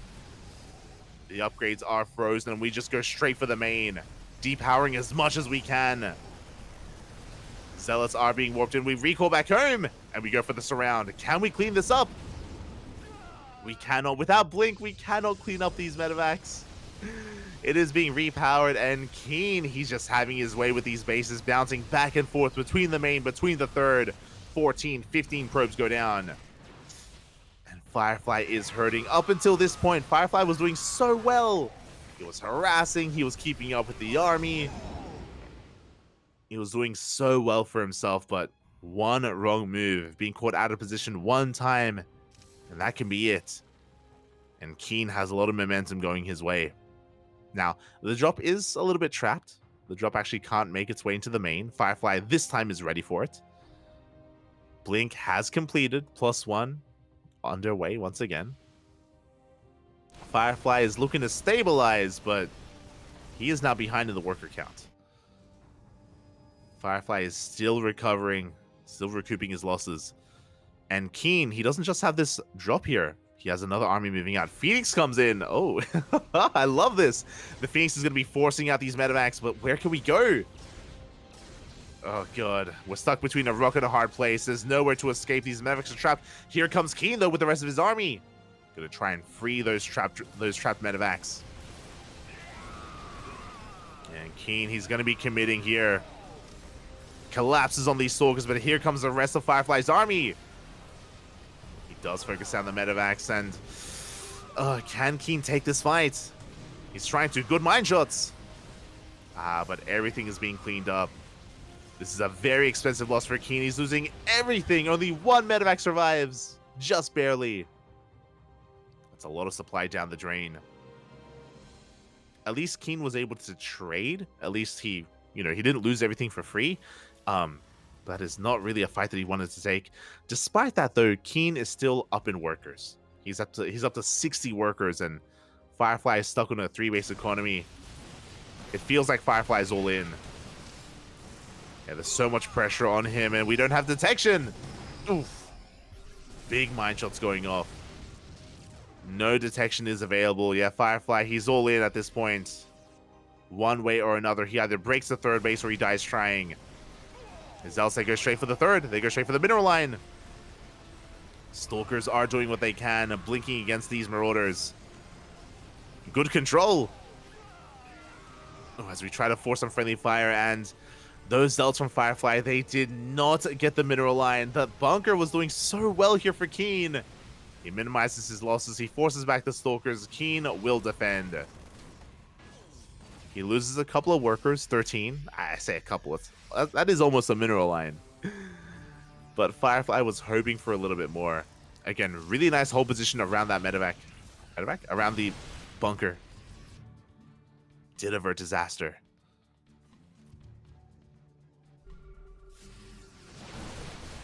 Up.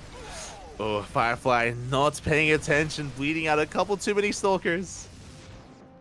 And Keen, he is running away with this. Again, it was a strong start for Firefly. It was looking good, but it all came down to that one move when Keen rushed up the ramp into the natural, and he got so much done with that.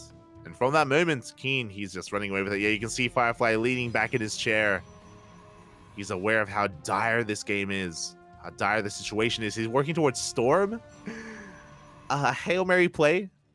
I mean, Storms, they can do well. You can make up for a supply deficit. That is true. Same with Disruptors. But not this kind of supply deficit. Keen, he's up 60 supply. It's crazy. Or 50 supply even. It's pretty insane just how far ahead he is after that. Especially considering the Firefly was all in with his attack.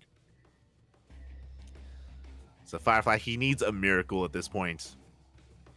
He doesn't have Dark Templar, no Disruptors. It's all about the Storms. Now, if he takes every Storm to the face, then maybe, then maybe Firefly can survive. I wouldn't even say that even if Keen loses this army, it's not going to be over. Not yet. But we have Ghosts, we have EMPs, big EMP on the Stalker army. Storm is done. Do we have any Storms available? We do. We have 3 High Templar. No! But the mine drop from behind in the mineral line as well.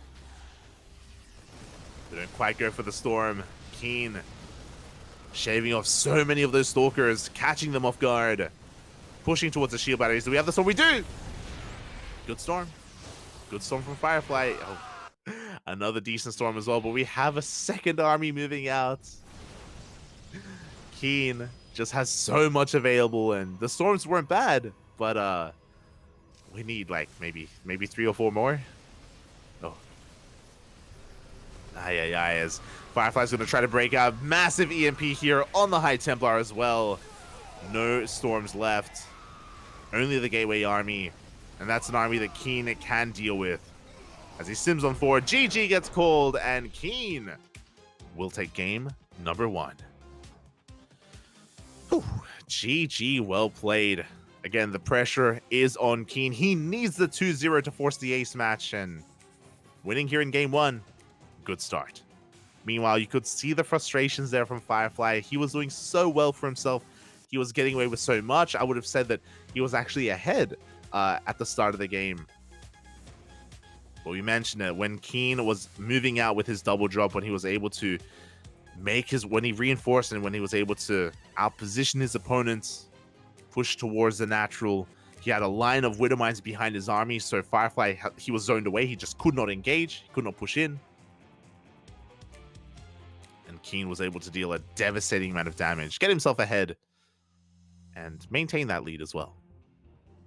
GG, well played. And now it's going to be Firefly's map of choice. As a reminder, Firefly, he needs one más, papi. One win here to take it all for his team.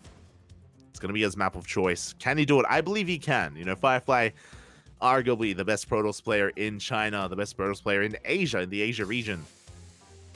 He has been on fire. He's done a lot for his team already. He did a lot for his team last season as well for the Starving Camels.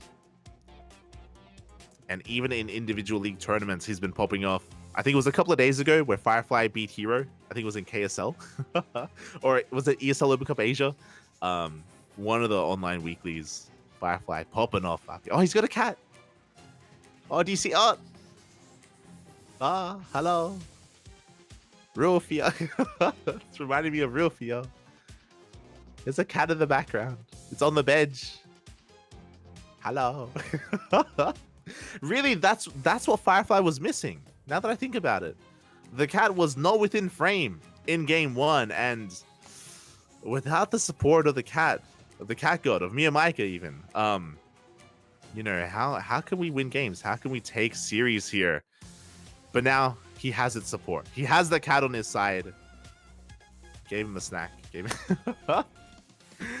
And is it going to be enough? It looks like game 2 is going to be on Solaris. We have our second map. So it's going to be an interesting one. It does have quite a lot of bases available. And here we go in the top right-hand corner. We have the Platinum Heroes, Firefly, with his cat. And in the bottom left, we have for the Guangdong Freaks, Commander Keen.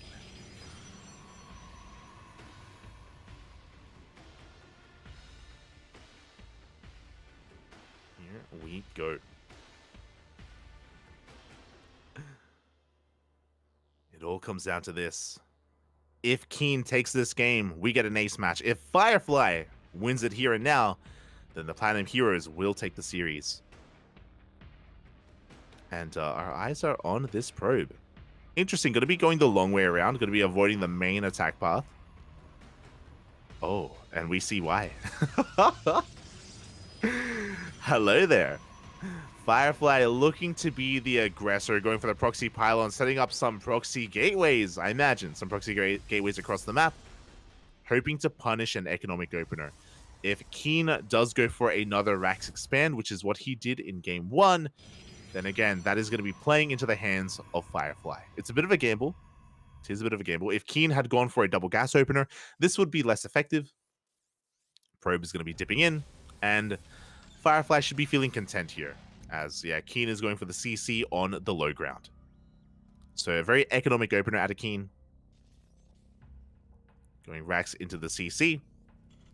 And Firefly is looking to punish this We already have a Zealot on the way from across the map. With the proxy gateway, he's going to be able to warp in Adepts and Stalkers across the map as well once the Cybercore is done. The goal here is to take control of the Natural, to delay the CC, maybe even force a cancel. That is going to be the ideal. Oh, the Reaper, though, it is going to be heading in this direction, and the Reaper will come across the proxy gateway. A massive scout for Keen. He does get eyes on this. Adept is being chronoed out as we speak. Zealot is still on the way. CC halfway done. And with this Reaper, we can kite the Adept from the beginning. Oh, it does take a couple shots to the face. Uh-oh. Reaper taking a lot of hits, but the bunker does finish. Bunker does finish up. CC is going to be delayed as the SCV has to respect the Adept and has to back off. We have 2 more Adepts coming out. They are looking to reinforce this position. Factory still not done. CC going to try and finish up. As additional Adepts do arrive in time. Those SCVs barely do survive. There's 2 SCVs in the bunker, both very low. And one of them goes down. There's 1 SCV left. Behind this, Firefly, he's expanding. He's taking his natural. Going for a Stargate back at home. There it is, the CC once again being built. That SCV barely does survive in that bunker. Dips back in. You can see Keen just trying to get away with building it as best he can, but we have been able to delay that production. And behind this, again, Firefly, he's transitioning. I'm sure he's content with the damage that he's dealt, and he can still deal even more with these Adepts as we commit to the... Oh, we don't commit to the Shade. Cyclone arrives. Keen can finally expand. Ooh. Okay. We have a game. Oh my god. Very tempting to dive on the Cyclone as well. Very tempting. We don't quite go for it. Now, those Adepts still pose a threat to the mineral line. As a Reaper gets across now, do we have anything at home to defend? We do have a Stalker and an Adept on the low ground. Reaper is going to go down, but we get the scout off. Keen, he barely gets into the main, and he gets eyes on the Stargate as well as the Phoenix. Once again, Firefly, I don't really see too many players do this. I don't know if you saw, Firefly, he makes 1 Phoenix, just like game 1. A single Phoenix straight into Twilight Council. So very limited Phoenix production. He only makes a Phoenix to scout. And he does get eyes on the Starport. Oh, the Tech Lab as well. This looks like a Raven, to be fair. This doesn't scream Banshee. So Firefly isn't fully aware of what's going on. Oh, the Phoenix taking a lot of hits from that Cyclone. Again, as opposed to the previous game where Keen went for a 3-1-1 setup with a delayed Starport, this time we have a straight up 1-1-1 instead. With a 3rd CC on the way. Oh, a very greedy build here from Keen. Going straight for that 3rd CC very early on in the TVP. Meanwhile, the Banshee is going to be skirting the edge of the map, sneaking out towards the natural. So far, unscattered. Firefly, he doesn't see, he doesn't know. I think he was looking for the Raven. Like, he was dipping in a little bit further, just trying to get a better handle on what was happening. Blink is on the way. So if you remember, last game we had a very similar setup, but Firefly went for +1 armor and charge. This time, going into Blink Stalkers. Banshee's on the way. We don't have Cloak, but we don't need Cloak because nothing at home shoots up. And the Banshee just barely wasn't scouted. No shield battery in position. Probes are going to go down. And we may have to recall back home. Ugh. 3 workers go down. The Stalkers, they stand strong. Firefly, he refuses to turn around. He's going for it. He's going for the natural. Can we break him? He dives on the tanks. The first tank is going to be going down. The second tank as well. Can we push in? The Cyclone is going to be CC'd, but the bunker stands strong. Yeah, the Adepts fall, and the Stalkers, there are barely any of them left. Only 4 Stalkers remaining, and this dive is not going to be worth it. Meanwhile, across the map, 10 probes have gone down. That Banshee is still alive. The Banshee. Ay, ay, ay. Firefly pushing in once again. I mean, he reset all the factory-based units. That's true. He got the Cyclone. He got the tanks. But his economy, it's not looking too hot behind this. Losing 12 probes. if it wasn't for this Banshee, I would say that it was an okay trade and that Firefly can, of course, just take a third base behind this. But Firefly's economy is crippled, which means he had to do more than kill the tanks. He had to break his opponent then and there. The Keen, he was ready for it. And now Firefly's in a rough position. He's taking a third. He's probing. But Keen is looking solid. Remember that Keen also got a very fast third TC. I believe it's an orbital already. And he's getting ready to land on location. Once he has Stim, he can break free. And there we go. Stim is done. We can just bully this army back. Yeah, we're getting on top of the Stalkers. We get one, and we can shut down this proxy. Firefly being very active. He does snipe a medevac. Decent pickoff. A medevac for a Stalker, but soon Keen should be establishing his third. And there it is on the minimap. You can see it floating over towards the triangular third location. Tanks are moving out. We're stuck looking at the units tab, so I don't know if Firefly is working on any splash damage on Storm or Colossi, but we need something. We need Storm, Colossus, maybe charge lots. As Keen is just sending it across the map. Yeah, Firefly leaning back in his chair. GG gets called, and Keen will take the 2-0. He takes down Firefly. It was a rough game there from our Protoss player. He had a good start. He had a good start with those Adepts. He was delaying the CC. He was getting ahead economically. But he did not see the Banshee. He wasn't ready for it. And the Banshee was the MVP. How many kills did it get? 12? 13? Too many. Too many worker kills, which just forced Firefly all in. I don't think he wanted to be all in. I don't think he wanted to have to commit the way that he did, but he had to because of that Banshee. And with that, GG, well played. We're getting into the ace match, into game 7. It all ends here, the final game of the series. And it's going to be on our teams here to deliberate. Who do we send out? Who comes out for either team? Who's looking strong? Obviously, from the Platinum Heroes, it's going to be a Protoss. It's going to be a Protoss player.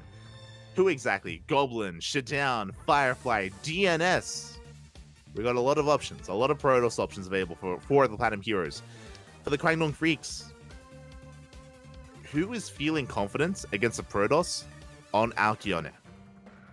That's the question.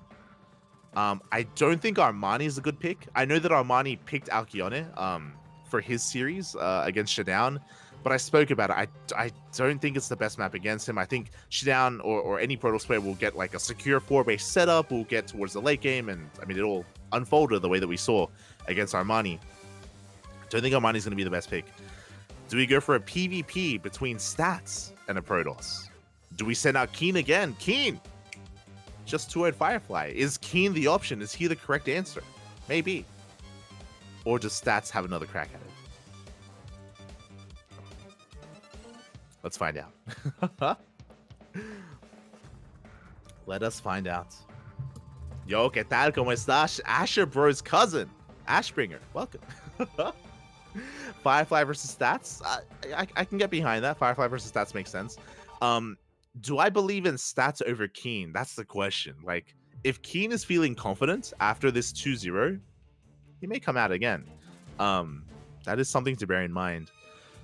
Now, another option, another thing to also consider is that you can pick players that didn't play today. That's why I brought up DNS. That's why I brought up so DNS is available for the Platinum Heroes. I mean, if he's here, he's available. Likewise, for the Kwangdong Freaks, they can try to bring out TY or Su, for example. TY and Su, they're the other options for the Kwangdong Freaks. So if they are available, they can be picked as the ace player. Now, we don't know if they're online. We don't know if they're actually free tonight, but if they are, then they are also options.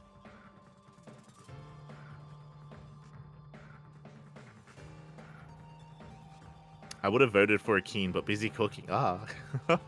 What are you cooking, Bobby? What are you cooking? Senor Slober.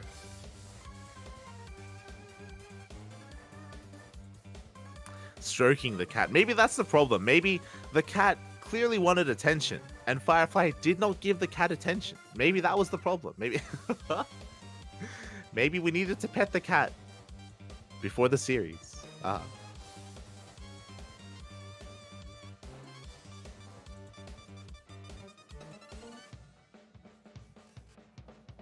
Here we go.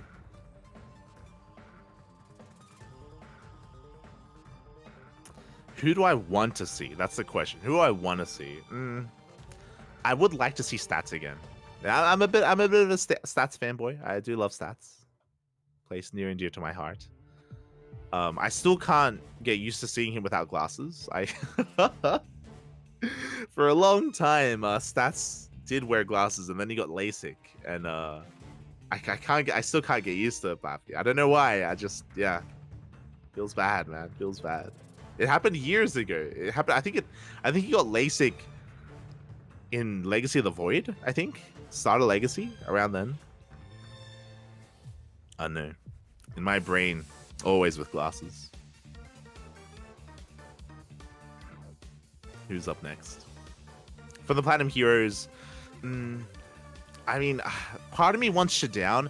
The problem is that Showdown is playing in ESL, right? Like Showdown, he has a match in ESL Masters, and I'm sure he wants to focus on that. So I don't think Showdown is going to be an option for the Platinum Heroes. Yeah, Showdown, he's starting against Spirit. Oof. So it looks like he will not be available. Don't make us know. Making biscuits to go with the beef stew I made yesterday. Oh, nice, nice. Well, I mean, I say nice. When you say biscuits, what are you saying? You're in America, right? So biscuits is like bread in America? Question mark. It's like a doughy substance that you bake? Question mark. Instead of like what biscuits are, which is like cookies here in the real world. Or I guess in like England or in Australia, biscuits to me are like cookies sort of thing. As we have oh my god, who called it? Someone called it. Kronos in the chat. Firefly versus Keen rematch maybe. Firefly wants his revenge. My oh my. So Keen is coming out as the ace player. In my mind, that makes sense, especially if Keen is feeling confident. And Firefly is going to be coming out once again. Now, he was 2-0'd, but I want to remind you that, especially game one, Firefly was looking good. Like, I don't, even though it was a 2-0, I don't think it was one-sided. I do think that Firefly did have some good moments and some good opportunities, and I feel like he wants to redeem himself. He wants to fight back. He wants to prove to everyone there's a reason why I at least call him the ace player of the team. You know, he has achieved so much this year. He's taken down so many big names, so many big players. And maybe he did pet his cat. In the top right-hand corner for the Platinum Heroes, it is Firefly. And spawning in the bottom left, we have his opponent for the Crackdown Freaks, Commander Keen. Here we go. Game number 3. Now, hopefully Firefly was able to take a moment, because he did look visually frustrated after both game 1 and game 2. So hopefully he took a moment to take a breath, you know, pet his cat, you know, give the cat some attention, you know, get some water, like stretch a little bit, and mentally reset. Because again, hopefully like that doesn't phase him coming into this. Hopefully that doesn't play a factor into this ace match. As a reminder to everyone, this is a best of 1. Best of 1. It all comes down to this one and only game on Alkione. I miss SSLT Firefly with the grape pop-offs. Ah, the grapes, the grapes. He still has them. He still has them. I'm sure we'll see the grapes again.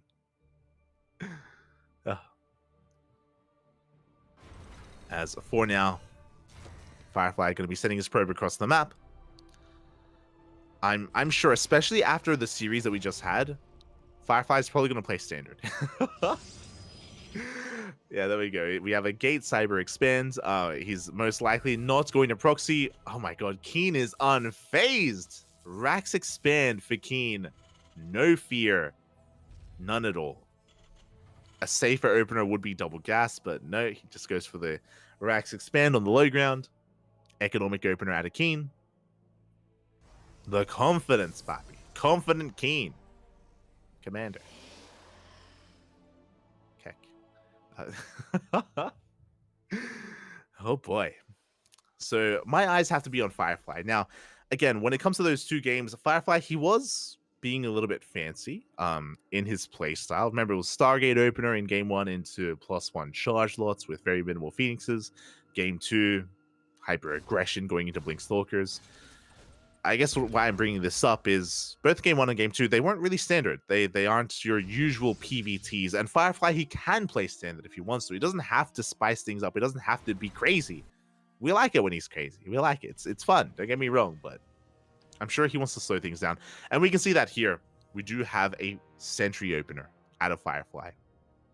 This is something that has been rising in popularity over the past couple of months with the not the recent change, but at the start of the year there was a patch and the Sentry, I think the damage point was changed, which does mean that you can kite better with it. So these Sentry openers are more viable just because you can again trade and kite better against the Reaper. Oh my god. wait, what? This is crazy. Firefly. It is a safe Sentry opener before any techie throws down a third Nexus. This is not normal. This is as greedy as you can be. Papi. We have a Sentry, we have a hallucination scout across the map. It's a Nexus before any tech. No Stargate, no Twilight Council, no nothing. Just straight up Nexus. Okay. I see you. And he's up against a 2-1-1. Again, crazy. Really greedy play here out of Firefly. We'll see if he can get away with it. Suddenly the tables have turned, and Keen is going to be the aggressor. We already have the first medevac on the way. Stim just now starts up as well. Keen is soon going to go for drop play. Bearing in mind that drop play doesn't mean that he's going to be committed. Yeah, it's just going to be a mine drop. This is okay. Firefly can deal with this. He can't shut it down as effectively as he otherwise would. Because of the faster Nexus, there's no Blink, and there's no Phoenixes. So he shouldn't kill the medevac. But he can, of course, split and spread and minimize losses against the mine shots themselves. Again, Firefly is going to be the defender. And I like that. This reminds me of Haas. I think Haas used to play like this. Really fast third, straight for +1 in charge. And with the boosted economy, we're going to have a lot of charge loss available. It's very greedy playstyle into mass swarm toss.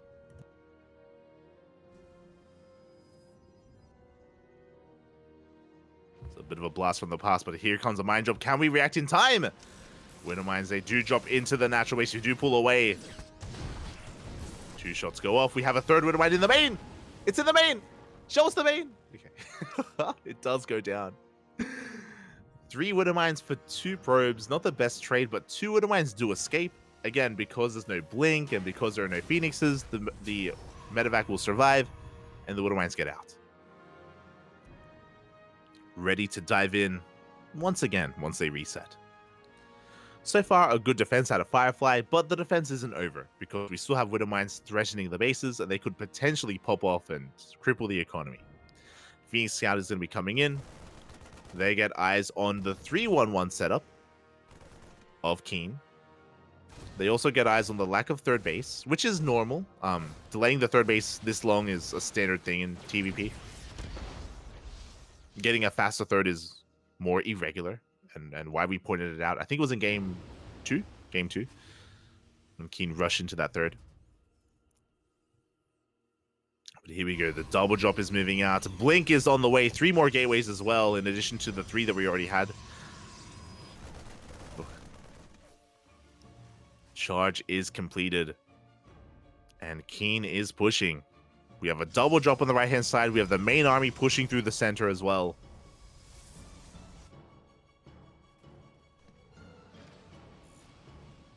And can Firefly keep up? Can he split up his units and defend both his third and his main at the same time? So far, he does split the main army in the center, so that's the easy part. He's in position at his third. He does have stalkers in the main as well. He hasn't seen the double drop, but he's aware of the potential of a double drop. He's ready for it. Let's go. Blink not quite done yet. +1 still on the way. Keen getting his third base on location behind this. Good force fields. Ooh, Mind Shot does go off, does soften up those sentries. And the double drop bypasses the army. Gets into the main.